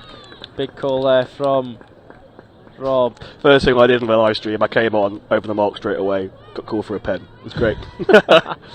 Yeah, for sure. That's after I sent my mum the link. Yeah, that's not one for you to clip up and put on your socials, is it? No. How long have you been playing touch for? About 3 years. I started in 2019, September 2019. So yeah, nearly 3 years now. I started at university my last year of uni at Hawks, in Bath. Yeah. Sort of like picked it up from there. I think you met Bronte Sykes yesterday. Yes. Yes. Like played with her a lot, and like those sort of guys. Cheers, mate. What a dive that is! Oh, real. But it's deemed to be a touch. But what an effort that is! Yeah, fair play. Who was that? Yeah, we've got a replay of the touch. Number 90 something. Give it a go. Or maybe a 5. It was a nice quickie. It's a 50. It's a lovely dive. It's a good touch though. Yeah, Joanna Devine, I believe it was. Yeah, it's a nice quickie play, that. It's that sort of thing, I have no idea where you're on. Yeah, so that's when you go down. There you go. Nice, good dive again. And it is given this time. Wow, Joanna Devine, the elite player for Chester, crossing over. Here we go then. Yeah, gives it a back again, a quickie play. Nice dive over the line. Oh, good attempt. Yeah, I don't think he got back on side enough. Wasn't far off. No. But and that's the end of the fine margins. It's not just getting back; it's getting back and then stepping back up one, so that you know that you're onside and you're going to hit them first. So you have to go back 7 and then you have to make a meter before you're. Well, like you don't have to, but it's good. Like it's good practice, because if you can then get back up off the line, they can't get past you. Essentially, you're always going to touch them when you're onside, and you're always going to hit them early. Oh, wow! Good score again. Another score. To be honest, from this angle, it did look like Becky Illingworth got the touch. Oh, quite a nonchalant finish. Yeah. Confusion everywhere. But the referees knew what they were doing and awarded the try. Could be in for, well, what would be a bit of a tennis match here. You score one, I score another. I'm up for a cricket score. We haven't had many cricket scores today, but if you talk about England cricket, maybe it was close to a cricket score. There we go. No, it has been tight. A lot of tight games. No one seemed to have steamrolled anyone yet, from what I've seen in the watching. There was a lot of tight games yesterday, and was there? Oh, plenty of tight games, like a 9-8 and stuff like that. We've seen a 4-3, a 4. Ooh, another try. You score one, we score another one. Yeah, the proper trained scores at the minute. There you go, Chester draw the scores level here as we just catch the back. I think she just got the try there. I think it was Ellie, number 63. Is it just say Ellie? Yeah, fair enough. Here we go. That was a nice touch there. Held the ball up. Back inside for Wigan. Well, they've got the width over. And it's a great dive. Oh, what a lovely dive. Is that Mia Ainscuff? Oh. Ainscuff? Yeah. Oh, I played touch with her last weekend. Ellie. Love that. Yeah. That's a touch community, everyone. Yes, yeah. Get involved with different clubs. And she's got again. And this time she needs to what find a pass. run. Oh, what a lovely fantastic pass. Mia, take a bow. Talk me through that one, seeing as you. It was a very nice scoop through. I think she just catches them off. Like she was basically calling there on the right, just finds a space, nice little step. It's the pass as well, isn't it? Yeah, lovely pass. Their winger gets caught ball watching rather than covering the option. Well, it is a try fest. 6 minute, 5 tries. More of the same, please. Yeah, I'm here for this. Less tense than the last match as well, involving yourself. Oh yeah, it was very tense. I hate drop-offs. They're really horrible to play in. And like, so they've changed the rules now, because it used to be just if you like golden goal. If you scored one, that was it. But playing the whole 2 minutes, and you don't know how long. 2 minutes feels like a very long time when you're just trying to win. I think it would be a good addition to have a time clock that you can all see on the sideline, or do you think, I think people would play the clock a bit more then? Yeah, I think so. That's not really what you want to have, is it? No. And like, I also think I probably personally watched the clock too much trying to have the game finish. I was definitely one of the blokes when I was playing Union that was always asking the ref how long was left. Did the refs know how long was left in each half? Was it just only one ref time keeps? Oh, okay. I think it's the guy in the yellow that's timekeeping. I think. I can't remember his name. Brendan? I'll try and grab a name quick here to save you. It is. It is Brendan. Ah, smash that. That's the only one I can name. Hand Rob. Oh, go on. Inside ball. Lovely. Good touch from Wigan. Yeah, well defended. Wigan looked a little cooked on that side. We've seen some good hands and good acceleration. Yeah, these look quick. It's been a good watch so far. Do you think maybe these girls they're playing in their 4th match today? Mm-hmm. Do you think maybe tired legs are coming into it as we see 100%, number 14 good go all the step. way around the outside? What a run! Oh, there's a pace on her. Anna Dennis rather. Dennis. What a run that is. Yeah, that was really nice.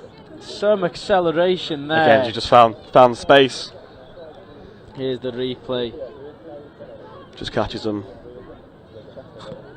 It's that step there. Just powers round. Megan Clayton knew that she can go all the way, pointing towards the corner. That ref's got to hang out a little bit more, I think. Not wing. Dennis, all the way, and it is 4-2 to Wigan. Bit of daylight now. It is. Normally, I would say a two-score lead is a strong one, but in this game, we've got a long time to go. Yeah. Ooh. Bit of legs tangling there. Robert. I wonder what he's gonna. I don't know what. Here, it's a long chat. It is a long chat. Something's gone wrong. I think this ref's learning a bit. I mean, he's actually been really good all day. I think it's. I think he's doing some badging. I think it's Thorpe, his name. He played Thorpe. yesterday, I think. Yes, yeah. He. Who did we play earlier? I think he's from Nottingham. I think because he at least knew the Nottingham players. Good dive. Yeah. Awarded. No. Great touch though. Great touch. Good D. Very well good to get D back. on Joanna Devine. She's really instrumental in this Chester team, it seems. She's always getting the ball, always involved. Proper playmaker. Yeah. You need someone like that to sort of command the troops to an extent. Like you just need someone that when things aren't necessarily going your way, but at least put the team on the back and just drive up and call plays. Oh, maybe an interesting option there from Dennis, taking the touch at the end of the half when there's free play, but they can't complain. Wigan 4, Chester 2, after an exciting first half. Yeah, really enjoyed that. More of the same, I'd like, I think. Some quick girls out there, some good running. You see the highlights here. Talk me through a couple of these. This is just a very nice scoop. And then pass wide. Yeah, I mean, the hands-on shows in this game have been really good, actually. It feels like now maybe, players are getting back into the groove and it's really clicking for both sides now. Feels like it. The passes are sticking and the dives are... Again, that dive. That's a brilliant reach, isn't it? I really admire players that can just get... they just travel so far just from a dive. And they're so low, it's virtually impossible to touch. Oh, it's really hard, yeah. Oh, and that's the one. Yeah, that's the one that no one really knew what was going on. I think it was the defender who said, no, I didn't actually get the touch. Oh, right, yeah. Great sportsmanship on show. Yeah, lovely. Taking the touch effective and then... Yeah. Oh, that looked to be a touch. Yeah. But was she offside. not offside? Yeah. There you go. This is the scoop, the run through from Mia, and the nice pass. Great work. Just good hands. Yeah. It's just great. It's just great no, touch, isn't it? It's good touch. You have to admire it. I don't really have much more to say than beyond. Yeah, it's been a good game. It's played in good spirit as well. To yes, be fair. Yeah. There's no argy-bargy in this one. I think it could be because it's the last pool game. Yeah. No disrespect to these two teams, as you said at the start. Maybe playing for they are playing for the wooden spoon, and which actually makes me think like the quality of this pool must be pretty good then, because yes, I've enjoyed this game. I'm not. Maybe the defence could have been a bit more rigorous, but yeah. So the winner of this game will qualify for the plate. Right. The loser going into the women's 9th/10th playoff. Nice. But it's good that they've got another game after this. Yeah. Despite maybe not being successful in the group, they'll have a chance to win in either, I guess, what could be called the bowl for the women's between the 9th and 10th and the plate. Yeah, definitely. You always want to win every game, don't you? You seem to be doing quite well at that. Yeah, we lost our first game against Revolution. Revolution, the team. Yes, I think they're West Midlands based. Yeah, they played well. It took a while for us to properly gel, I think. For a lot of the team today, it's their first tournament for Scorps at least. Haven't played this sort of format together before. So it just took a while to gel. It was 3-3 at half time and we just sort of lost shape a bit. But yeah, Bristol Jets were a tough team to play against. That was a good game. And then Nottingham, also a tough game.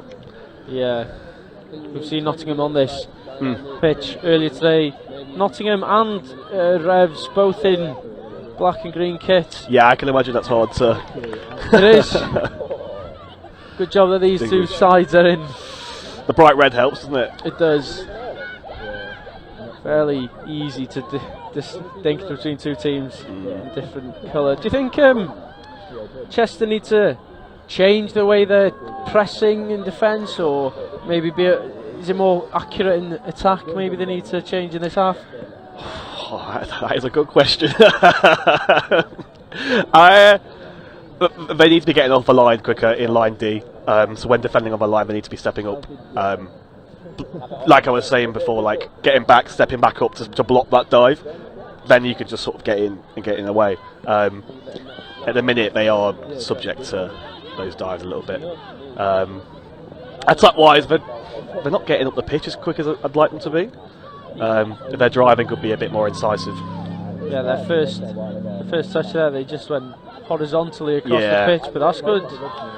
Feet as they approach there. Ooh, almost sticking there. That looked clean. Grinter almost getting her hands on it from the Lawton pass, but Wigan come away with the ball. They're driving more efficiently than Chester. Yeah, because you see Chester didn't really make much ground there in that touch. And from there, you want to be hitting the line and having two shots at the line, really. Yeah. And Wigan look like they might have. I've got some legs in them still. Here we go. Good passing here. Yeah, nice. On the open side. Almost into Hatton and Mia Ainscough? I think it's Ainscough, yeah. Ainscough. I don't know. It's spelt like cough. Yeah. I can't remember. For Mia almost gathering that one for the Warriors. I've been told they got given their kit by Wigan Warriors. Wow. Yeah. Bit of stardom there. Don't think. Oh, that's quite blatantly forward. Referees missed that one. Ooh. Unlucky there. Just fumbled it in the ruck. Nice. Good. Again, you just want to see some strong driving down here. Do you think Wigan can sort of maybe? I know they don't know the time of the clock, but they can take their time now, can't they? They are 2 ahead. Yeah. They can try and some sort of run the clock slightly and take their time in attack as they look to spray it out. It's a good claim there. Oh, I can't see it from here. Is it in the corner? It's over the line. Yeah, yes, nice dive. we've just seen that Megan Clayton Is it? crosses to make it 5. Yeah, good wheels on that. Yeah, now they can just execute a game plan. Keep calm heads. Yeah, she just spotted the gap there, went round the outside. And I'm not sure 33 was onside, to be honest. Good work from Wigan. Unfortunate for Chester. Yeah, they were in it for quite a while. They just sort of need to recollect now and try and get something out of this game. This is the aggressive driving that we were talking about that they need to be. Yeah, because you can see now they've got 4 touches now on the line, so 2 opportunities to attack. Oh, that was a hit.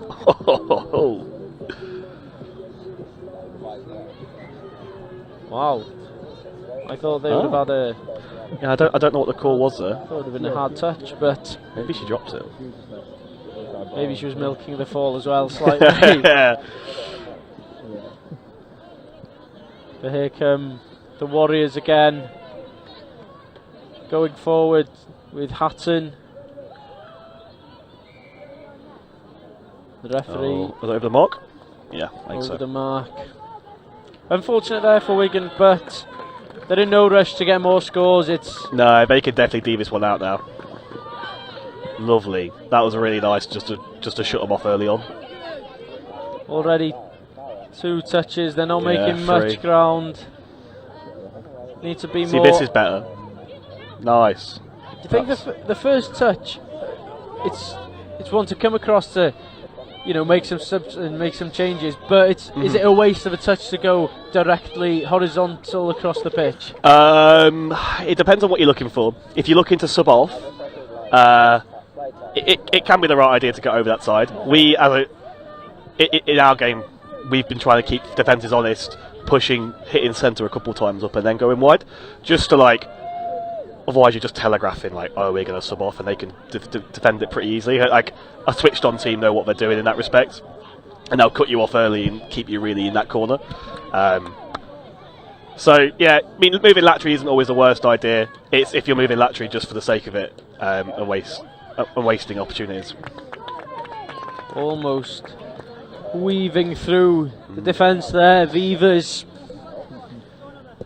We can see some of the men's team starting to warm up, just off camera. Oh, we got Exeter tomorrow on next game. I think it's a plate match next on the live stream between Exeter and the Vipers. Yeah. Vipers are a handy team. We played them in pre-season twice, maybe. I played them a fair amount. I know a few people in that squad.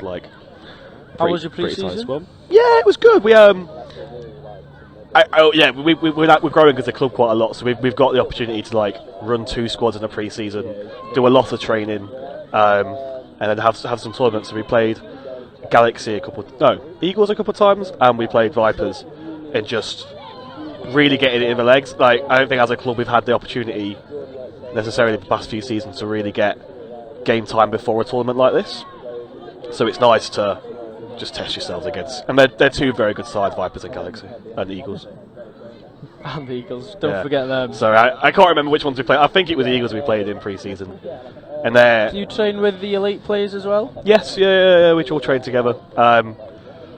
It's good to have that involvement from them as well, so everyone can. I've learned so much playing with that standard quality of player. Every so often you do get absolutely smokes. I'm not gonna lie. But playing alongside them every Sunday and training with them, you do learn a lot, and it just becomes the likes of Tripp, Dom Tripp, Will Serracole, Bronte, and that you can't complain. Sorry, Chung? Marcus Chung, yeah, Chungy, unbelievable player. Yeah, tricky. I can imagine in training. Biceps of a god. Yeah, there you go, Marcus. I reckon he might be the bloke that scored on me the most in my life, because he could just dive. Great hands, good touch. Can't quite get through the gap there. They need to pull this defence around a little bit to open it up. Like that. He's pulling people around now. It's good play from Wigan. Good dive. It's a dive. Looks to be back over. on side. It was Wilcock with the dive. I think they've caught a touch. I think they made it back. It was. They're going to try the same thing. Oh, that was there fifth. You go. Sixth. That's the last. It's good play from Wigan, going from side to side. They're going through the hands well, and they're trying to find a gap in the defence. Yes, yeah, pull them on either side, trying to create that gap, like you say. Sometimes defences, you can get a little bit stuck, and teams can just try and run one-on-one, and you just can't do that. It's so easy to essentially tackle someone in the sport, but you do have to drag them either side and sort of create those gaps and run a move. Do you think that's something the Cheetahs can work on, maybe, pulling the defence? To be honest, I can't remember in this half them particularly challenging on line attack. A lot of their scores have just been scoops through and just running through the midfield and scoring. They've not really had the opportunity to be up there and have a fresh 6 on the line, and that comes back to not driving as hard as they could be and getting up there early enough. Yeah, Chester have plenty of experienced players, and Joanne Devine is involved there as an elite player, but maybe I guess it is all about development, and this is a learning curve for them. Exactly. Don't get me wrong; they played very well. There's been some good touch. But yeah, it's a learning curve. It's first competition of the year for probably a lot of these girls. Oh, has she gone through? No, what fair a enough. touch! Good touch. Last touch of the game for Esme Ashley, and it is full time. Final score: Chester Cheetahs 2, Wigan Warriors 5. A great game. Yeah, really enjoyable. That half, I feel like the teams may have. It slowed down a bit that half, didn't it? I think that the first half and the heavy running probably is caught with some of the players. It is a long day. And as you said, the quality on show and like the hands in this game was brilliant from Wigan Warriors, and it's testament to the quality of this pool in general. This pool. Yeah, like to say that was a wooden spoon and like they're throwing pills like that. Fair play. I wouldn't be doing that today. I've not thrown it past that long. Oh, I've got cramp. Not ideal. You've got a semi-final in a few games. Oh, mate. I am firmly in the defence pod. Don't worry, I won't be running particularly quick today. If I had to ask you of your prediction for yourselves going into the next game, I'm not sure what Peterborough Foxes are like, to be honest. Do you back yourself? Always back ourselves. We've got some very quick players, some very handy players. I think as a squad we're executing our game plan pretty well. Yeah, and you've always got to back yourselves. Of course. And I'm just glad to have a cup run, to be honest. If I ask you, are you going to win? What's your answer? Yes. Yeah. There you go. Rory, thank you very much for joining me. Thanks, mate. Next game will be back in a few minutes' time between the London Vipers and the Exeter Eagle Owls in the men's plate semi-final. Get back here for 2:45.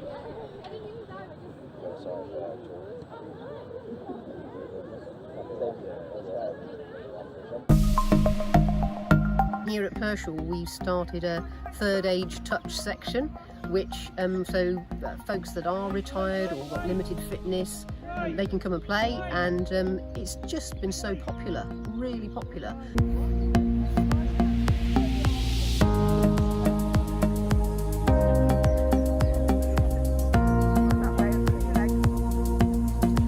Never stop learning, Sammy.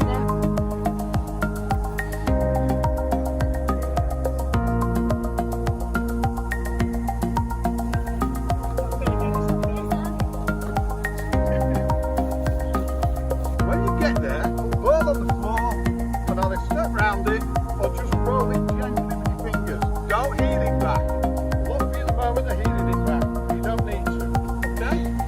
The idea is inclusivity. We want to make sure that anybody, no matter what the problems are, can play.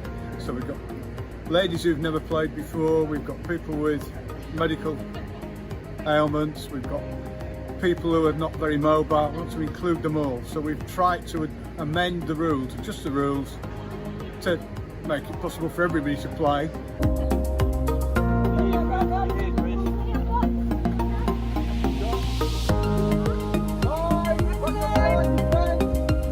We don't expect everybody to be a wonderful player.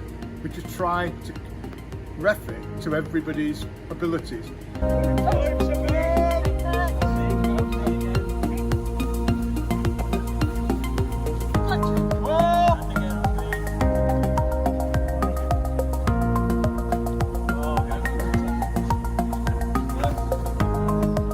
Didn't know anybody to start with, and then I've got to know lots of people. It's very inclusive. I like the fact that it's mixed, men and women.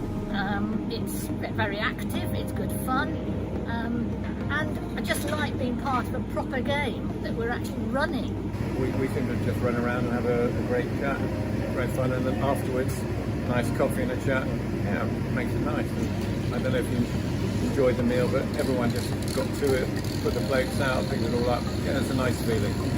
Yeah, I hadn't picked a rugby ball up for over 57 years, so decided that to give it a go and gave myself a surprise. Well, I've got 3 older brothers and 3 sons, so I didn't like the idea of joining the WI, and tax rugby sounded a good alternative, and Di suggested it to me. I always wanted to play rugby, but they wouldn't let me at school. I'm hoping that will be kind of like rolled out across other clubs as well. The model here, you seem to be really useful and good, get lots more people playing. we've got little ones literally playing touch here as well, and we've got a really big junior touch section, so I just think it's going to grow more and more with more people seeing that this is a great way to run about with a rugby ball out in the fresh air and have fun.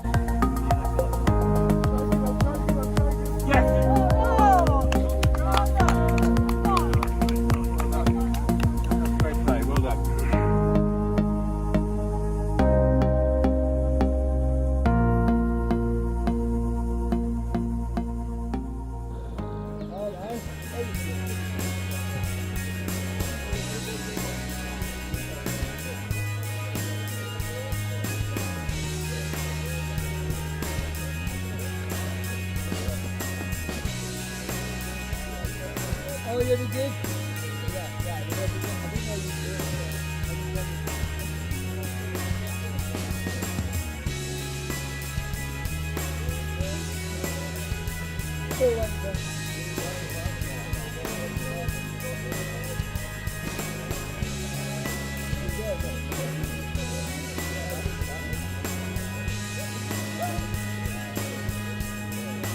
Oh, yeah.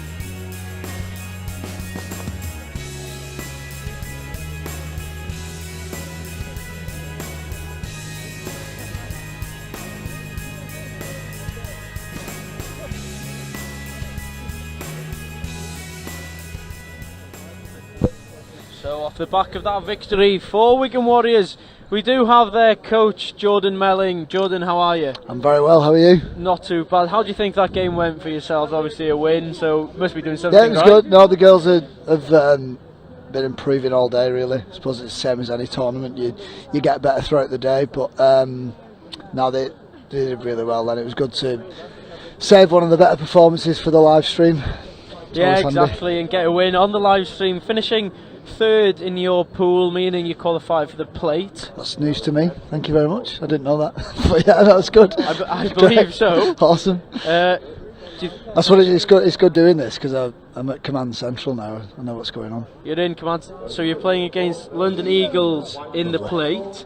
Cool. I was going to say, what do you think your chances are? But you said it I'm was not, news yeah, to you, no, so no, you might not have any idea. I'm not sure. I've not seen the Eagles girls play today, but they're normally they're a strong club, and I know for a fact they've got some really strong female players. So I'm sure it'll be a good game, that one. It will be a good game, I'm sure. Here now then, we've got the Vipers taking on the Exeter Eagle Owls. How familiar are you with both of these teams? So the Vipers, I believe our development boys side played them this morning. The Vipers look pretty good. We've played them our second team have played their mixed team a couple of times last year. Quick, a couple of experienced players, sort of guiding their younger players around. Lots of energy, lots of enthusiasm. Yeah, so they're a good side. Yeah. Yeah, they've won 1, lost 2 in their group stage. Exactly the same record as their opposition, Exeter Eagle Owls, on 6 points. 5 tries in their group. Different to Vipers, 9 tries. Do you think is that going to make a difference, or is it just? See, won't we? Yeah, it depends what they're focusing on. Yeah, it should be an interesting one. This. Yeah, the semi-final in the plate is taking place now, just behind us on pitch number 2. Crew against Revs, and the winner will play each other later on pitch 3 to see who takes home the plate. But it's going to be a close one between these two sides. We've already seen Exeter play on this pitch earlier today, so we know what they've got to offer. I also had the pleasure of having Andrew Smearden's company this morning, and he thought they'd do a little bit better than this, I think. Not happy with the happy with the performance. I think he expected them to qualify for the cup. Oof.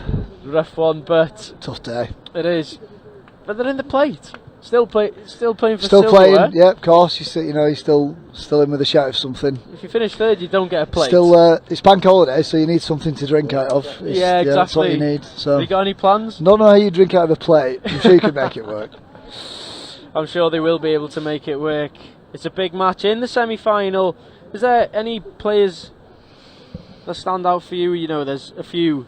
So in players. the Vipers side, number 1 Zayn Nell, former teammate of mine for the England Mixed Open, really experienced player. Hasn't been in the Opens England setup for a while, but he's got that experience, and a lot of the times in touch it's about being in the right place. It's not necessarily about your speed or having a massive level of fitness, so I'm sure he will come into the Vipers line attack at some point, and be a bit of a general for them.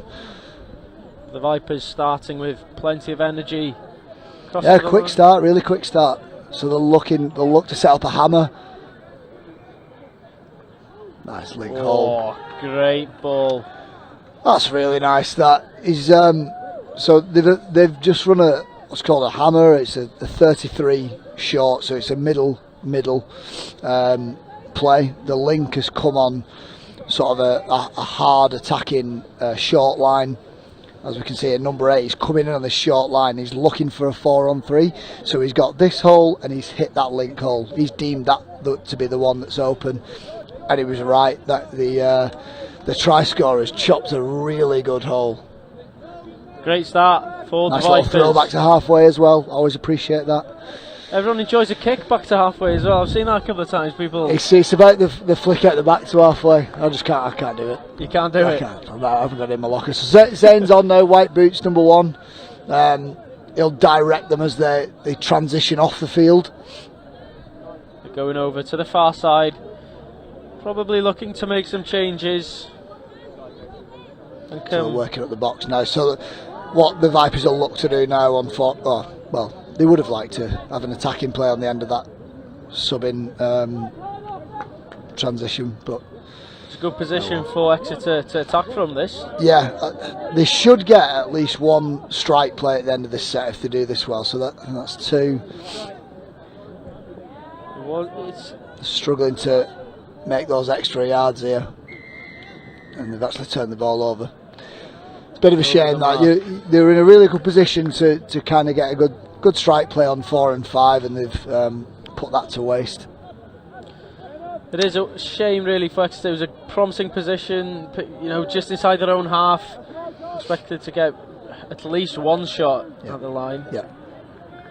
The Vipers will look to do the same now. So Zayn directing traffic. Good pace there. As Zayn picks it up. Looks to go wide left. Fall to ground. Oh, almost there, but good defence from Martin Smith with the superb socks on the far side. So Exeter look to work to their box, get fresh legs on. It's not bad driving at all. The third, probably a little bit further in their own half than they'd like to be, and they're going to have to scoop from just over halfway. Ooh, a shame there that it didn't quite sure. stick for Andrew Smaden. He's not happy with it. There's a conversation here. Yeah, good little chat. Interesting. Experienced referee in there, taking control of the situation. Have you tried reffing? No, God no. I give the refs too much stick to go down that route. It looks like Exeter have got fresh set of 6 here. I'm not really sure how or why, because the Vipers player, he couldn't disappear. I'm not really showing my ref knowledge here, but Oh, good play there. they've got really lucky there. I thought that was going to be an offside call. What? The Vipers player was just pulling out the touch all the way down, so that could have gone either way. So the Exeter look to run a short. Ooh, it's a good touch from Link. So Exeter will look to run their strike plays now, and they run a very similar move that the Vipers scored off, but this time it's a middle link setup. They'll still look to get that 4-on-3, and it's a forward pass, I think. good work in the D from the Vipers as they try to come away. So they'll look to get fresh legs on again. Good defensive set from them. Yeah, it's aggressive from Smith on the far side. Oh, they forced that error again. Referee. I don't think either team wants to Score get here. out of their half. Yeah. What position do you prefer to play? I predominantly play link in men's and mixed. I play link.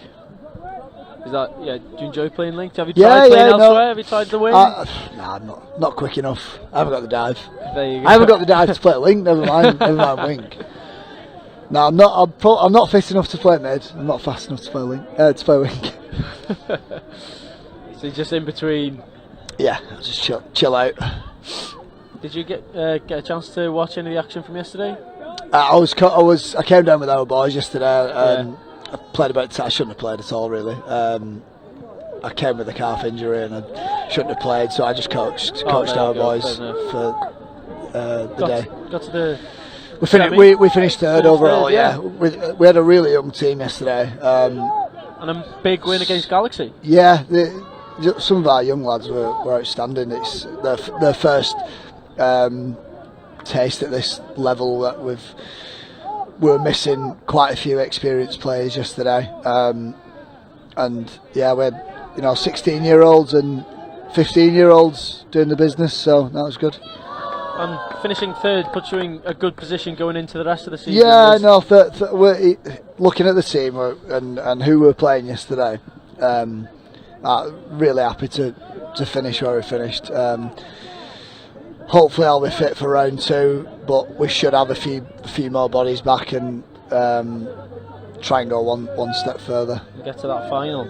Yeah. I was going to say, That'd can be we nice. expect to see you back? But you've just answered the question Hopefully, before yeah. I need to. That would be ask nice. Yeah, I hate watching. It's just drives me mad. Prefer playing to coaching then, it seems. Yeah, God. We've got a few more years of playing as well. Plenty of time to play. Yeah. I'll play for Wigan until the wheels fall off, I think. That's the dedication we love to hear. Couple of years left for England, and then I can just put my time into Wigan. Indeed, but it is the Vipers against Exeter here. 7 Good minutes gone. feet. He's gone for the double score. Gone for the double score. I haven't heard anyone say that before. I think he put it down on the wrong line. Oh, Great numbers. Oh, he's recovered really well there. What a touch that is. So again, Vipers have managed to get that 4-on-3 that they wanted. It was a good ball. The Exeter links recovered really well, and they'll look to get off. I think that's over the mark. I think the refs give it. He has. He's trying to get out of the way. Yeah. Yeah, the referee has given it. Good So call. Vipers in good position here. He's spotting all these penalties and all these fouls. Should be a ref, maybe. Don't be saying that. Don't tell them. Don't tell them that.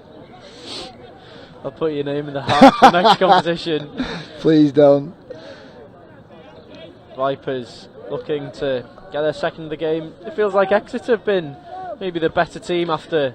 Yeah, it's been a bit of that's a nice sweeper play. He's got some wheels, but he just couldn't get on the outside. It's a bit of an arm wrestle. This. There's a lot of errors coming out of their own half. It's sort of if you can kind of complete a set, you're in with a good shout. But nobody seems to be really taking hold of the game at the minute. It's not a great position after 4, really, is it? It's going to be hard to get in. Final touch here. Need some magic to go over the line. So somebody's got to take off here. No, it's not the play. Almost. It's not the play, and 6. it's a Vipers ball. I didn't realise it was fifth touch. Vipers are making more yards when they're driving, aren't they? Yeah, they are. What's that? They seem to have that little bit more structure to their subbing as they're coming off and on. So as they flood on here, they'll look to run their strike play on 5th, which is That's a walk in there for the Vipers. Really nice. Great work, it is. And I do apologise for this pronunciation of your name, Mutunzi. Over the line, good play from Zaynel, as we see. Oh, forward is it? Could have been. He comes round on that sweeper. He gets outside number 18, and it's just a really nice hole hit from Link. It's a good setup. So yeah, effectively their strike play there on that 5th touch was a sweeper, and it worked really well for them. A good half for the Vipers. What's the referee? The bonus play. What are they going to do here? They're just going to take the touch. Well, that Get is off. a rather boring final play of the half. I know. I was hoping for something dramatic then. I thought we'd see some sort of go. Might as well, isn't it?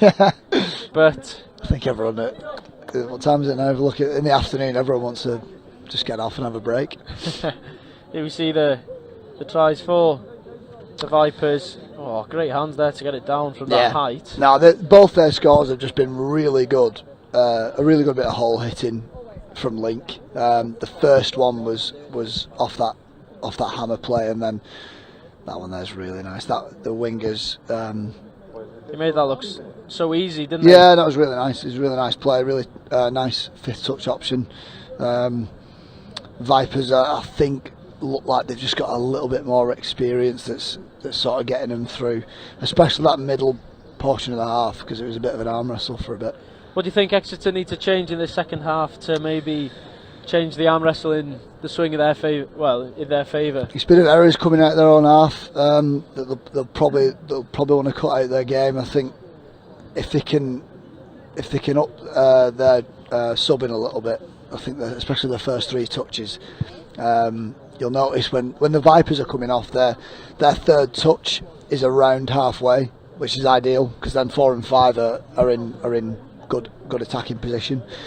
Exeter's are sort of 10 metres behind their own halfway, so when they're coming on, their 4th touch, their 5th touch, it's essentially just a Hail Mary play. A touch Hail Mary play is essentially a scoop from wherever, and see what happens. And that's what they're relying on at the minute. They're relying on that. They're relying on a repeat set, and they're not really getting it. I think they've probably had 1 or 2 full sets of 6 attacking on the Vipers line, and they've not been able to convert. And if you're only going to have that limited amount of time attacking, you have to convert.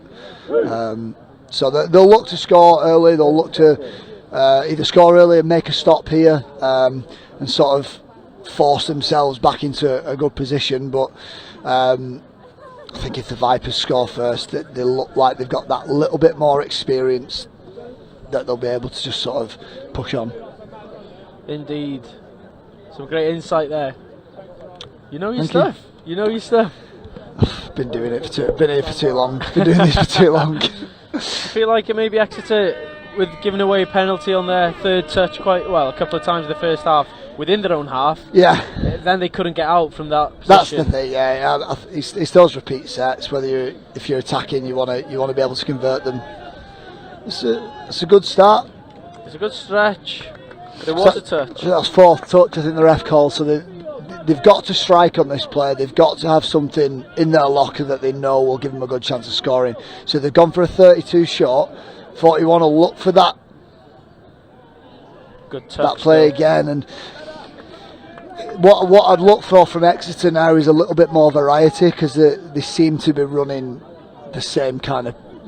From what I've seen, they've just ran that 32 short play, and all we mean by that is one middle dragging down for his link, the other middle coming on that hard short line and having a wrapper come round. They're looking for a 4-on-3, and it's not really materialising for them. I'd probably look for a little bit more variety with their line attack.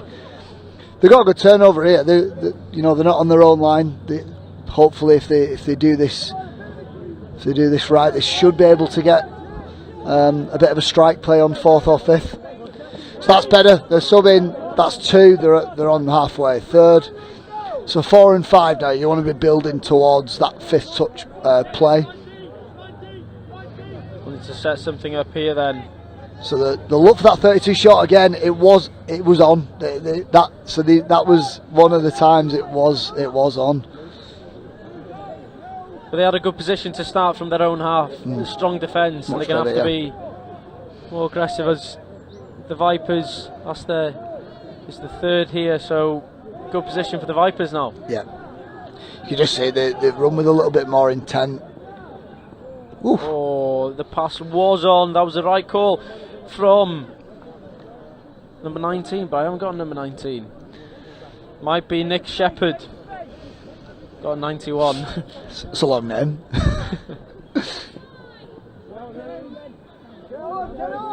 There we go again here. Exeter struggling to get out their own half. Changes rather slow there.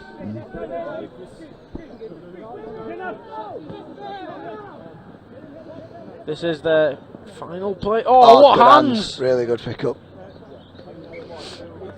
What hands there? I believe it was Jopling for Exeter. But the Vipers are comfortable here, and they're driving aggressively at the defence. Plenty of touches left as they look to go around the outside. Ooh, good feet to sort the ball out there from Nell. As Nell gets the ball again, a looping ball onto the wing, and it's over the line. Beautiful, really nice. Easy touch. That's been the difference between the two teams. They're just a little bit more clinical. So this is the 32 short play that Exeter have been running.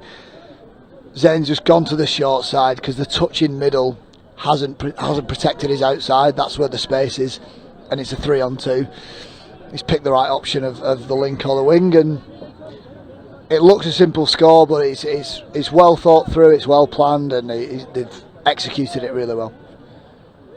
Exeter look like they need something special to win this semi-final, as the ball is now on the floor. So they're looking for those out-the-box players now. They do pin the Vipers back deep in their half, looking to move a ball across to their box. Oh, pace on the far side. It's good midfield D from Exeter. Is he through? He's gone straight through. There's no stopping that man when he's turned on the jets. Beautiful. It is Vusam. Again, I'm going to butcher the surname, but it is Matunzi again. Look at this. That's just from good yards. He's caught the. So they've built that setup really well. So Exeter were putting him under a lot of pressure, trying to get off the line quickly, trying to put in some really good work on midfield D, and they've switched off on. I think it might have been 4th or 5th touch that. And the Vipers forehand now look to be cruising. That move ideally that Exeter are running, that they've been running throughout the day, it really has to be on the middle. They've run it a couple of times on the Vipers link. It's not really working the way they want it to if they keep carrying on with that.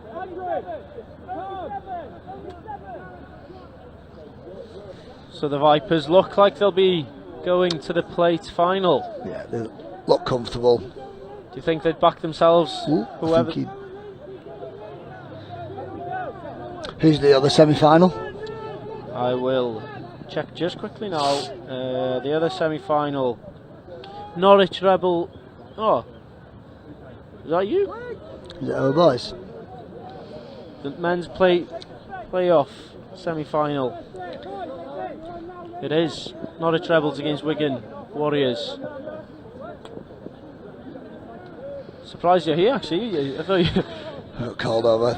We've got a couple of coaches over there helping out.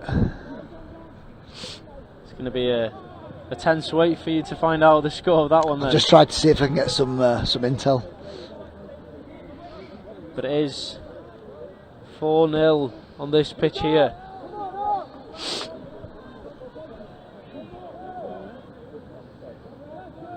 Oh, it's not. It might not be your. It's a Crew against Revs. My bad. Poor information there from myself.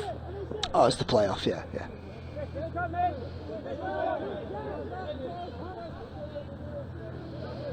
The Vipers going to the far side again. It's Nell pulling the strings. Beautiful. And it's a try in the corner for Phillips. So he just skipped to the outside, a little bit of a flick. The link's just held up by that promotion of the ball, and the Exeter winger just got a little bit too interested in the ball carrier. It's going to be difficult for anyone facing this Vipers team. It's hard to acknowledge that they actually are in the plate, not in the cup. They're playing so well. Yeah, I'm quite surprised actually. I thought they would be. I thought they would be in the cup games. I'm sure that's their target going into the rest of the season as they go along. It's a hopeful pass there from Andrew. Vipers can just chill now and save themselves for the final. 2 minutes to go here. A comfortable win for the Vipers. Striking with ease against Exeter, who seem to maybe have run out of a bit of steam by the end of this game. It's that variety that the likes of Zaynel can provide for. Ooh, almost a cheeky looping pass there, but Zaynel, he brings a lot of variety to the team, doesn't he? Yeah, it just seems to be sort of leading them round, and they've obviously got a little bit of a structure to the way they attack and the way they sub and the way they transition on the field, and I imagine he's leading a bit of that, and he's definitely guiding them through that on the field. Good touch there from the Vipers to stop the momentum of Exeter. Yeah, Vipers are defending really well right to the end. Looks like they'll keep a clean sheet. How difficult is it to keep a clean sheet in touch? Pretty tough, players. I mean, it's no mean feat. I mean, it's especially at this kind of stage in the day, because you're normally playing against teams that have been at your level throughout the day. So, to keep a team scoreless is, it's definitely an achievement. Exeter looking to get over the line for the first time of this game. 20 seconds to go. What can they produce? The consolation try would lift the spirits. Look for that 32 shot again. It's broke down. It's a good touch from Vipers middle. Last play of the game. Almost really there good on from the screw. Vipers. Great D. The Vipers do strike today. 5-0 against Exeter. What a win. Emphatic, if anything, and it was a brilliant performance from, well, Zayn Nell. The man, the myth.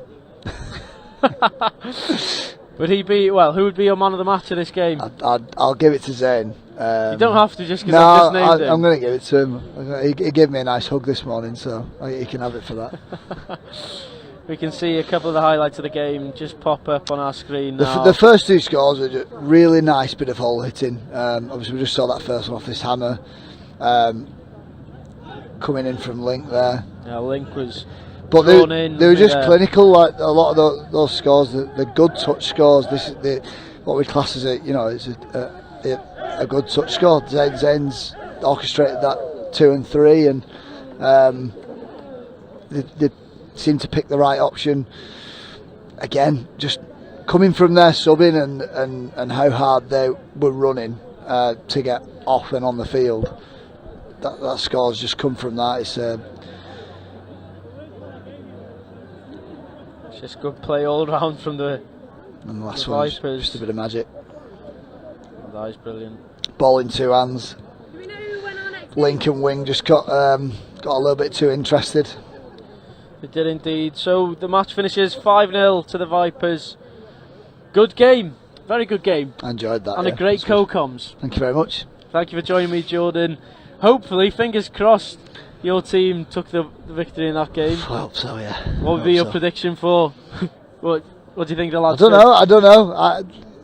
We've brought really young side again today. We're trying to get less experienced players a little bit more game time. So unfortunately, we've got quite a small squad as well. So it'll be a lot of running for those guys, but hopefully they'll have got the win. They'll be tied by the end of the day. I think they will be, yeah. And then next up for us here, the Men's Cup semi-final is the Scorps against PFT. Are you in the know with these two teams? Yeah, so it's the Scorps B team. It's a really good club. I imagine they'll have some good players. The PFT lads, Manchester-based team. One of their guys, James, played for us yesterday. Great player. He was on co-coms yesterday as well. Was he really? Yeah. Oh yeah, he was. Yeah. Well, I spoke to him before. He was apparently. I was on the England Touch Instagram. They were bigging their players up, and then he threw an intercept in the Galaxy game, or whoever they were playing this morning. I don't think he's too happy about that. But yeah, I'm sure he'll be happy to get back on the live stream and prove how good a player he is, because he's a top player and he's got a really good supporting cast. Who do you think is going to take the victory? I've got to go PFT because the Northerners. Yeah. I want the Northern team. You want PFT to win? If the Northern teams are winning, we're all happy, aren't we?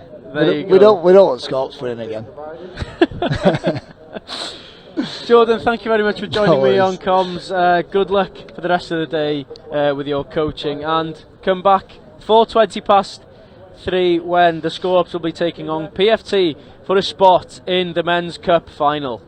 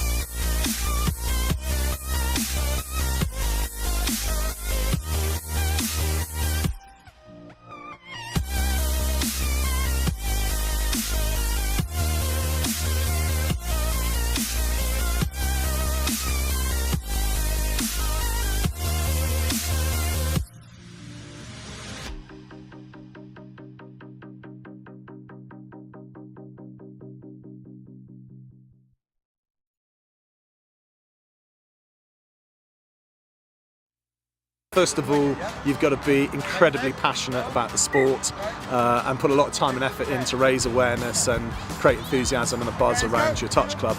Number two, it has to be fun. You get, one chance to make a first impression, and when people come, they've got to feel that they're having a good time, and it's all inclusive. And the third thing now, I would say, is you've always got to be promoting, and you've definitely got to look at social media. We are exploring Facebook ads, and we're promoting like mad all the time. Get as many people involved as possible, give them the opportunity to play, and give them the opportunity to enjoy it. We started out and it was just all about having fun to begin with, and once been playing for a year or so, that's when we really decided to take things on to the next level. I think it's just having patience. It's not going to come overnight. If you can keep your senior players engaged, as well as constantly looking to develop and introduce new players, because you're always going to get players who leave for one reason or another. Having that conveyor belt of talent to come through is really helpful. You just got to work hard, and it will pay off in time. From a point of view of growing the sport, bringing as many children down with their parents and getting an all-inclusive, fun environment that anybody can have a go in, and focus on that of building the baseline of as many players as you can. Don't worry about trying to go through the ranks and put the best team out there. I think build from the base upwards. So I'd say to keep your competitive side and your social side. Don't go too much down one avenue of having solely one or solely the other. With the social side, your performance side always sort of flourishes with this, and also vice versa. It's always good to have the competitive side and find a bit of knowledge on your social side. Keep the player base interested. It's not all about, right, I want us to get from A to B, and we're going to do it with these steps. We're going to coach this and then this and then that. Keep it a bit fluid. Like, you don't always have to start off with loads and loads of drills to get people into playing touch. I mean, you can just play rugby, netball, something simple. Just get people used to handling a rugby ball. Not everybody has come into this sport playing lots of rugby. They may not have the same hand-eye coordination that others have. Just get everyone onto a level with some more casual games.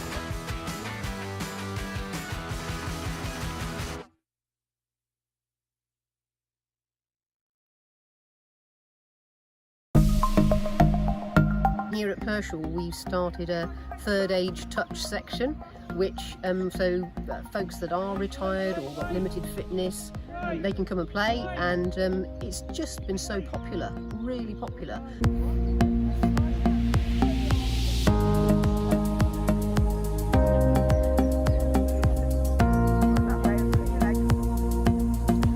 Never stop learning, Sammy.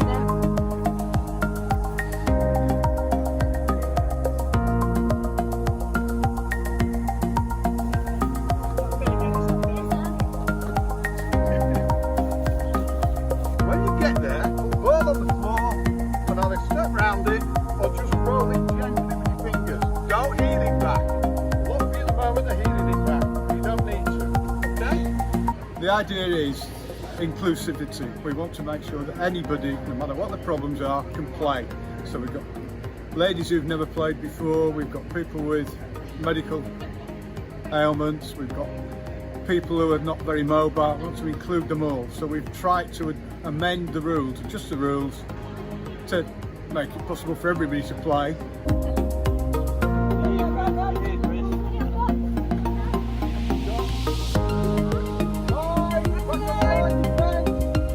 We don't expect everybody to be a wonderful player. We just try to ref it to everybody's abilities.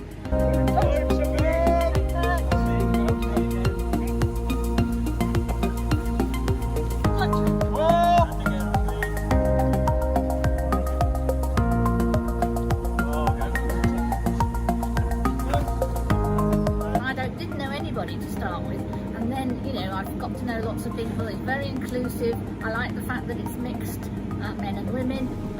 It's very active, it's good fun, and I just like being part of a proper game that we're actually running. We seem to just run around and have a great chat, great fun, and then afterwards nice coffee and a chat. Yeah, makes it nice. And I don't know if you enjoyed the meal, but everyone just got to it, put the plates out, picked it all up. Yeah, it's a nice feeling.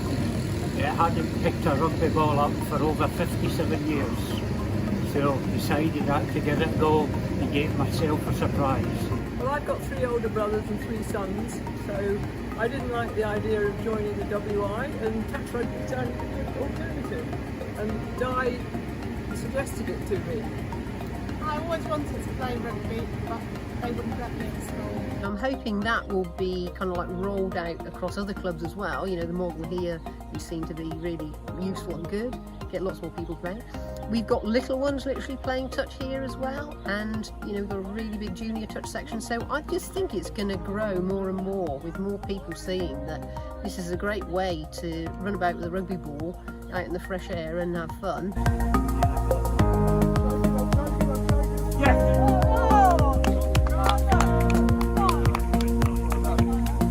Great play, well done.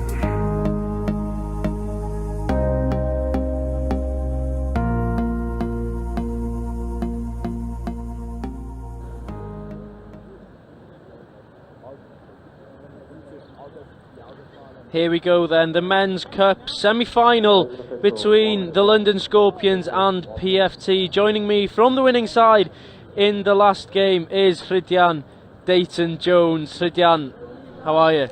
I'm good, mate, I'm good. Bit gutted to be here. I've been forced here because I got an injury in the first game. It's just been coaching, I guess. Well, I say enjoy coaching. the coaching? Well, I do. I don't know if the other boys do, but just shouting from the sidelines. But yeah, excited to be here. And it's exciting to get, well, to have an all-Welsh commentary team as well. We've been waiting for this moment. Nice to get my name pronounced correctly. Yeah, Mental. exactly. But it's a big game between PFT and London Scorpions. You were just saying before we came on air there that you expect a close game and that you know quite a few players on both sides. Yeah, a few. The Scorps got a good conveyor belt of uni Bath lads, alumni team. So there's a few lads I went to uni with in there. Hope they do well. So would you prefer the Scorps I guess, to win? yeah, I guess. But then at the same time, it's nice abusing your mates, isn't it? So we'll see. Jordan Melling said that he wanted PFT to win, so a bit of a change in the commentary as we start. Good injection of pace there from James Simons. Ooh, good touch. So how long have you been playing touch for? I started in my first year of uni in Bath, so 5 years now. 5 years. So I should be a bit better than I am, but I'm getting there. Well, you must be doing something, are you? Playing on the emerging series. So. Yeah. Well, trying. As long as I don't get injured. Oh. Yeah, well. Nightmare. 10 a.m. calling it quits. Calling it quits at 10 a.m. Was it the first play of the game as well? It was the end of the second half. In fairness. Oh, so okay. I got some touch. So you got a full game pretty much. Yeah. Try was awarded as well, but. Oh, so you put your body on the line. That's exactly what we want. You're only hearing one side of the story here, but. PFT then taking their time with James Simons. Big split right. Good shut. Is he shut? Try down. Oh, the winger almost got the shut there. Not quite quick enough. Nice shot try. No. You sound like you're shocked that. No, I thought the winger might get. You see the winger now. Rory comes in at length. The winger comes to shut in here, and not quite quick enough. Good attacking play there from PFT. Already good yards from Eagle here on the tap off though. They've gone. He's picked up. Is he going to find somebody? Oh, he went for a reverse pass there. Yeah. You need an excellent skill set to manage to whip that all the way around your body. Almost. Picked up, went the other way. It's always like a risk if you're half there, but took the risk and not quite paid off. Not that time, but the referee calls for a foul play by Mike Rice. Oh, my bad, it wasn't. Swiped. Ooh. Off the mark. These refs have been quite harsh in this, in fairness. You'll see a lot of calls, a lot of off the mark calls. They're trying to, I guess, clamp down on that Yeah, one. massively. Which is, it's for the best, to be fair. You don't force yourself into bad habits. Exactly. So when you play in the high level stuff, it's not as much of a shock. It's the same with the squaring up with the hips. Yeah.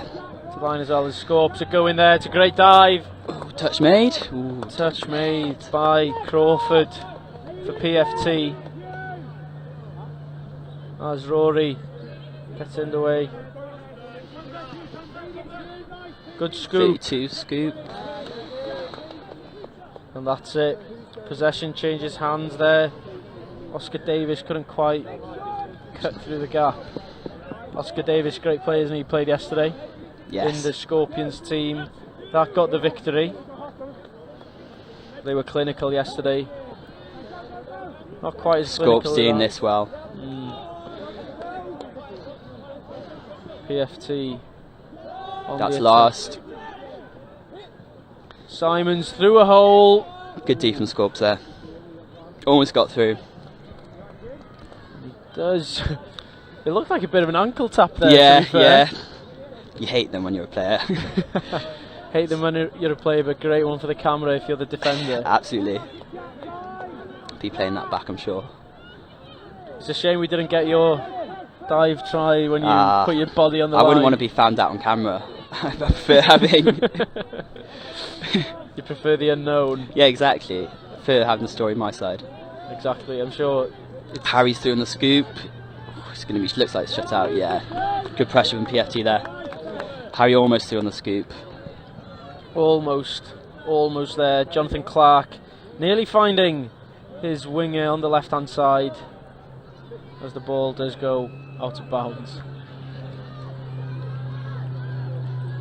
So this is your first time playing in the emerging series? No, I've been playing for a few years. Played last year, and I played in the first one I played in was the tournament the weekend before COVID all happened. Oh, okay. With the weird elbow handshakes and stuff. That stopped anything.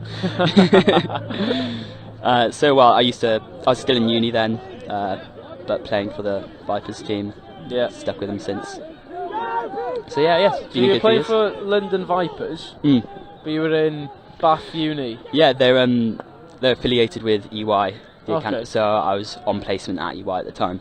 There you go. And so got a little connection. Yeah, got a little team base. And now I've moved to London, training Clapham. Worked out quite nicely.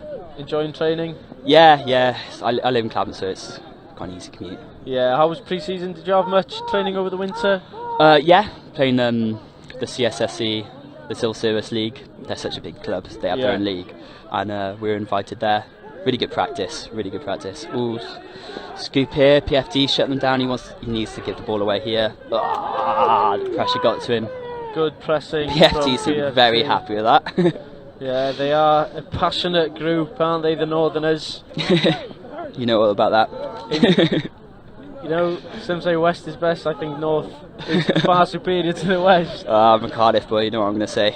Cardiff born, Cardiff bred. Yeah, lost control there. Unlucky there from Simons. Don't want to turn over quickly now that PFT. Yeah, okay. Scorps. They'll sub off here. They'll need to be aggressive. Oh, they're going in for their it. drive. Oh no, they are subbing off. Bit isolated there. Bit of a messy substitution. Yeah, there wasn't. Didn't seem like they were all on the same page. It can be quite difficult when you get a turnover in the middle of the pitch. It's almost a bit too much space, to sub off. So you're tempted to run for the line, but also it looked like they were in between two things there. Yeah, we saw in the previous game, the women's Chester Cheetahs game, they were almost making a beeline to make some changes, but Simon's there, almost springing out to Overbury. Good sweep. Is he QB? Simons? No. Oh, is he through? No. Right, that'll be 7 off now. Which is almost getting done there by Simons. Really good drive here. That's only a third touch coming now, and they're past halfway. Really good platform now. See what they do with it. There goes Rory. Fourth. They'll need to look to... Oh, they've lost their momentum here. This is going to be fifth. They're going to want to scoop here. He's scooped. Out. Good hands. Ooh. It's caught. Great defence there from Jordan Cross. Yeah, forward pass. It is a forward pass. Almost a great try. Started with, I think it's Ross Bray, number 10. good pressure really. They never really, Scorps never really got them rolling, so they're PFT quite organised in their defence for Sierra. PFT are aggressive in their drive as well. Yeah, subbing on well here. They're rolling. Ooh, oh, good. What's the call here? What's the call here? Ooh. So, just linesman disagreeing, but despite it being like a knockdown and knock on, the ref decided, believed that it wasn't going to hand anyway. So if it's not going to hand anyway, then it doesn't matter if you knock it down, whatever. It's like a forward pass. In union terms, it's a forward pass. It's just, even though it was a knockdown by the Scorps player, or like he dropped it, the fact it wasn't going to hand anyway means that it's still turnover ball. Otherwise, if the ref thought it was going to hand, then it would have been 6 more to PFT on the line. So they're quite fortunate with that call there. It looked 50-50, the linesman disagreed, so they're quite lucky there. Yeah, good job that we're not refing this to be a big call. I can't do it. Have you tried? I'm awful. Awful. I still, you've got plenty more years of playing, as is a great run. Oh, great what touch. A touch. Great touch. Oh. Charlie Steed, full stretch, just about getting Mike Rice. But it is big interception. 0 touch. He's going to take it up. Oh, take it up, mate. That's the score. Subbing off now. Good step. You still go. Ooh. Oh, that was a hard touch. But you made sure he got the penalty there by dropping the ball a bit dramatically. Right in the face. I did the exact same. Sometimes, I guess. Bit of gamesmanship. Sometimes the ref might not call it. Yeah. He made sure he got the call there. But he's still going. Smart play. Good field position for the Scorps. But it is last play of the half. What can they do? Ball away. It's a free. Ball away. It's a Hail Mary almost. Yeah, there we go. All good. It's a Hail Mary. Yeah, just Hail Mary. Oh, ref giving a penalty? So ref's giving a penalty. See what PFT do here. So another. Still last touch. Yeah, there we go. And that's the half. A tight half in the Cup semi-final between the Scorps and PFT. Here we go. This is the only score of the half. Simon's involved. Shows his experience. Really close there as well. Scorps a millisecond off in defending that. Do you think 1-0 is a fair reflection of the game? Yeah, it's really tight. I think there's not been too many clear-cut chances. That was good execution for PFT. Made the most of that half chance. I think Scorps should be a bit. They're a very good team. They should perhaps would have hoped to execute a bit more. But I guess first half in the semi-final, a bit cagey. No one's run away with it yet. So, do you think we can expect more scores in the second half, or it's going to be? I think so. Nervy? Surely, you've got some gassy players that are going to see some tired legs, I think. And the PFT score was quite early in that half. I can't remember if it did come from the tap-off initially. I'm not sure. They got Scorps rolling there, didn't they? They got. They did. So do you think maybe if we get a score from the tap-off pretty much, then we'll see quite a few more go in? It's easier because you start from halfway, so you're naturally you're on fewer touches by the try line. But I think just having them rolling in general, when you're subbing on, that when you're defending that, you're knackered. You're so tired, and so when you're rolling as a defending team in any situation, especially really when you're subbing, and now in the second half at latter stage of the tournament, you might see some tired legs there, and some players here are definitely going to look to exploit that. And I guess that's going to come down to who's done more training and who's prepared and conditioned better. Yeah. How well are the Scorps conditioned? You know quite a few of them. And PFT team looks sharp as well. Look really sharp. But PFT, they have the lead at the moment, 1-0 for, I guess, the Foxes is their nickname. Do you know what PFT stands for? No, I better not. Well, I've been told it's Papa Foxtrot I thought it was just Tango. Oh no, No. no. Like that, no. What a try. Yeah, exactly. Or like again. Yeah, I mean, you're wrong. Okay. But they do start off in defence. Sweep here, super play, see what happens. Oh, ball gone? No. What's the call here? It was a gamble from the Scorps. It had. So there again, it came off the PFT player. So you could have argued it's a knock on from there, but because the ball wasn't going to go to hand anyway, it's still turnover. And oh, let's see if PFT pay. Oh, and they've gone straight away. Really good from them. Not what you want if you're a PFT player or supporter. Quickie, right? Oh, good shot, really good shot. It is a hard touch. Yeah. Again, do you think a bit of gamesmanship from Harry Yeah, Richards? I think, yeah, potentially. Holding his face? He'll be alright now. I bet you it hit, in fairness. Oh! Just helping out the ref at the end of the day, aren't we? The Harry Richards. Quickie again. He's ninja.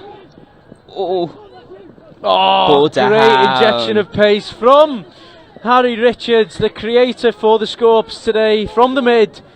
And they're back in this one. So quickie pass, and then here Ninja go the other way. Sends them dead. Oh, lovely dummy here. So nimble. Boom. Happy days. Happy days, boom. Great comms there from Rydian Dave Jones. PFT have a good opportunity from here though to bounce back straight away. Yeah, 100%. 100%. So doggies.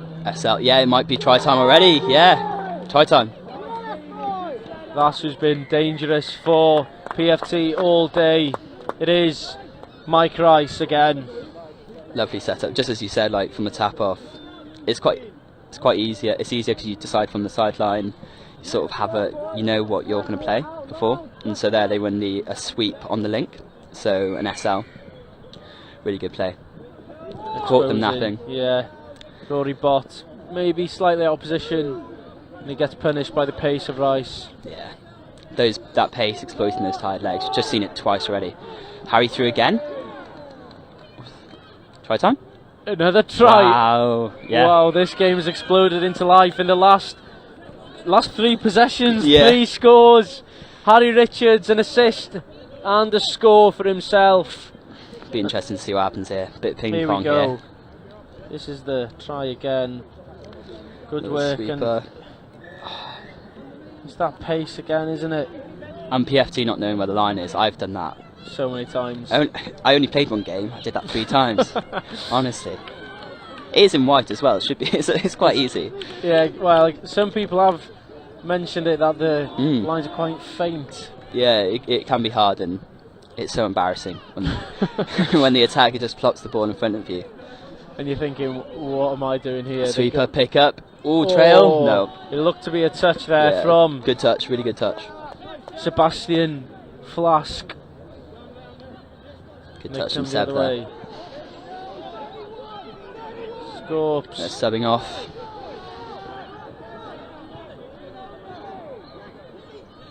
Not an amazing. You see, PFT is set for that. Oh. Not the best of platforms. Now they're static, and I think it's touch 4. They're going to have to pick up here. There you go, the scoop. Yeah. Goose step as well. Seen a couple of them today. Some more successful than others. Some have been, it must be said. Really nice.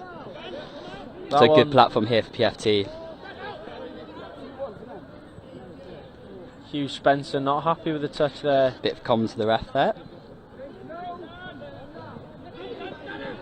As the ball comes to Rice. Passive. Pace, offload, and that's that for that phase of possession. Is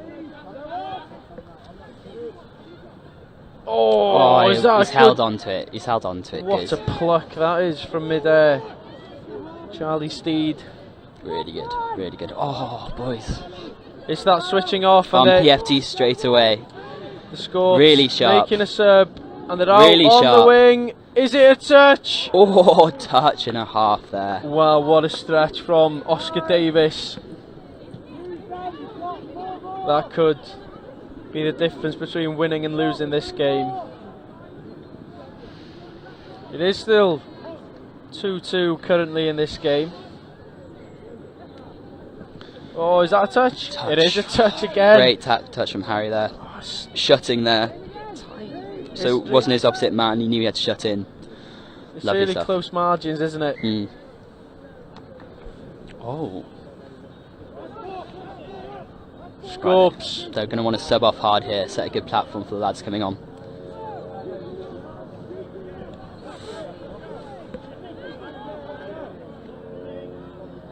Good substitutions there from the Scorps. Plenty of changes, giving some of their big hitters a rest as Steed goes through. We need support. Is there a supporting player? Anywhere? Oh, it goes for the, I guess, the Hollywood pass over the top. Money ball, not quite, not quite there. Really good pickup, really good scoop. I just want some support. Someone hitting those holes. 4 minutes to go in this one. Yeah. Chris Wearmouth, he fancies another round of extra time. We had one Another earlier drop off. today. Ooh, good swipe. Can't remember who's involved in the. Oh, was the Scorps involved against Oxford in the. God, tired legs. The time earlier. You don't want to go out in the semi-final, do you? Oh, you don't want to go out at any point. Oh, touch that from Steed. Great touch. The other semi-final. Oh, is he through? He's through. He's through. It is a try for PFT, and they are back ahead here. Wow, Steed was still on the floor. Really good line. Gap. So he goes. Opens up. Yeah. Goes a bit earlier. It's a great take as well. Defender lost his man. Yeah. See if Scorps hit back here. The other semi-final is. So another sweep. Well, that's out. Ooh. No sweep. Good step. Ooh. Good catch as well. They lose possession. The other semi-final was Bristol Jets against Chester Cheetahs. It's going on right now. I have no idea what the score is, but the winner of that one will face the winner in this game. And well, as it stands, it's going to be PFT. Ball is going out. Is that 2 minutes to go? Good at this comm stuff. Try it. I just talk a lot.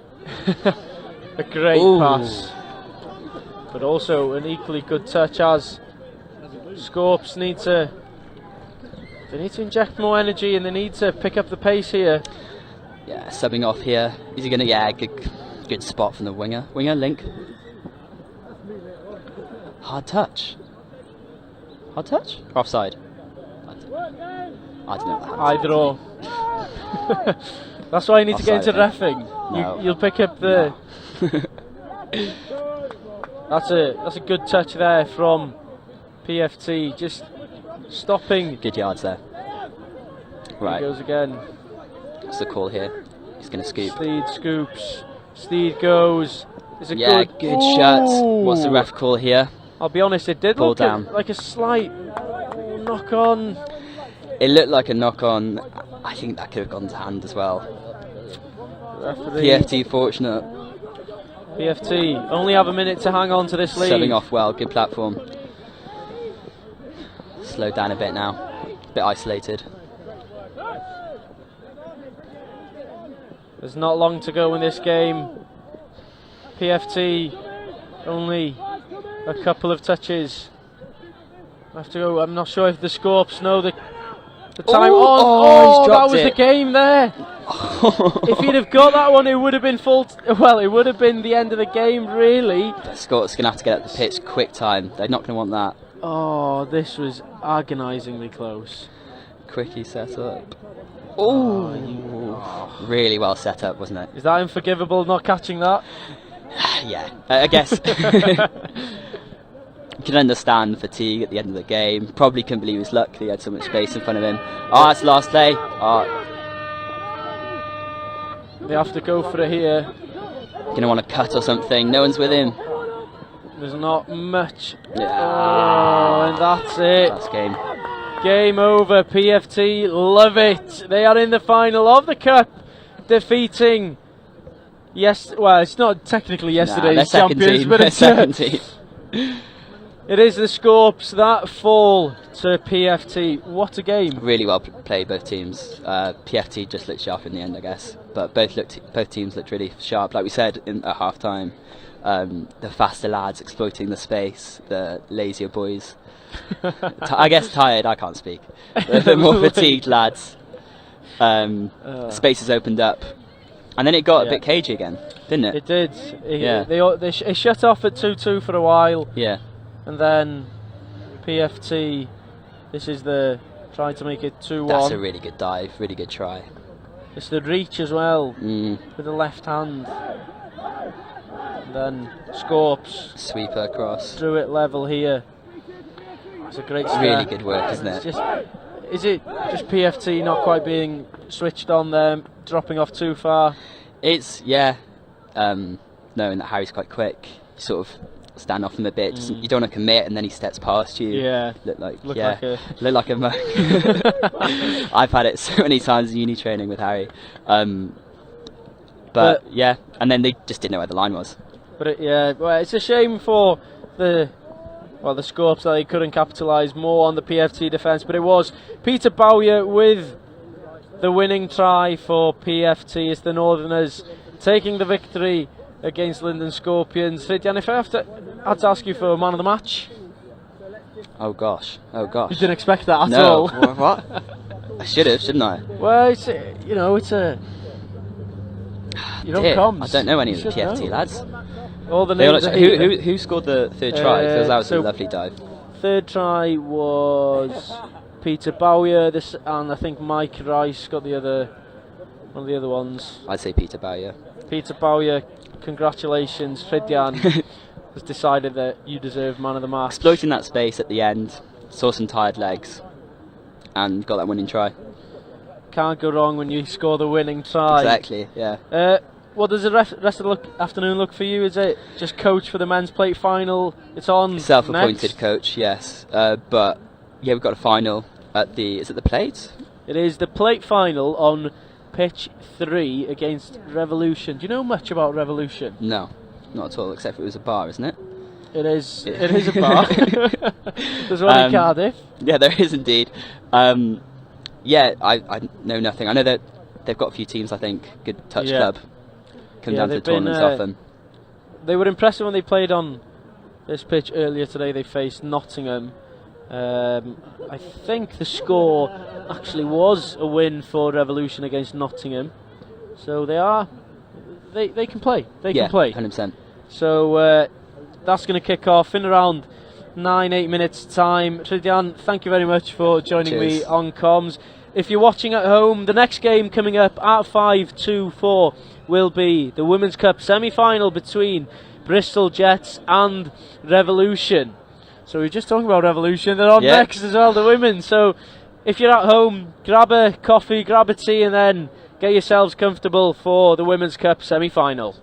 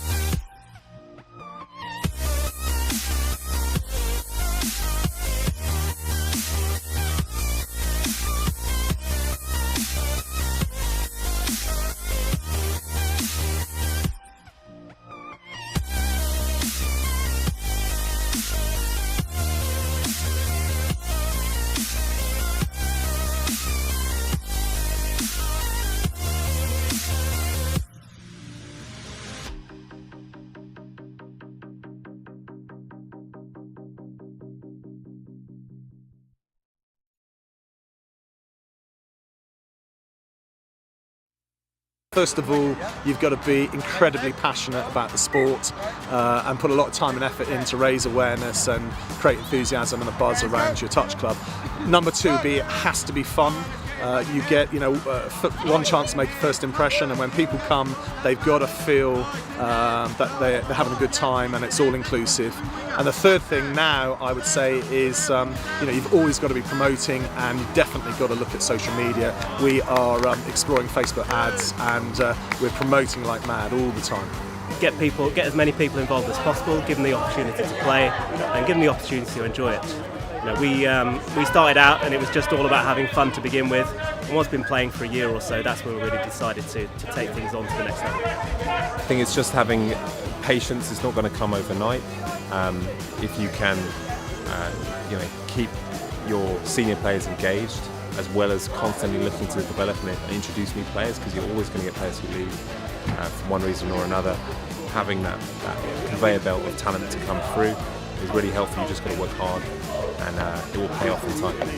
From a point of view of growing the sport, bringing as many children down with their parents and getting an all-inclusive, fun environment that anybody can have a go in, and focus on that of building the baseline of as many players as you can. Don't worry about trying to go through the ranks and put the best team out there. I think you build from the base upwards. So I'd say to keep your competitive side and your social side. Don't go too much down one avenue of having solely one or solely the other. With the social side, your performance side always sort of flourishes with this, and also vice versa. It's always good to have the competitive side and part of it knowledge on your social side. Keep the player base interested. It's not all about, right, I want us to get from A to B, and we're going to do it with these steps. We're going to coach this and then this and then that. Keep it a bit fluid. Like, you don't always have to start off with loads and loads of drills, get people into playing touch. I mean, you can just play rugby, netball, something simple. Just get people used to handling a rugby ball. Not everybody has come into this sport playing lots of rugby. They may not have the same hand-eye coordination that others have. Just get everyone onto a level with some more casual games.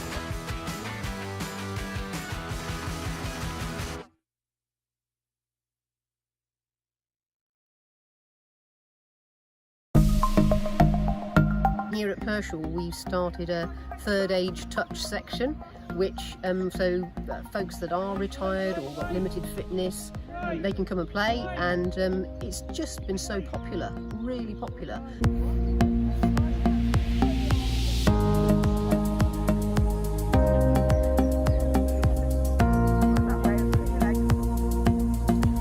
Never stop learning, Sammy.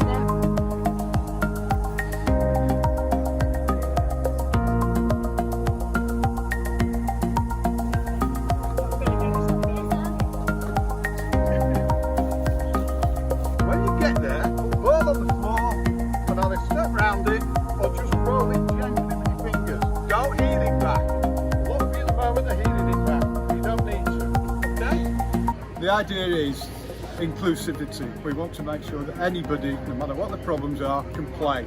So we've got ladies who've never played before, we've got people with medical ailments, we've got people who are not very mobile. We want to include them all. So we've tried to amend the rules, adjust the rules, to make it possible for everybody to play.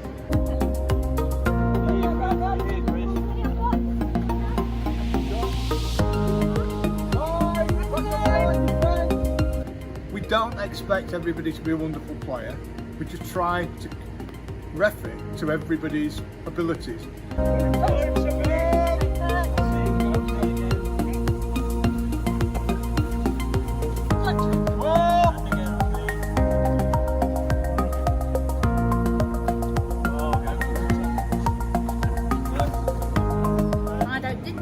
To start with, and then I've got to know lots of people. It's very inclusive. I like the fact that it's mixed, men and women. It's very active, it's good fun, and I just like being part of a proper game that we're actually running. We seem to just run around and have a great chat, great fun, and then afterwards nice coffee and a chat. Makes it nice. And I don't know if you enjoyed the meal, but everyone just got to it, put the plates out, picked it all up. Yeah, it's a nice feeling. I hadn't picked a rugby ball up for over 57 years, so decided that to give it a go and gave myself a surprise. Well, I've got 3 older brothers and 3 sons, so I didn't like the idea of joining the WI, and touch rugby sounded a good alternative. And Di suggested it to me. I always wanted to play rugby, but they wouldn't let me at school. I'm hoping that will be kind of like rolled out across other clubs as well. You know, the model here you seem to be really useful and good. Get lots more people playing. We've got little ones literally playing touch here as well, and you know, we've got a really big junior touch section. So I just think it's going to grow more and more with more people seeing that this is a great way to run about with a rugby ball out in the fresh air. And so here we go in the Women's Cup semi-final between Bristol Jets and Revolution. Bristol Jets starting with the ball in hand.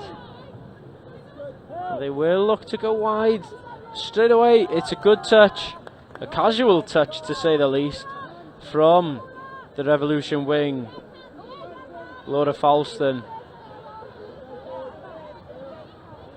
Good work from Bristol. Oh, can she go all the way? No, there is a touch. In fact, on the far side, almost there for Revs, but not quite. For Bristol rather, and Revs can come away with the ball. 2 touches there, third just before the halfway line. Need to look to make some yards here and then strike with the next. Here we go, a scoop. The referee calls it was 5.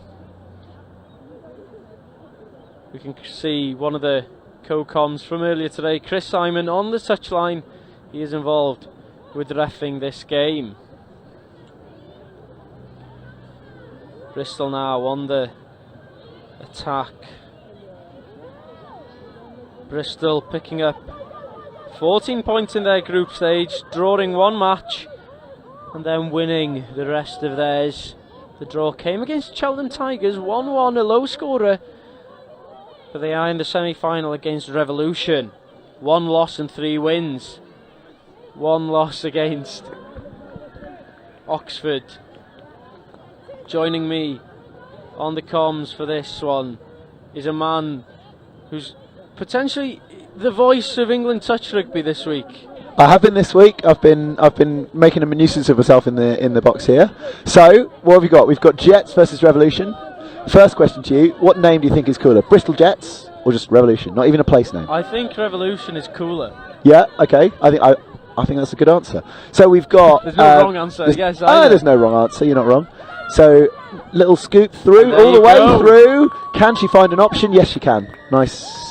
First score of the game looks to be. Oh, I think that might have been the slide. Might something have done something. Ooh. Nothing worse than an. She's picking herself up. That looks promising.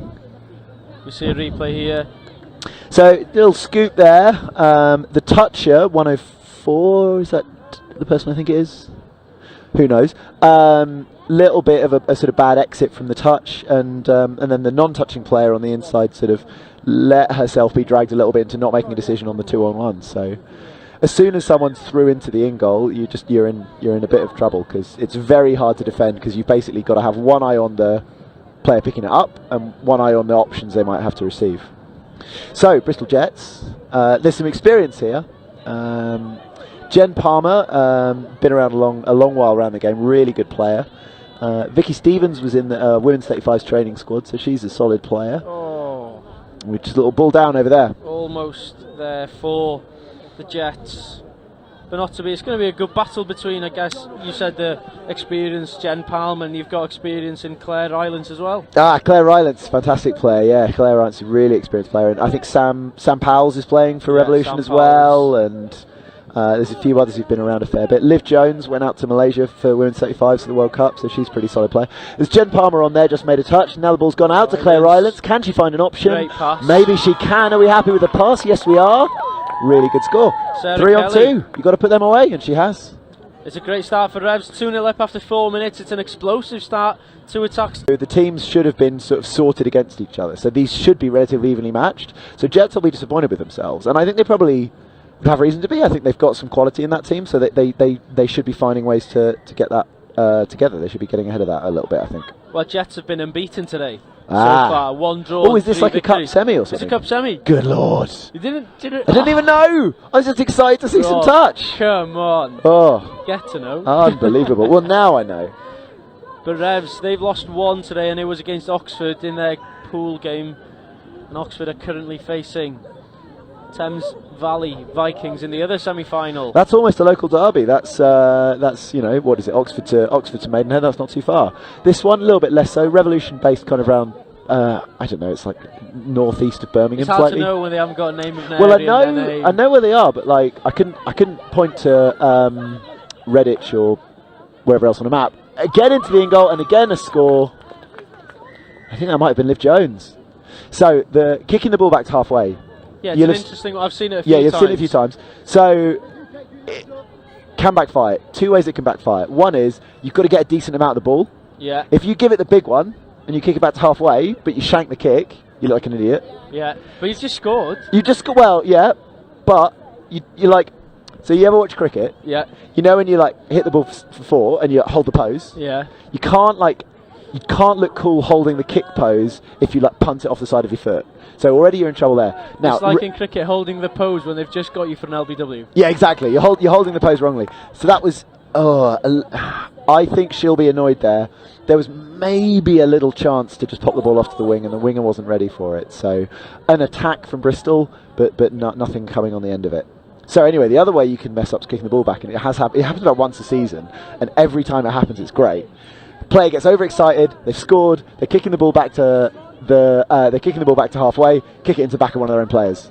Yeah. Okay. Fantastic. You love to see it. You love to see it. Feet. So that is. What feet? Oh, she's all the way through. She can go all the way. 42. Natasha Rose makes it 4 to Revolution. You gotta. I mean, it's going to sound very stupid to sort of articulate out loud. You gotta stop those players just coming straight through the middle like that. How did it happen? So we've got the touch being made, got defenders coming on side, we've got a shooting player coming up. They kind of get in each other's way. Oh, I think that's interesting. So I think it is Jen Palmer. She's got a very distinctive white visor. I think she just kind of stopped trying to defend. It looked like she just stopped. So it just seems to disengage. I'm not quite sure what happened there, but nice one. Natasha Rose cruising through the middle. Not a great start for. I've been told what we should call this is the M5 derby. So let's go with that. M5 Yeah, well, derby. it's your Bristol to Birmingham-ish. Okay. So there we go, M5 derby. Clutching its straws, but Listen, It is if the it's M5. all you're going to clutch out, you're going to clutch away. So Bristol, need to be putting some scores on the doors here if they want to keep themselves in this game. And this is a good opportunity. There's pressure down. Oh, and I think it is down. Kathy van der Wright, very good, Wow. clear decision from her. Yep, it's a score. And thought is that- this the comeback trail? It looked like there might have been a touch there on Ria Vithlani, but I think it was late. I think Yeah, she's it is just late, coming yeah. in. Yeah. Good So speed yeah, there. and Kathy very well positioned to give that decision as well. Nice view she'll have had down into that touch situation. So that is Claire Rylance setting up. Now interesting family situation on the pitch that I think I've only just realised. oh, they've got another one. Cara Edwards. And giving brilliantly timed. The referee's name, Julian Edwards. Is it a coincidence? No, it's not. He's just given a score by his daughter. Well. So Julian, he did his first season of refereeing touch last year, but he's become a fixture, really, really good referee. And Cara, a youth player coming through the setup, really good player. I think she's got lots of potential. So he'll have been chuffed with that. It's good he's refereeing his daughter. He's not allowed to referee his son. They get into it a little bit too much. But his daughter, well behaved, it works fine. His son's just walking over now as well, so he'll I'm sure, have choice Real comments. touch family. Yeah. What touch families? A lot of touch families. Look, it's a benefit of the sport. So Natasha Rose driving into midfield there. Liv Jones taking the second touch in there. Rose again involved.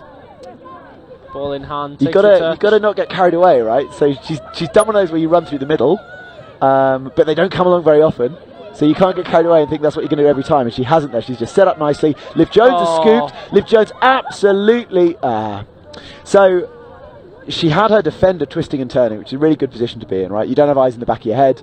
If you can get them to sort of give you give you their back completely, then they're in a really difficult position to defend you. But she did make it onside, did get the touch, so turnover there. Back we go, attacking back up the pitch.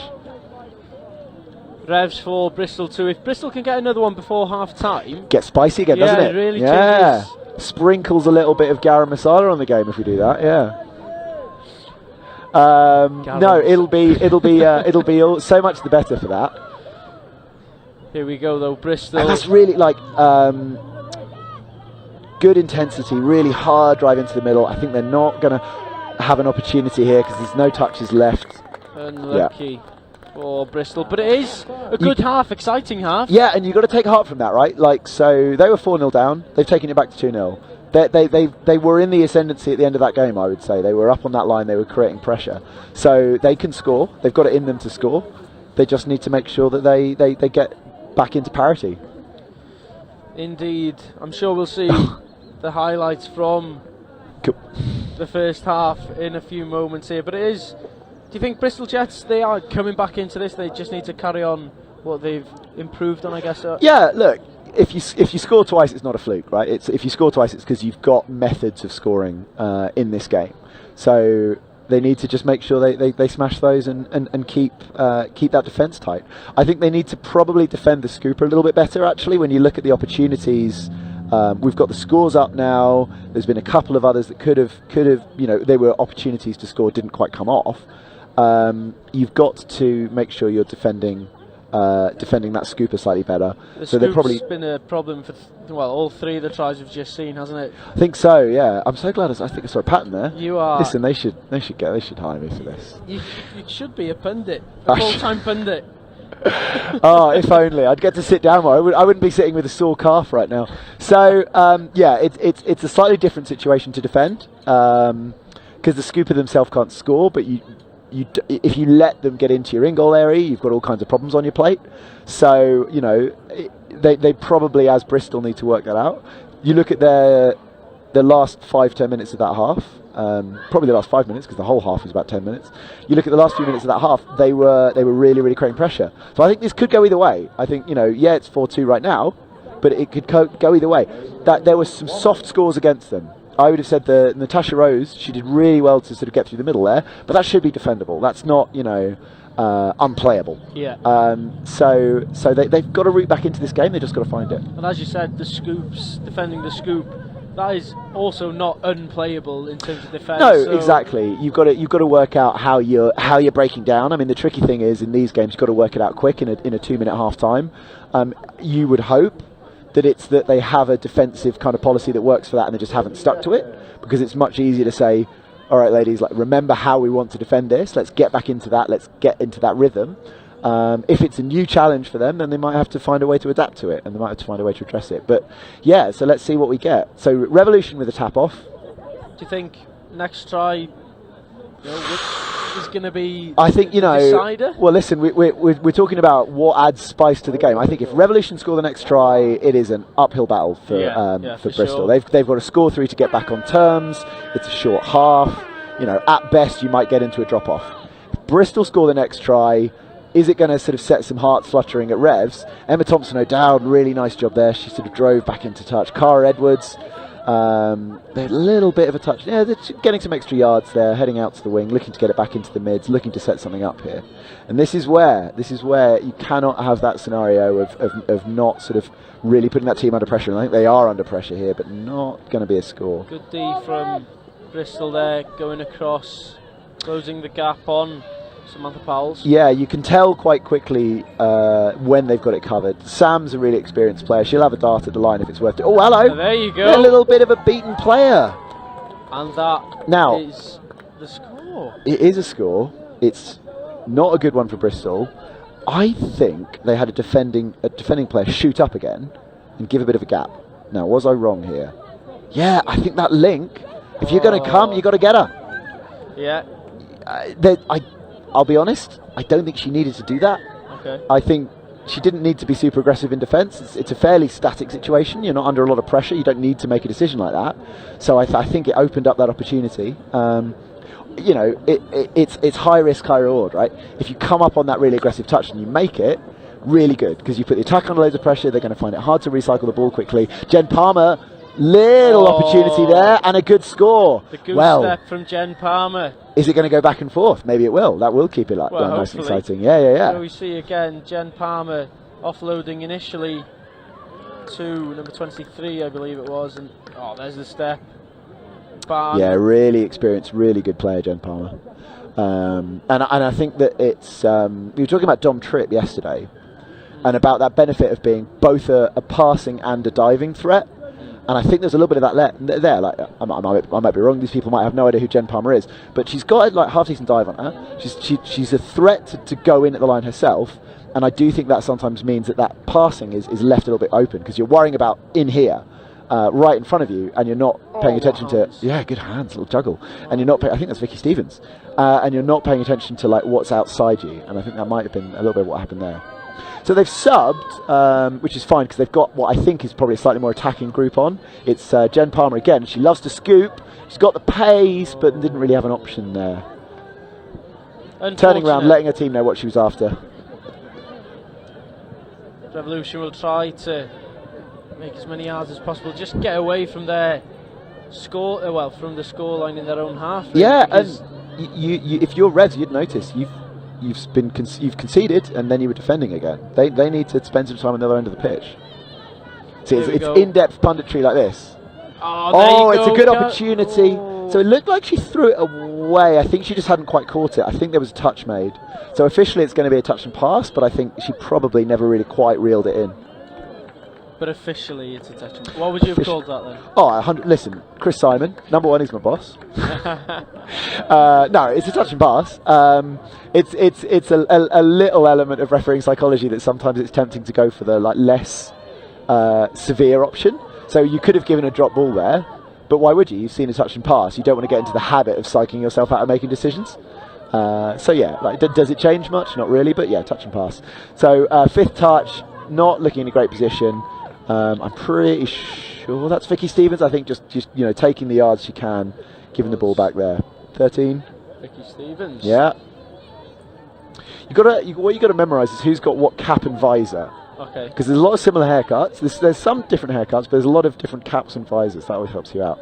Liv Jones there, with white visor, and she's such a distinctive way of running. She's short, which is quite useful in touch, because you have such a low centre of gravity. She can just switch her hips. She can move around. Just get herself in a good position. Revs almost getting over the line again, but it is going to be a Bristol ball. No, 2 scores down, very doable. Very doable, and they've kept them out there. That's the main thing. There's still life in this game because they've kept them out there, so they've got options. But they need to drive maybe more aggressively and try and get more yards. Well, what you got to look at, how do you get yards? And it's what the NQ Rebels women's team did brilliantly yesterday. You've got to give the ball, yes, but you've got to give it meaningfully. You've got to give it to someone who's in space. And these passes, and that was a good example. There was no game there. Like, the ball was passed, the touch was made, probably more or less in the same place than if the player who gave the ball would have been. Jen Palmer scooping, looking for an option. The reason that these scoops aren't coming off so well is because of that driving. They're not getting the other team rolling enough, so they're relatively comfortable, so the half picks up, runs at them, and they can just make the touch on her. They really, really need to get that intensity and that pace on the run. And Tasha Rose did a good job there, coming in nice and flat. Good pressure here from Liv Jones as well. There might be a little half chance at the end of this. Nice work. There you go. Yeah, there it goes, but it's a forward pass. But that's what Bristol need to do. They need to replicate what Revs are doing. Yeah, they, in that set, I thought Revs created a little bit of momentum, a little bit of pressure, gave themselves an opportunity at the end of it. Yeah, it was kind of forward pass, didn't happen, but a chance was made, and that's what you've got to look for. The chance was made, but wasn't taken by Revolution, as the Jets try to push themselves into the... and the referee is called And over the mark there. Over the mark. Yeah, over the mark. Big arm waving around over the head, over the mark. So she was touched. She went past where she was touched to dump the ball. Liv Jones, nice little I don't know what you call it, like little probing, little look around there. Good options to dump. She finds one, keeps the ball moving forwards. And again, I suppose it is probably one of the differences between the teams and why right now we are where we are. Revs are doing a little bit more of a roll on the drive, getting a little bit more pressure up on the drive. And Revs have set up. Yeah, so they've got at least one touch here. They've got potential opportunities to set and try and score. So let's see what they do. So this is 32 short. Claire Rylance looks like she was going to have a little think about a dive, but decided not to. Tony Stevens having none of it. None of it. She wasn't. No.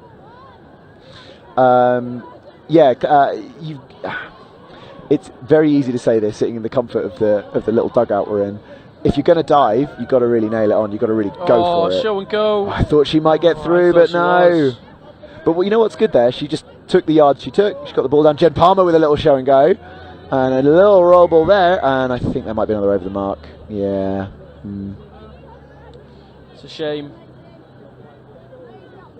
Yeah, I mean, it's the danger of being two down in a game and trying to force it. That you find yourself just forcing it, just making opportunities out of nothing. Well, trying to make opportunities out of nothing and in the end turning it over. Sam Powell's is on. She's experienced. She'll be looking to sort of create an opportunity there. Nice little check off. They gained yards on that, right? That's what you're looking for. The ball went and there was a benefit gain. And now she scooped through. Oh man, filthy casual, like tossing the ball over her shoulder straight into a great, her teammate. Good skill if you can get it. Little no-look pass over the shoulder. You have that. Off you go. And that's what you get in the Women's Cup semi-final. It is going to be Revs in the final if it ends like this. I mean, I can't... Look, I'd love to be proved wrong. I don't think Bristol are going to get we've got about 2 minutes left. I think Revs could close out this game very, very easily at this point. I think it's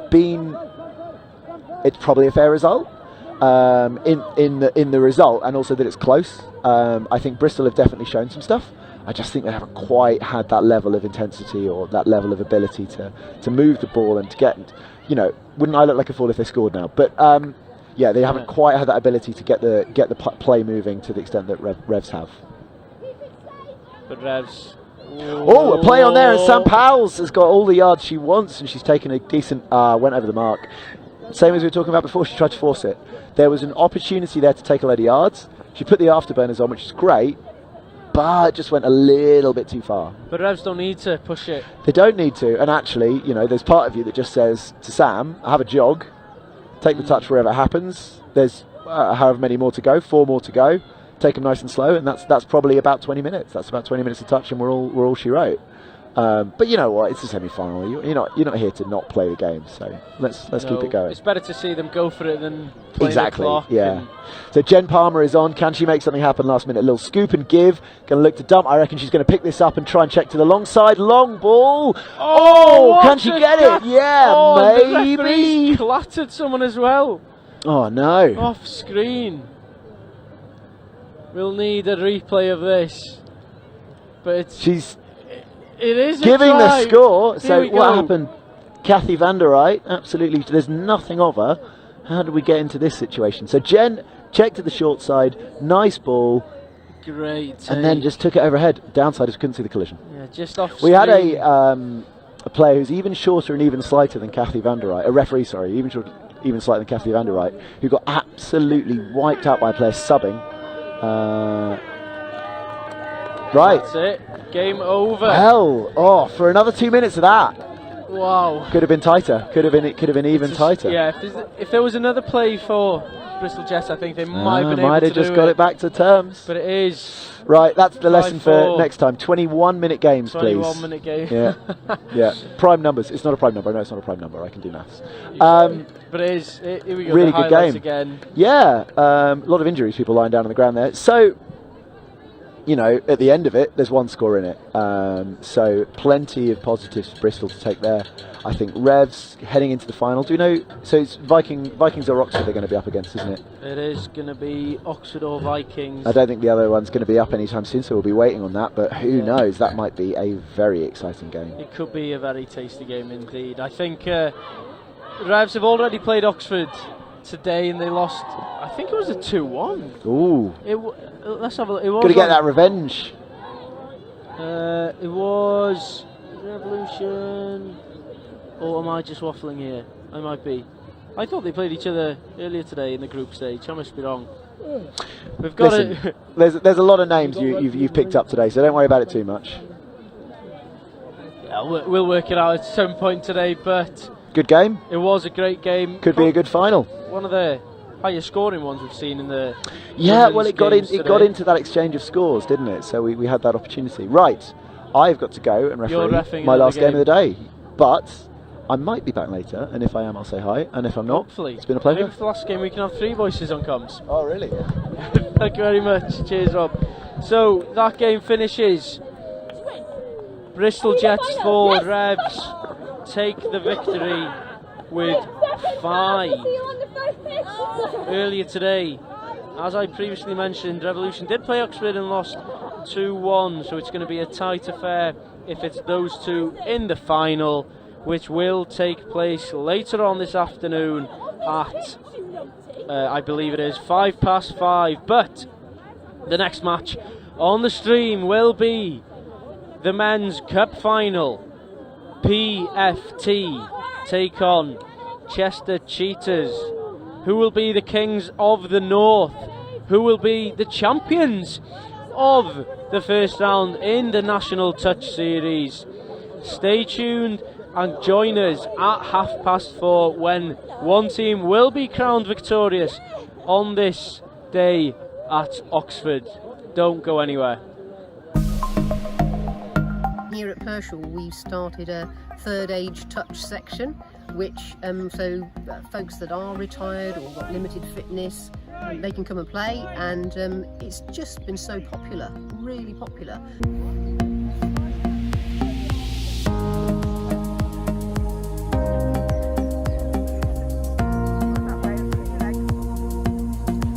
Never stop learning, Sammy.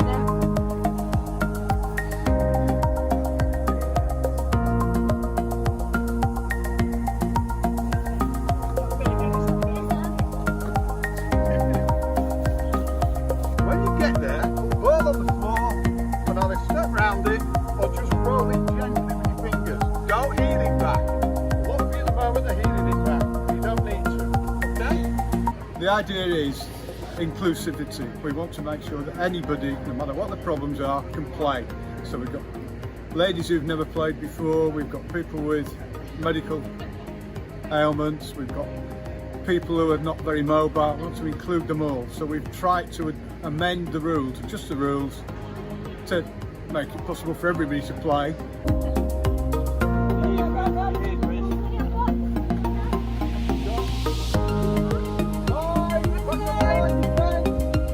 We don't expect everybody to be a wonderful player. We just try to ref it to everybody's abilities.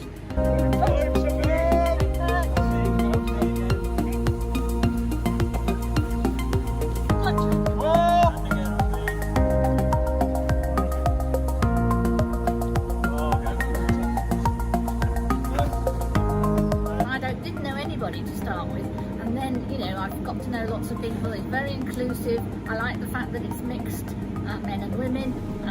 It's very active, it's good fun, and I just like being part of a proper game that we're actually running. We seem to just run around and have a great chat, great fun, and then afterwards, nice coffee and a chat.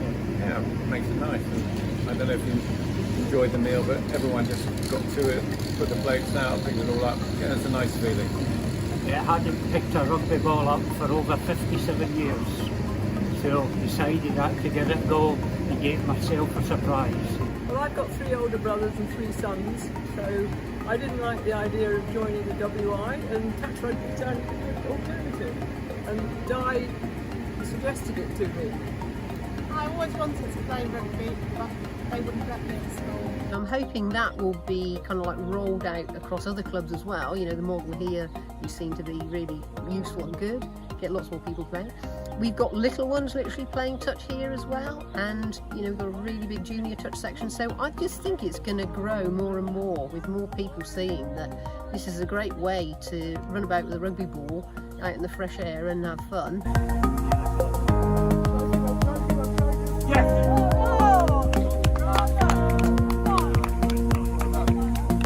Great play, well done.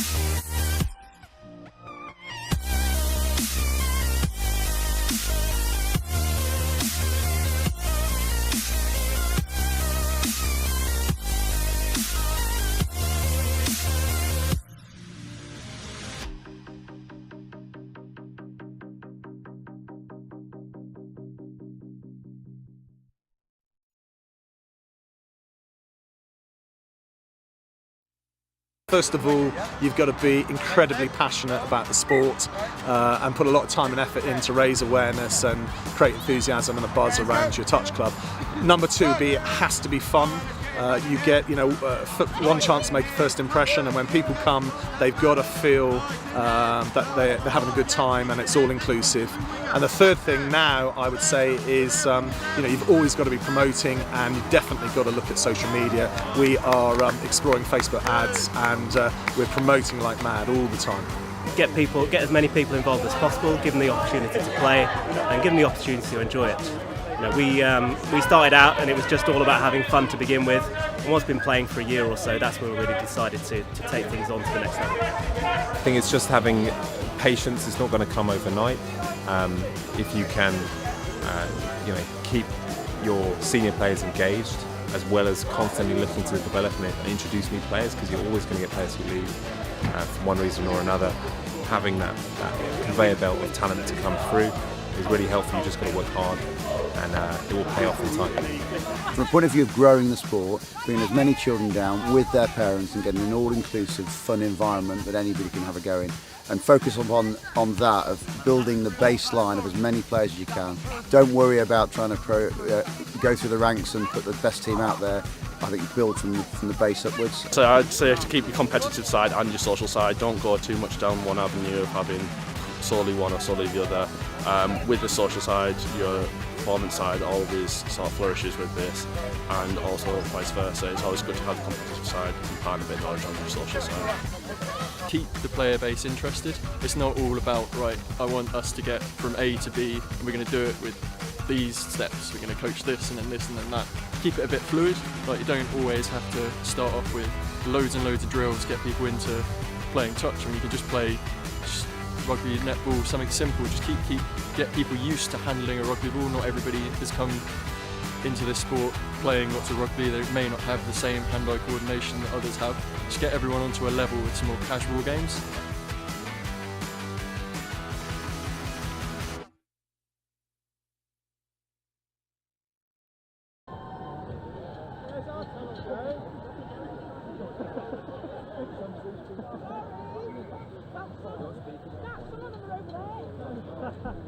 We're almost at that time now for the biggest game in the men's division today. PFT taking on Chester Cheetahs for the Men's Cup. PFT and Chester Cheetahs have had a difficult road to the final. Chester Cheetahs, in fact, losing in their group to the London Eagles, but since then have found their form.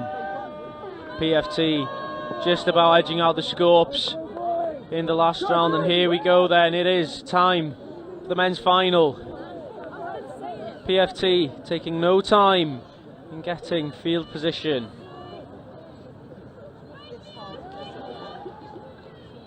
A quick dive there from Rice. Not over the line, says the official. It's on the far side. Oh, great touch again from the Chester Cheetahs.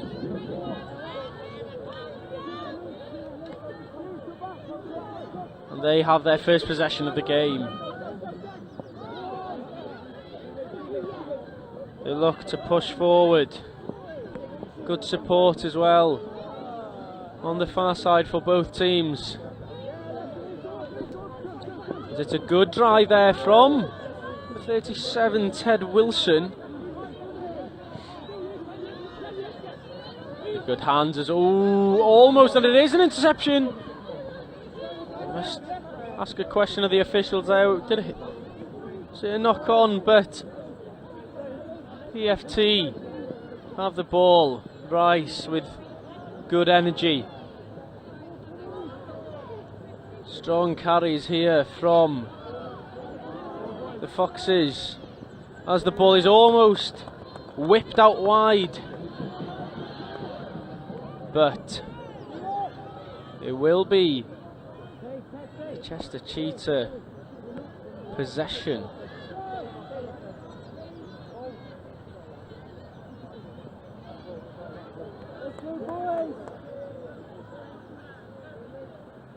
PFT rather have the ball. They're over the line. It's the first try of the game to the Foxes, and they have been in exceptional form all day, and they've brought that into the final. Taking the touch, a quick 1-2, and they're over the line. The Cheetahs need to pounce back straight away. There is a touch there. Joining me on comms again is Mel. Mel, how are you? Yeah, having a great day. You've been reffing today? I have been reffing. How's it been going? Oh, is that a great diving touch there? Oh, excellent touch. I saw a good score to kick off this game. There was. I had a bird's eye view of it. Have you been reffing the game just before this? I have. I reffed the men's plate final between EY and a team I kept calling Nottingham, who clearly weren't Nottingham. Revolution Touch. And it was an absolute cracker. Went to a drop-off and just a really, really well-played game and really fun to referee it. So congrats to EY, who won in the drop-off against Revolution. Congratulations.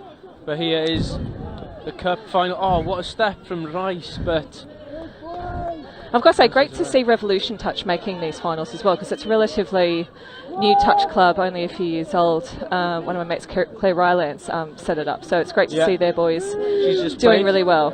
They're in the final. Yeah. Impressive stuff from the Revs. But a scoop there from the Cheetahs, trying to push forward. Ooh. was a strong touch. I think he made a bit of a meal of that one. Yeah, a bit tricky that one. Thomas Jakes there. Jakes again. Ted Wilson. No. Not that time. How much do you know about these two teams? Well, I've reffed them both today, and it's great to see them both in the final. Really fast touch. I think we're expecting end-to-end touch, and the men's touch today has just been of such incredibly high quality. End-to-end touch, good physical touches. Yeah, it's been exceptional, and here we go, a quick 3-2, quickie on there. From Simons, and it's inside to Overbury. And they've called a loss of control on that ball there. A good call. Unlucky there. It did seem to bobble around a little bit, so an understandable call from the referee there, with my diplomatic hat on. So we've got Chester Cheetahs driving up the field. Yeah. And I've got to say, PFT Touch are an excellent team, so I'm expecting this to be a really close game. Who would you fancy to take the win? You know what, I reffed PFT earlier and I thought they were playing really well. So based on when I was reffing them, I would say PFT, but Chester Cheetahs, they've got a few guys who can throw a really good long ball. The 42, their winger, scored quite a few in the game that I reffed them. So yeah, here we have PFT just driving down their box end. They need to really start going forward here. Good offload. Looking to come. Oh. We talked about those speculators yesterday, that they seem to very low success rate. They do have a low success rate, but if they come off, looks great. It does look good. It does look good. Nice touch there from the PFT player. Ooh. And I think that was a loss of control there. Spilled forward. Good call there by Brendan Harrington, the control ref there. Having you and Rob on always makes me smile, because you both give big shout outs to the referees. We do like giving the referees a shout out. And I've got to say, the players today have been like, I think, wow, fantastic step. And a great grounding from Rice there, and the try is awarded. I was going to say, from the commentary box, it looked like the ball was down there before the touch, so really good call there by the ref. Watch it on the replay. Yeah, really good call by the ref there. Great positioning on the scoreline there, but no, we had a full complement of referees yesterday, and development. We've had some player refs, so the dedicated referees have put in a big shift today, but have done a great job, and the players have just been fantastic. Everyone's bought into, I guess, the project that's on today of the emerging NTS. Yeah, and there's not that a huge gap between the emerging players playing today and the elite that we saw yesterday. So it really speaks to the depth of England touch, which is great to see. And here we see PFT, quick 3-2 drag, pick up from half, the number 7, looking for a support player. Wow. Great James score. Simons showing his experience and showing his quality again there for PFT. Look at this, one-handed scoop, steps back, number 7. A little bit of a cheeky grab from the 14 to try and prevent that score, but not today. Chester need to. So PFT helping me out with my prediction of a strong showing today. Great drive by Chester on the reply here. Yeah, they do have some good long balls. And this bloke in the cap, I'm not sure about his name, but he does create a lot of opportunities. Creating a bit of space on that left wing here. They're going to bring it back to the middle. Liam Lawton, number 20. They go back. There it came. There's not much on for Chester here. That fifth touch, not a really good strike dump there, but great interception, and he's through the line. Can he go all the way? Pace shown from Jacks to get back. but he can't get there. Jonathan Clark goes all the way, coast to coast. We've seen more of them today than we saw yesterday, and it's another score. Oh, he did a big celebration there as well. What an absolute cracker. We start off Chester looking comfortable with the ball in the PFT half. It's tricky when there's not a lot on this last touch and you try and make something happen. Oh, a great interception. Good thing he got that interception, because if it went through to the winger, he was leaving that wing very exposed, but got a meat pie for his efforts instead. Good read and a good finish. As Chester, it looks to be a touch, it's a try for Chester. For number 41, or 42 actually, Steve Bright. Great response from Chester here. That last try could have been a bit of a heartbreaker, but they've really responded well with the number 14. Great diving 14. try. I got the numbers completely wrong there. Jake Morris, one of the elite players for Chester Cheetahs today. As we see the close of the first half, PFT 4, Chester Cheetahs 1. What did Chester need to change going into the second half? I know I joined you part way through that half. You can see these now.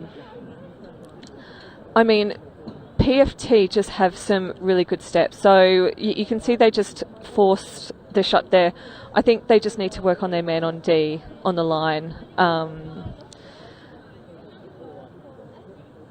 Here we go again, just getting a little bit of a quickie and just getting through the line there. It's more just line D, and sometimes when you've got these really hard-working mids coming up and making these touches, they really need their support mids and the links to be really tight with them to try and prevent those step-back scores. And I think just a bit more support play with their defence will have them golden in the second half, because they do have definitely the capability to score some amazing tries, and here we see that interception. Going all the way, checking his shoulder, knows he's got him. And great chase by Thomas Jacques, the 22 from Chester. But then Chester hitting back. It's a big time to get a score as well, just before half time.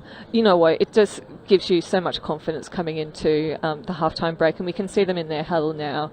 They've got their heads up, and I think they do have the opportunity to really come back hard in their second half. And I think the last game I ref them in, I think it was either a draw or they were down at half-time. So he's hoping they're a second half team here. So Chester 4-1 down, ready to go in the second half. They will have possession, and the score would be perfect. Makes a big difference getting the first score in their second half, and if they can narrow the gap and at least try and make it a draw, then they're shaped up for the drop-off as well. Tell you what, PFT looked strong in that first half, didn't they? They did. And their game with Scorps was really close. There's some unbelievable play in that one. Two top teams in the semi-final and two top teams in the final in the Men's Cup. You gonna make a prediction, do you think? PFT, they've got in the bag? No, I think Chester, I've just seen them create a lot of scoring opportunities. I'm going to say a drop-off with PFT to win in the drop-off.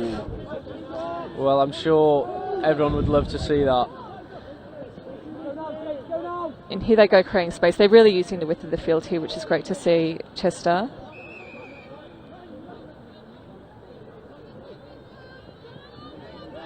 Confusion there from both sides as Chester. And there's that long ball that I spoke about earlier, and 42 getting another score.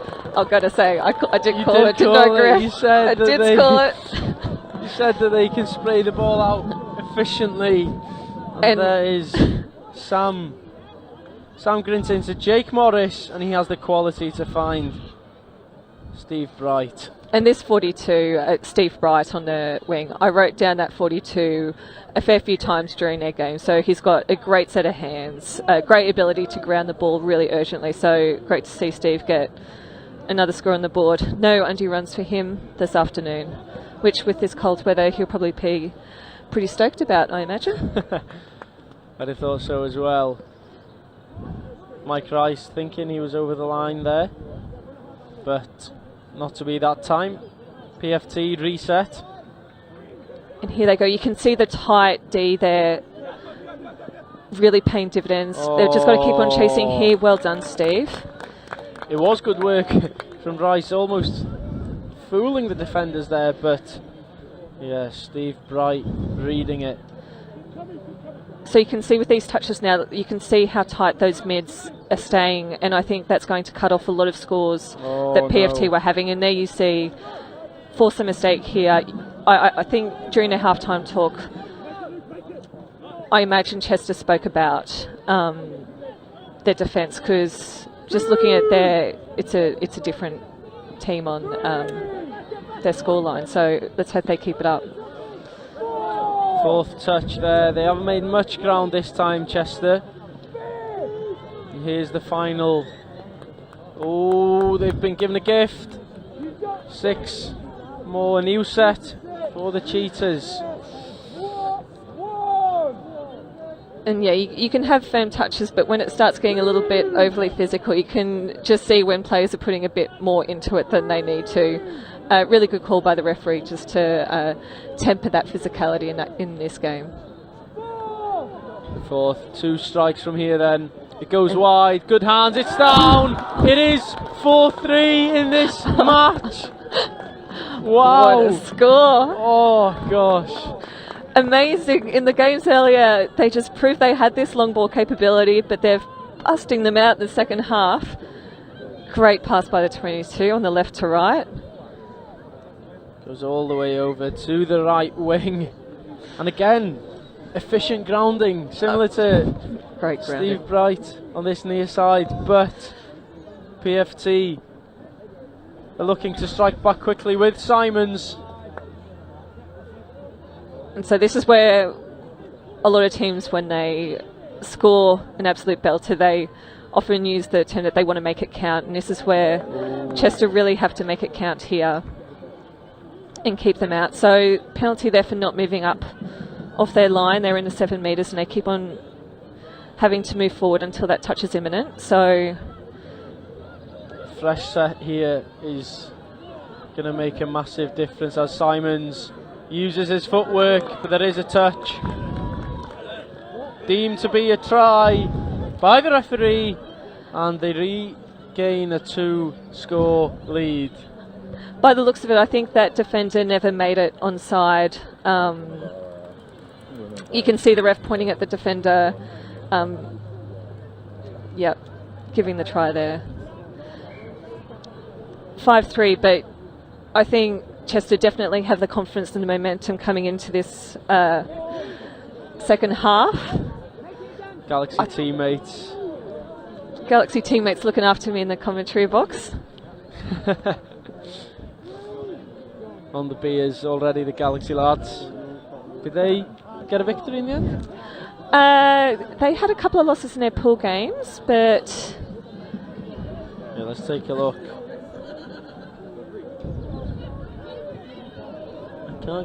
Galaxy won the plate playoff semi-final 1, and then they won 13-14 playoff. 2 wins to finish the day. it makes a difference when you finish with a couple of wins. Great to see Galaxy, and great to see so many of the elite teams also bringing development teams through this emerging competition with the Scorps, Eagles, Galaxy. It's really good, and a lot of these elite emerging teams are definitely having some tight matches with some other clubs, so you can see these other clubs really knocking on the door of NTS. Indeed. Do you expect that we'll see PFT in the Elite Series soon? Or the Chester Cheetahs? I think so. PFT are a very strong club. At mixed last year, they performed incredibly well and very, very consistently. We can see a long ball out to the wing, great put down on the wing, and that's another try for PFTs to stretch out the lead to 6-3. Great ball here. You can see a little switch play, figured in, sweeper play coming around, and that sweeper getting the ball and then throwing it long there. Yeah, you can't stop that. Impossible. And PFT back to a 3-score lead. 4 minutes to go. Looks unlikely for the Cheetahs, but you can never write them off.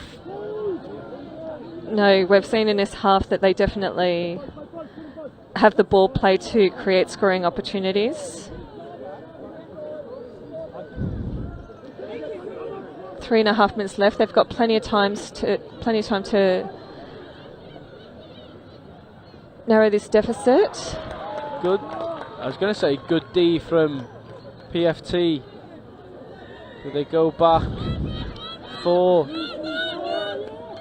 the penalty? A new set. They really need to take advantage of this.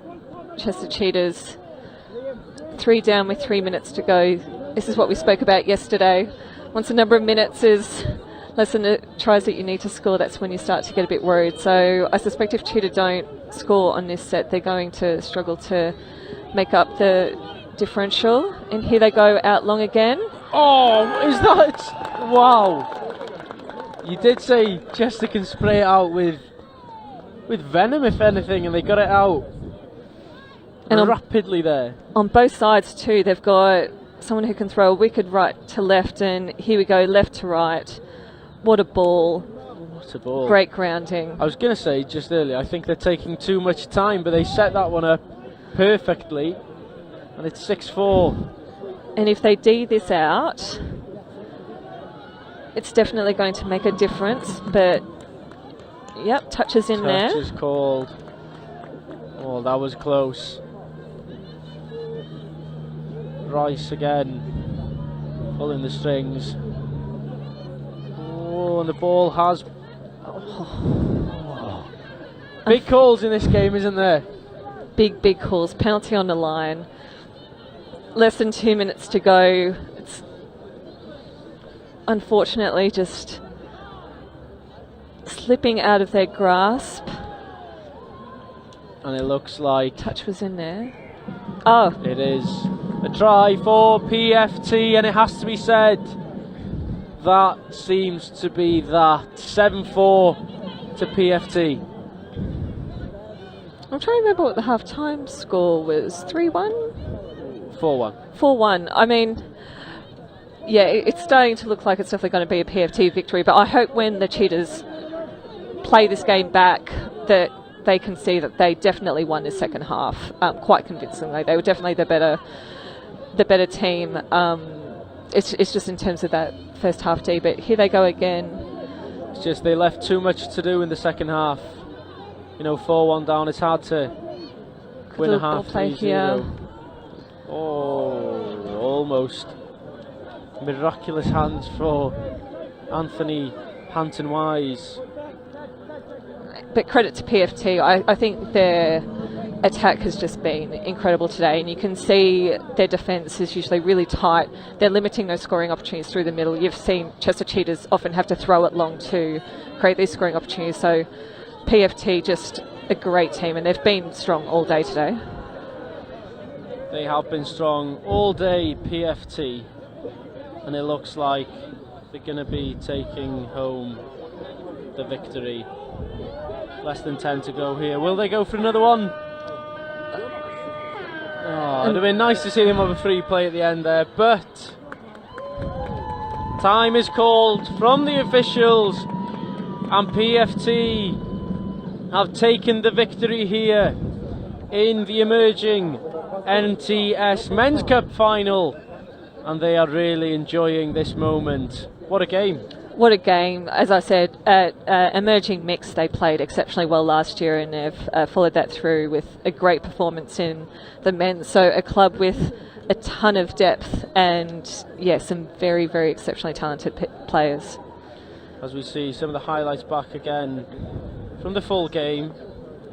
The first half is where they really made it count. PFT 4-1 at the half. It's hard to come back, isn't it?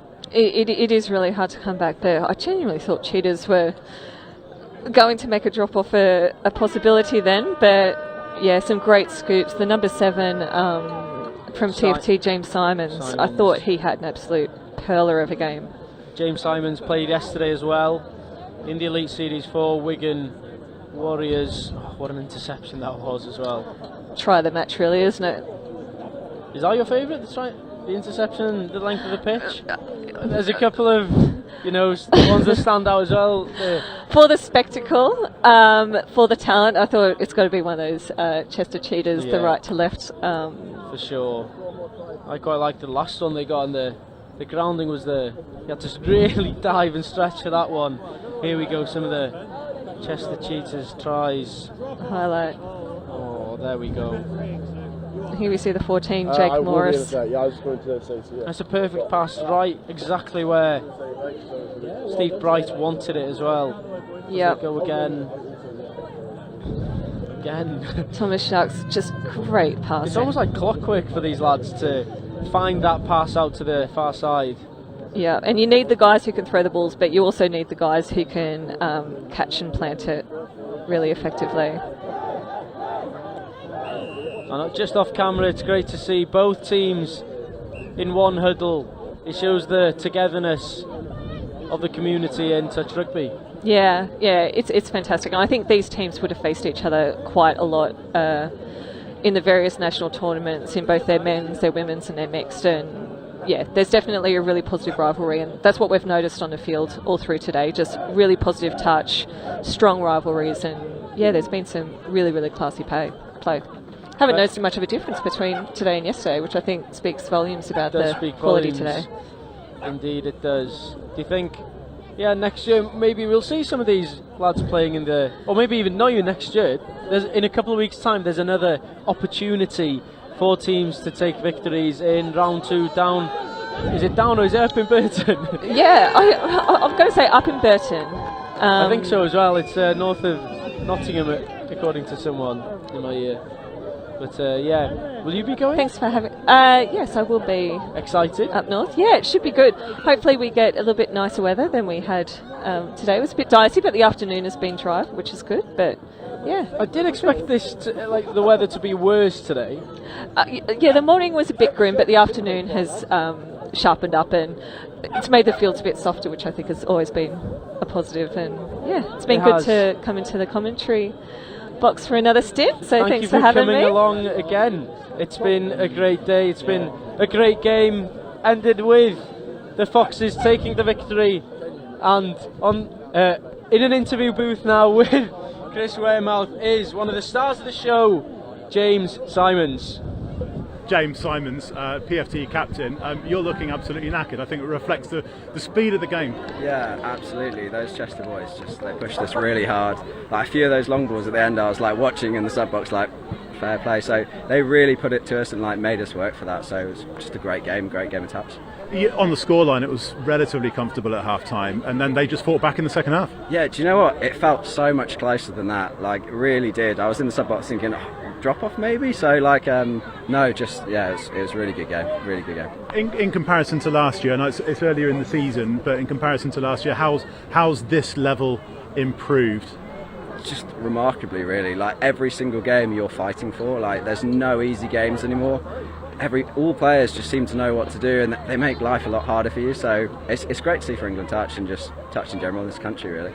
And finally, two more questions. First one, obviously 2 Northwest teams in the final. It just says a lot for how Touch is growing at this level in that region. Yeah, I mean, do you know what? We're really lucky with the North. Like we've got a great group of people who are really passionate about touch, and I think it shows. Like a lot of the top teams, like for the past couple of days, have all been like Northern teams, and you know, it's just a credit to the Testament and the region up there as well. So it's nice to push the south sometimes.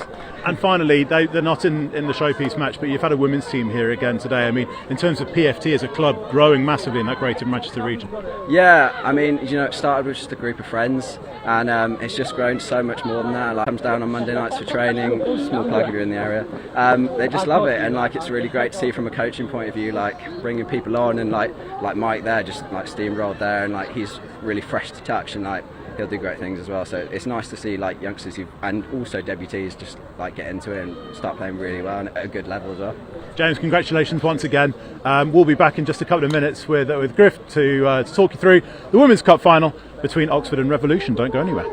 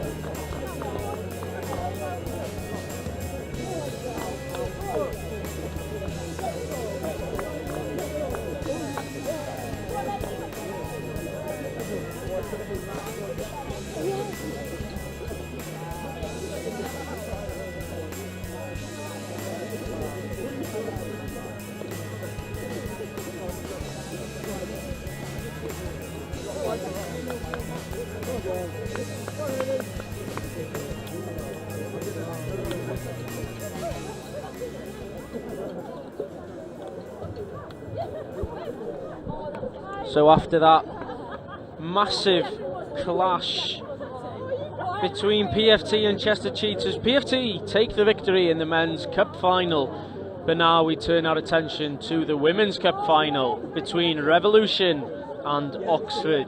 They have played each other already today, and the result of that game was Oxford 2, Revs 1. So there's a big anticipation to see what this match will produce and what sort of touch we will see in this final game of the day. Plenty of experience for Oxford and Revolution Women's. As mentioned earlier today, Claire Rylands, Samantha Powells. Those are the ones to look out for as we see the men's team also get involved in the huddle before Revs come out. And to be fair, on the far side, the Oxford men, they have stuck around to see if their team can take the victory on home soil here at Oxford RFC. It's about to get underway. The Women's Cup final in the first round of the National Touch Series. Oxford will have possession to begin. On the way, I can see a familiar face coming back for the final game of the day. Rob, you are back. The people have been writing in. They've been saying, get Robin off, stop him being on commentary, but the system's not designed very well, so that just all goes down as positive comments. So, good ref team. We've got Jack, we've got John Harding, and we've got Shani Gilding, and it's Oxford and Revs. They've played each other already today, 2-1 Oxford. They have played each other already. You found it, right, yeah. I anticipate that's going to be a tight one throughout the 20 minutes left to play here. So Claire Davis, look, I don't think it was acrimonious, but she was a Revolution's player. She switched her allegiance to Oxford. And look at that, sets up the score and casually jogs back for halfway. Doesn't even look behind her to make sure it's gone. Well, fantastic. There you go. What a start for Oxford. What a start. Oh, and that winger on the near side struggling. Is that Jolene Hughes? Yes, looks like she's maybe a bit of cramp. Carrying as many injuries as I am. Yeah. It's unfortunate from Revs. Looks like the winger lost track of where she was on the field and retreated. It does happen, unfortunately. Oh, and they've turned it over straight away off the tap-off, so Oxford a chance to really pile it on here, but you know, we know that Revs have got a sort of good defensive structure, so I think they'll back themselves to keep them out here. Emma Thompson O'Dowd, good touch from her there. Natasha Rose coming up. The only thing they are doing is, like, you've got to be careful not to isolate that touch here, so Natasha Rose came up at the sort of head of a V, so there were spaces behind her. They didn't really find them, so they've got to be really careful not to give too much space. Claire Ryland's coming up to make a touch there, and I think Marie Murphy's the one who finally makes it. Coming into the middle. We need to start moving forwards if you're Oxford, so... And that's a nice little scoop, but I don't know if there's a... Great hands. Listen, I was going to say there wasn't an option, and what we had was Calypso touch rugby, a little twirl off the hand, but it turned out to forward pass. Laura Anderson almost managing to hurl it, I guess, over the back of her head, but Revs have the ball. They're driving well here through the centre of the field. Emma Thompson O'Dowd driving nicely, and then that's another player, is that Claire Ryland's driving up there. So that a bit of intensity, a bit of speed up the middle of the pitch. We might find ourselves at the end of an opportunity there. Liv Jones trying to run through there and basically having to sort of run past a player. Really tight decision to be made here for Jack Harris, but he's saying that there is a forward pass, so he's going to go back for a penalty to the other team there. Unlucky, almost there for Olivia Jones from the pass from Rylands, but Oxford, good defence on the whole. They haven't conceded. Yeah. I think we're going to be in a little bit of a grind. I think we're going to have two teams driving up and back at each other, and then we'll wait and see what happens when the game opens back up again. I have a feeling we might see a low scorer here. Looks to be forward there. It didn't it? Well, I think the thing is the player might be, the player giving the ball might be behind, but actually the arms aren't necessary. I think that was Marnie Wills. So she's a very experienced player. She's seen it all. She's done it all. Capped for England Women's Open a whole lot of times. Played Women's 27s at the last World Cup. So she'll be... Liv Jones steps through. I think she can't make it all the way. She's found a defender there, but she made yards. Good pass as well. Good running as well Little bit. You want Maisie Roswell sort of carving out to the side there, and it's fine if that's a plan, but otherwise you might just be running away from the support. So we've got a little bit of opportunity here. Cara Edwards, I think, with the ball, looking to work out what she's going to try and do, how she's going to try and strike. Nice little dive in there, and it's slowed down again, so they're just kind of being a little bit calm here, and now there's an opportunity to really strike. Doesn't like what she's seeing, so we're going back. This is 5th touch. This is the last opportunity. They've got to make something happen here, and it was a went strange a end. yeah. So I think we just possession. a little delay to our decision making there, but we got the right outcome, which is that 6th touch and just a turnover. So off we go. Oxford, the reigning champions in this division. Are they? This is the knowledge I did not have. They're strong. So a lot of experienced players. Lou Carr is playing for Oxford. She's a really, really strong player. She's got a lovely dog as well. Oh, fantastic dog. And that's the knowledge that I can't. Yeah. Oh, given out on the outside. I think it was Lou Carr there, looking for an option on the wing, couldn't find it. I think that winger is really struggling. Alicia 52. Alicia Whelan. Oh dear. I suspect they might be a little bit short on subs, because I don't think. I don't know. I think she might be struggling with a bit of a. Strange that they leave it out there if she's got such a. Well, such an it's so. Depending on the structures you play, it can be a little bit of a less dynamic position. So if she can jog up and down and make touches if something's in her like corridor, that might be a better option than having her as a rotating sub, where she needs to be in a bit more central position. You need to be able to snap those hips around. You need to be able to sort of cover both sides. So Trina Hubbard rolling the ball there, giving to Claire Davies. They're going to try and really sort of aggressively get themselves on the pitch, really drive up at the Revs team there. Claire Davies, nice roll ball from her. Good defence from Revs, aggressive. Yeah, giving not too much away. Next will be there. Is that the 4th?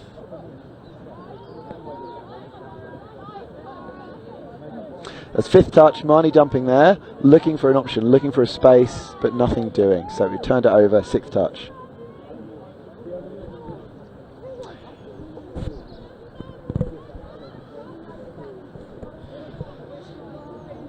So Revs driving to their box. That was Sam Powell's, nicknamed Sampo.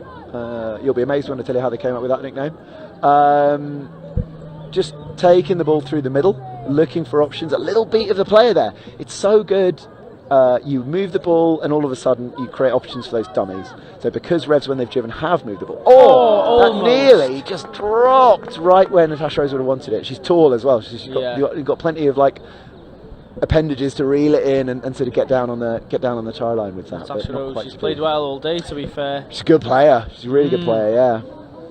Can you see any of these players, taking the next step and playing in the Elite Series? It's tricky because we actually try and discourage it by the way we set the things up, and the reason is that they're both quite popular, and what you don't want is a club essentially entering the same team twice when another club could have that space. In terms of, I would say a bunch of these players, either in the past or this year have and will play a little bit of a league touch. He's absolutely danced through. Good interception. A good touch there. So Revs are entering a team in the Elite Series, and I would say a good sort of chunk of these women will enter that. I believe Oxford might well be as well, and again I think we'd see a few faces there in the Elite Mixed Series. Elite Women's, I think that I don't know if they'll be looking to head into that. I think actually they're playing really well at this level, and I think they probably want to crack that on and see what they can do next. Good to see though, you've got fewer players in women's touch rugby who have a history of ball skills and stuff like that. So when we are seeing these teams moving the ball around, creating space like that, it's really, really good. And I think that's a score. I think that might be Natasha. No, 6th touch. Nearly. There. Who was on the far side? Giving the ball back, but nice little opportunity there. Little half. It is what we expected before the game. It's an arm wrestle. Yeah. It's like two sumo wrestlers going to work on each other. It's a patient game. You need to wait for the perfect moment to strike. Exactly. And that's the thing. And it is almost as important, or even more important, to keep yourself tight in defence, to not give that opportunity away, because the longer you can hold your nerve like that, sooner or later the other team won't. Sooner or later the other team will make that defensive lapse or give away that turnover on the line, and you've got a new set and you can do what you want with it.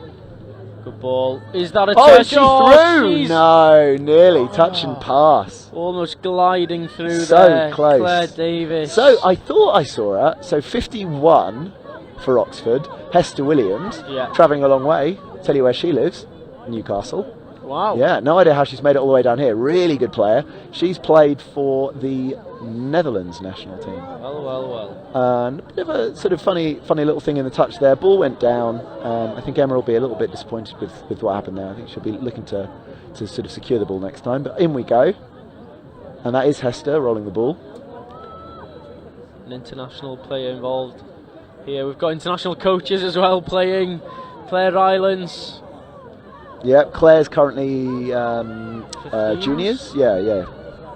Sam, I think Sam might be it. No, I'm not sure. So, yeah, we've got Marnie will be directing things on the line. She's a really good player at articulating what she wants. Scoops, gives. I don't think that pass was for the player who tried to catch it. I think it was for one player along. And it's really hard, unless you know that's the plan and you know whether or not to go for it, not to like dabble out a hand and all of a sudden, you can't catch it yourself and you knock that ball for the next player not to be able to catch either. Marnie Wills. Also been on comms today. A lot of players have been on comms. We need to get more players involved. Yeah. It's interesting, and I think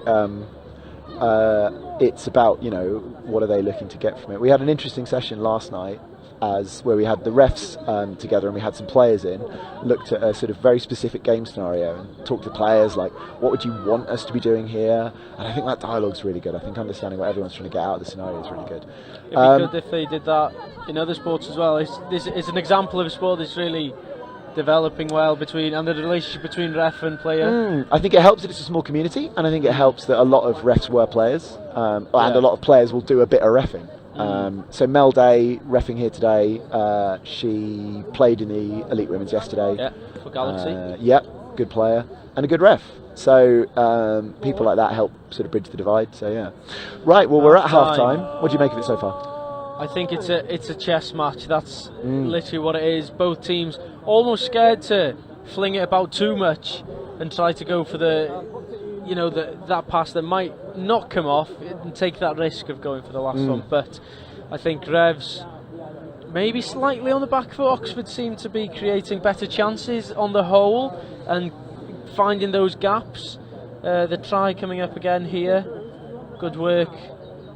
Good scoop, and then it's just the winger. Just lost the line. It does happen. There are a couple of places, I think it's down the end that they scored at, certainly down the other end, where there's a faint line left over from the rugby pitch, which makes it quite hard to tell where you're defending. So I think that was what happened there, was just she sort of lost her positioning on the line. So it's a tricky one there to sort of keep track of. Frustrating one to give away. But it sums up the game as well, though, because the only reason Oxford could break through was because of a slight error. Yeah, exactly. And they'll... Oh, boy. Winger's backpedaling out to the wing, and I'm not entirely sure it's not because that's the only way she can move freely. So there you go. She's turned herself around. She's really struggling, God bless her. So, yeah, I mean, if you're Revs, there's no dramas here. You've let one go, bit of a lapse.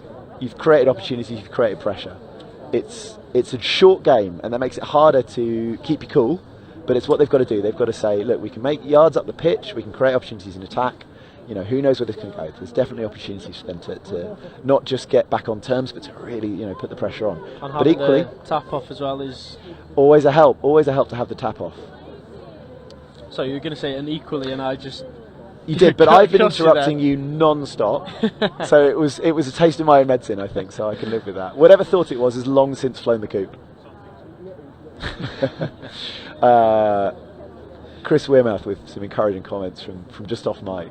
Our pitch side reporter today. Our intrepid pitch side reporter, young cub reporter. He's got the hat with a little ticket in the top that says press. So Natasha Rose looking to tap off. What's nice to see here, I think the players are having a bit of a joke with each other. So, like I said, Claire Davies has played for Revs in the past. She's moved clubs. It's just she moved where she lived, and it worked better for her. They are all mates. A lot of these people have played in representative teams. They're all in the same regions. They will have played for Wildcats together. So, it's nice. It'll be played in the right spirit, this game. Really nice to see. And after all that build-up, off she goes. Natasha Rose looking for Marie Murphy for the dump. Marie sets up Sam Powles, and there's a shooting defender, and they tee the ball off nicely. And that's Cara Edwards. She's not slow. So nice little run from Sam Powell here. The only downside is took her kind of into the corner a little bit too much. But all good. Sam scoops, gives to Natasha Rose, and we're happy with the grounding. And that's the start they needed. Natasha Rose grounding it from the pass inside from number 15. That's from Sam Powell's, I think. It is. So really good little opportunity there. Again, if you're a defender, you've got to be so careful about shooting. The Oxford link came in and tried to deal with Sam Powell's. Sam Powell's isn't the threat there. She's the half. She can't score, and it just gave Natasha Rose all the time she could have wanted. And with the winger here as well on the left-hand side for Oxford. Yeah, she's not getting in too quickly, I don't think. Oh gosh, yeah. She does not look like she is. If Revs have picked that out and targeted her there, that is great tactics. Yeah, I mean, the good thing about being on the wing is it's easier to cover for that play because you can compress right into the side as the rest of the team. Otherwise, I think, and that's the other thing, if she was somewhere in the middle, I think they would just run straight at her. Almost. So Marnie Wills scooping, looking for an opportunity, but 6 more was given away. So there would have been a little defender putting a hand in there, sort of slapping the ball down or something. So still an opportunity for Oxford to come straight back. Whether it, it doesn't really matter whether it's a penalty or just 6 more like it is there. They've got 6 touches on the line. They can make an opportunity to try and happen here. Running and diving. It looked to be a touch there. Yeah, a touch there. Just about, but Revs seem to be dropping off really deep behind their try line. It's fine if you're doing it deliberately. If you know what you're doing, if you've got a plan around that, it's fine. What you don't want is a dog's leg. You don't want some up, some back. And there's a nice little dive there and a good score. That is Hester Williams, isn't it? That's number 51. Good work from Hester Williams. She has forgotten more about touch than I will know in my life, Hester Williams. She's a really good player, really experienced player. No idea what she's doing down here playing for Oxford, but it's lovely to see her. I think she might be friends with Marnie. So off we go. Claire there, running up, making that roll ball on the 10 metres. Feels like potentially we'll get some more action in this second half. Yeah, it might open up, right? Because now we've got both teams tapping off, coming back at each other, and there is an opportunity, little opportunity here. Oh, I think she looked closer to the line than she was, so I was thinking, why isn't she diving? But I think she's a little bit further out. Claire Rylance dumping for Marie Murphy. Marie Murphy up to Sam Powell's, looking for a space, can't find one. The ball hits the ground. Ball hits the ground, but we're getting another sort of just the touch being given there. So they'll roll the ball, but they won't get 6 again. They've got 2 to go here. Claire Rylance. I think they might just have 1. I think it's 1 touch and then it's 6. Yeah. Unlucky there for Revs. Need a strong push in defence. The winger made the touch there, so she's maybe working on one leg, but she's still doing her job. So little tee off there, really good tee off there. Like what you're looking for is can you beat that player with the ball, not just get a good body position or a little bit of advantage. Can you make yards? And they did there. And now they're slightly having got some momentum off that, a little bit slower now. So what you want to be doing in an ideal world, first touch is going to be somewhere halfway between your line and halfway, and then you want second and third to take you over halfway, and you want fourth and fifth to be beyond that halfway by good distance. And Oxford just ground to a halt a little bit there, and that's when you start running laterally. You're not really making the distance you need. It's a good position for Revs to launch an attack. Yeah, really good. Cara Edwards, Marie Murphy, just going down that wing, keeping that winger busy. Oh, bless her. She's hobbling back into position. So Cara Edwards dumping on the mid there, and then I think they're going to look to set up off this. They're going to talk to each other. They're going to see what are options there. Natasha Rose takes the ball in. Liv Jones scoops to the short side. She's got through. Can she find an option? No. Interesting one here. It's really hard when you're in attack not to follow the attacker and run deeper into the box. But actually what often works nice is to stop at the try line. Because defenders will also keep chasing back. So if you both just run backwards, you're right next to each other, it's really hard to find space to score. If you stop at the try line, I find yourself a little gap, and I wonder if that might have worked for Revs there. They just would have found a little opportunity there. So again, moving the ball around nicely. Oxford still have possession, not many touches to go here, but they are still making good ground. There you go, it's that fine. was the last one. They're one up. And they've taken the ball a decent way into Rev's territory, so the onus comes on Rev now. Drive back at us, so much what you can do.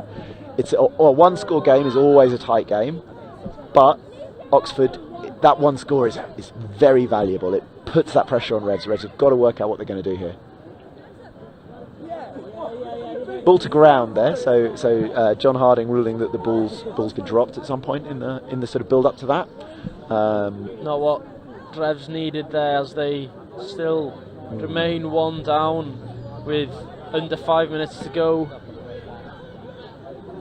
No, not great, but can Oxford take advantage? And I think, you know, it's only 5 minutes to go. It's not a high-scoring game. An extra score here would be huge. Not going to happen with a wayward pass like that. Winger's appealing for a decision though. I don't know if she'll get it, because I think she was already off balance when that touch came in. And I don't think, you know, in fact I think we talked about this yesterday. You've got to differentiate between the effect and the actual what the player did. Yeah. But a little bit of movement there, and I think there's a penalty been given here. So it's Jack Harris, the referee on field, giving that penalty. Fresh set for Oxford. If Oxford score here, do you think it could be game over? I think it might be start the car. So, dump there, slow possession, looking to create an opportunity. Trying to find a gap in the Revs' defence. Number 2, Poppy Riddleston, on at the link there, so directing matters, getting involved. There they go. And now Claire scooping to the short side, she's through. What are we saying? Down, I think ball down. Yeah, good call. So, really good opportunity there. Claire Ryland scooped all the way through, but I think the winger just couldn't reel it in. And who can blame her? She is struggling on that leg. Yeah. Alicia Whelan, fair play for carrying on. And we see mass changes for Revs as they drive forward to their only the 3rd touch, and they're almost good within positioning, striking distance. They need to go. Emma Thompson O'Dowd, Claire Davies making the touch. Claire Rylance is scooping. A player is shot. It looks like the player on. No, says the ref. There's a little bit of a conflab between the rest, but I think we're going back for a touch and pass that happened in the build-up. Yeah, we are. It was a really tight one, that. Nice little interplay. I think this was the touch and pass. So I think Natasha Rose was right on the borderline there. And I think a good decision, I think, in the end. You hate to see it, because it would sprinkle a little bit more garam masala on that game, spice up that game. Do enjoy that garam masala. Listen, it's a good curry spice. Strong recommendation. Give you my curry recipe at the end of the game. Really nice drive from Oxford. They can bury this. If they can take the ball down to Revs' end, if they can say, well, you know, you've got 2 minutes, can you drive and get all the way back up to this? They can bury this game, and they've not quite done that. So Revs have got a fair bit to do. They're getting possession back in their own territory, but not deep in their own territory. Second touch, more or less just off halfway. Cara Edwards driving up 3rd on halfway. So you've got 2 more. They're going to have to scoop on 5th, I would say. So that's 4th. And it's slowed down a little bit more than you'd like there. Cara Edwards driving in. I think they're going to have to scoop here, and they're going to have to kick the other way. I don't think there's an opportunity on this side. And if they score, I'm going to look stupid. Unlucky there from Revs and from... It was Liv Jones, I think. Oh no. No, taller than Liv Jones. I think it's someone else. But Liv Jones is on the pitch. Rebecca Hickman, yeah. I think so. We talk about kicking the other way. So often you can scoop and start heading in one direction on the pitch, and then if you can reverse that direction, if you can go from the short side to the open side, you can snap defenders. You can force a defender to start going one way and make it very hard for them to follow you the other. I think that maybe is what she needed to do there. I think we just ran into a little bit of a cul-de-sac down in the corner. I think Revs are going to get one more chance. I think unless they give away something here, I think there's going to be 6th touch coming up. We're not there yet. I think we're 4th or 5th. I think that's it. That was it. That was it. So Revs deep in their own half really need to. They've got to do what they did last time. I don't know if they know what the time is. I hope they don't sub, because I think that will lose some of the momentum they need to gain. But they need to just drive that ball hard up the pitch. So Cara Edwards, first touch. Nice intensity from Sam Powell's. Nice ball off from Sam Powell's. And this is good. They're really making the yards that they need to. They're creating the opportunities, hopefully, that they need to bring this back to life. So 5th touch, and they're going to have to scoop. Sam Powell's is a good scooper. She's the right person. Natasha Rose is through again. The referee's falling over. It's going off like a royal prawns. Oh my gosh. And it is given a try. It's going to be a drop-off. Oh my word. That's the drama you've tuned in for. What. Do not adjust your set. It's a drop-off. It's 2-all. That's why we come here to watch touch rugby. That's why you need to stay tuned all day to the end to watch this final. Revs 2, Oxford 2. Wait, hang on. Yeah. I don't think they'd realise the scores were even. I was about to run onto the pitch and tell them. So because it's 2-2, we go into a drop-off. Jack Harris, I'd like to see him do the hand signal. There's a nice little hand signal for a drop-off. Is he going to do it? Maybe, maybe not. We'll find out in a bit. But so this is our version of extra. Have you had a drop-off yet? Or did he do it? No, I've seen a drop-off, but I had to go to the restroom for that match. Bad and timing. Then Chris Bad timing. Wearmouth was where he took over. That's as he does do. So it's 4-on-4. We play for 2 minutes. If someone's winning at the end of that 2 minutes, they win the game. If no one's winning at the end of that 2 minutes, we go down to 3-on-3 and play until someone wins the game or every player is collapsed of exhaustion. Usually someone wins the game. So, second touch, 4-on-4. All of a sudden, there's spaces everywhere on the pitch, but you can't let them fool you. You've got to still commit. And that is a wing score. There you go. And there we go. Cara Edwards on the left-hand side. Shani Gilding giving it the windscreen wiper of all clear. Jack Harris giving the score at referee. Cara Edwards, great dive and score, and really good dump split that she was seeing the replay here. She looked and saw that opportunity, gave out her opposing link nothing to do, no option there. So Claire Davies, they've got to get this score back. They've got probably only one opportunity to get this score back. Revs can close them out the game if they don't score off this. So second touch, Marnie's on the pitch. She will be talking like more than I am, giving direction, giving them clarity. Here's how we're going to score. Here's what we're going to do. Here they go. But it's slowed down. Wide, I'm not sure that's the option. It is the option. Oh, and it's score. It's Alicia Whelan. She's on one leg, but she's You're still going. You're putting on one leg. Incredible. I'll be honest, I couldn't believe it that they decided to leave her on the pitch, and there she Vindicated. is, proving me wrong. She's again. better on one leg. She's like, better on one leg. So Revs with the ball. Tasha Rose on the pitch now. So we've only got over the mark coming up. So we've only got maybe one attack. So Oxford can win this in the 2 minutes. Otherwise, Revs are going to have to make sure they keep them out and then win it in the 3-on-3 period of the game. Little chase there, little extra yards made there. And this is the thing. All of a sudden, there's space everywhere on the pitch. And Oxford could moving it round nice, Evan. That's the fourth. Here we go. One opportunity here for Oxford. Can they win Can the they game? do something here? Ball given. Ball goes out. No one on the end of it. Went for the Hollywood pass there over the top. Did Amanda Grenville-Jones, and that's the end of. Is it 2 minutes over? Yep. So you stay where you are, but you go down to 3 players and 3 players. So someone needs to hop off for Revs. Someone needs to hop off for Oxford, and we'll play on from here. Will we see any changes? You know what? Revs. I'd be half tempted to do when it's down to 3-on-3. Get Cara Edwards on or Natasha Rose and just try and get them to run around the outside. I hate suggesting it in a 6-on-6 game, but in these kind of scenarios, it is an option. And don't want to sound too much like I've got the power of prophecy, but of the 3 Revs players, it was Cara and Natasha who are on. Natasha's gone off. Liv Jones is on now, and she's also quick. You've just got to pick your gap. Liv Jones goes. Can she make it all the way? No. Runs out of space. Runs out of space. Cara's got space on the left. She's got the pace. Oh, can she do it? She's going no, not it's quite. a good touch. Oh, Good recovery almost. from Oxford. Liv looking for that opportunity now. Here we go. They're going the other side. They have a little Looking dabble the to other side. outpace. Is it Oh, on? it's a good No. touch. And It's this a is the good thing, touch. right? Yeah, there's loads of space, but you've got to have the outside edge. You've got to have a way of going around that player. Because it's just like normal touch. You can't just carve around the outside. You've got to generate that momentum to do it. Last touch here. Last touch. What are they going to do? Cara. Have a dabble for me. Cara's found the gap. Cara's found a gap through And the she's middle. through. Will she make it? Oh, No. what a Little touch. touch there. A diving touch from John Hester Harding Williams. giving that 6th touch. Hester Williams, fantastic defence. Just got to Oxford, get all the way up the other end of the pitch, and they will be tired. Oxford so this are is gonna look not to going to be change easy. here. Yeah, definitely going to change their players. Liv Jones got knocked over there. I don't think it was a hard touch or anything. Was that a forward pass? I think Seems they're not. happy with it. No, we're all good. Keep going, up we go. So Oxford have switched on a fresh set. Marnie again comes on. Marnie comes on. There's plenty of Claire Davies is on with her. injection of pace from Marnie. And it's out as the wing. There's a touch. Oh. That was Claire. And Unbelievable. Claire is absolutely not slow, so she thought she saw a chance on the outside, but it wasn't quite there.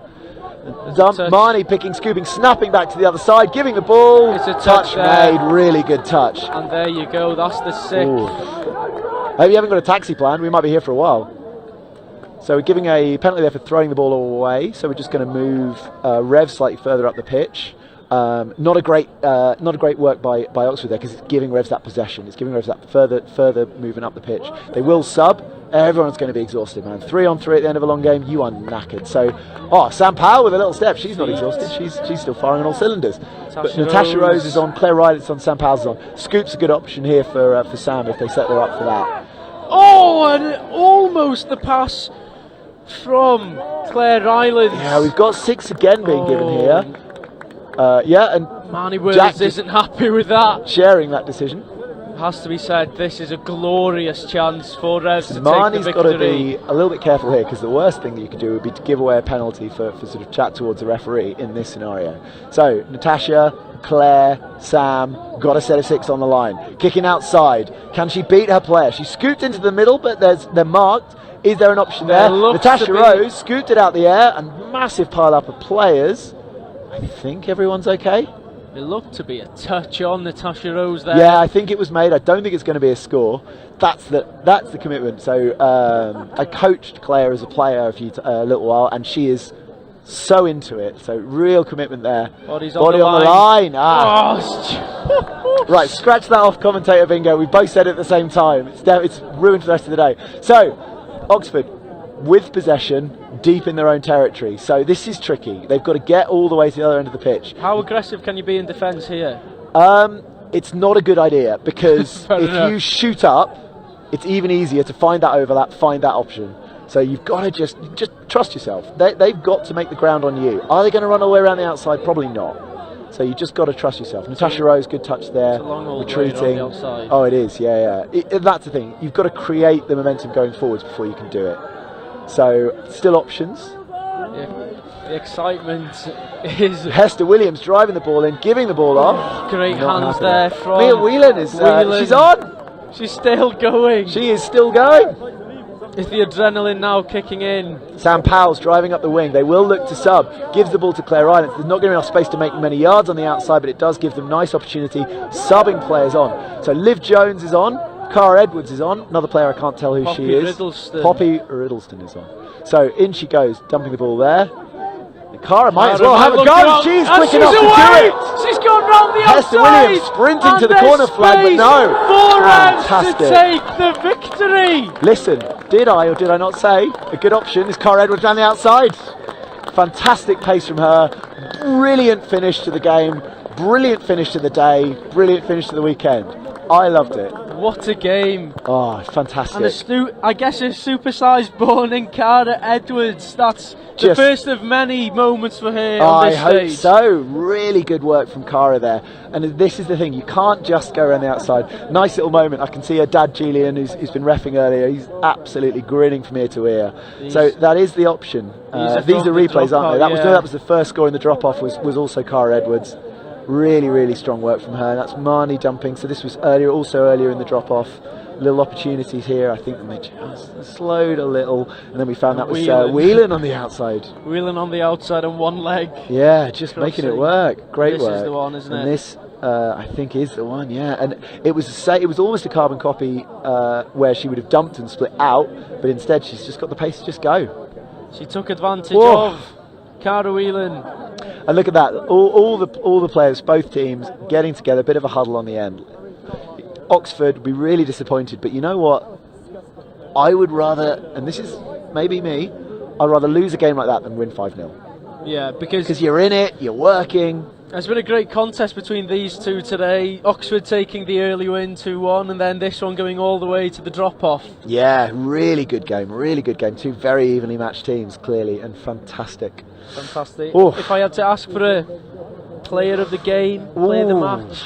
That's a good question. Okay, so from the winning team, you've got to put Cara Edwards in the mix, haven't you? She's played fantastically. I think Sam Powell did a really good job. She always finds a bit of go forward. She always finds a bit of momentum, and I think she did that a few times. Really helped her team out. I think honourable mention for a couple of others. I think Liv Jones played really well. I think there's a few people who really did put their hands up. Natasha Rose played well again. And then Oxford, listen, Elisha Whelan scoring in the drop-off, looking like she's carrying a bit of an injury, so that was really strong. Claire played well. I think Marnie played well and created opportunities. So probably MVP overall for the game. I'm going to go with Cara Edwards. How can you not? But yeah, lots to like there. Lots of really good performances. Yeah, how can you not pick Cara Edwards after that unbelievable show of pace? And she took advantage, I guess, of where Whelan was on the far side. Getting a hug from her dad. She's probably saying, "Leave me alone. I'm with my mates." But oh, fantastic. Getting a hug from a younger brother as well. There you go. Fantastic. So yeah, what a game! A win! What a game! What a day! What a weekend! What a weekend! Listen, I've made a friend. I've had a great time in the commentary box with you. This has been brilliant. I think we've had some real rip-roaring games, and that's a lovely one to finish on. And yeah, more of this in 2 weeks' time, hopefully. 2 weeks' time, are you going to be in Burton? I'm there for one day. I might be there for two. I haven't decided yet. What's the other? What's the other thing? Yeah. I've got to sit down and work out a nice list of commentary, cliche phrases. In the confusion, I did steal Mel Day's "It's Going Off Like a Raw Prawn," and you know what? It didn't work for me. I can't own it. It's hers. I've got to find new ones for me. So I'm going to have to think about that. That's what I'm going to spend Saturday doing. I'm going to come in Sunday refreshed and rejuvenated. So I think we might be about to have an interview with a player. Hopefully so. Just a few minutes time. Look, that's exhausted. Giving her 5 minutes to get her breath back.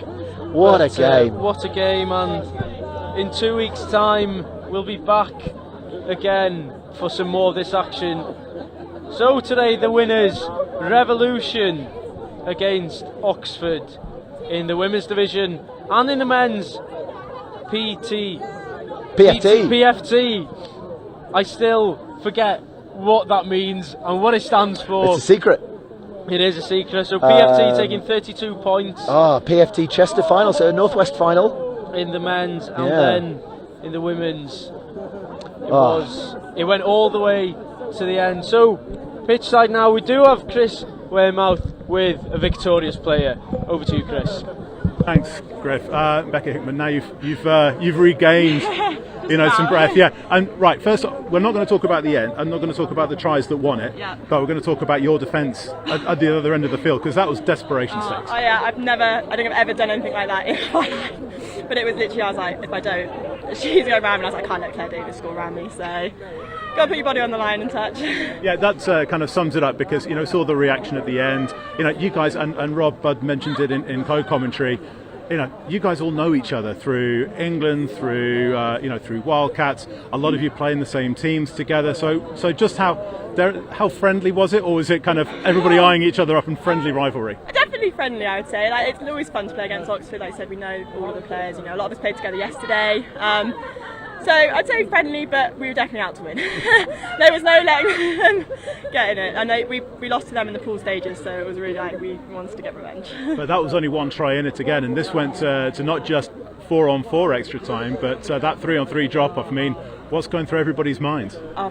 I know, going through my mind was, I don't know how I'm going to run, but you dig deep, you find the energy when you want to win something so badly. I think you just get to find that next gear, which they all did. I'm so proud of the whole group. They were amazing. And it's really hard to pick one person out, but we've got to talk about Cara Hickman, not only because she scored the 2 tries in extra time, but because you've got a team full of experienced players, but she's only 15. In terms of just something about just how she settled into this group. She's just unbelievable. I think in the whole, she played last year as well, but the improvement she's had in the last 12 months is just skyrocketed. She's our go-to player, to be honest. It's like, right, give Cara the ball and we'll see what she does.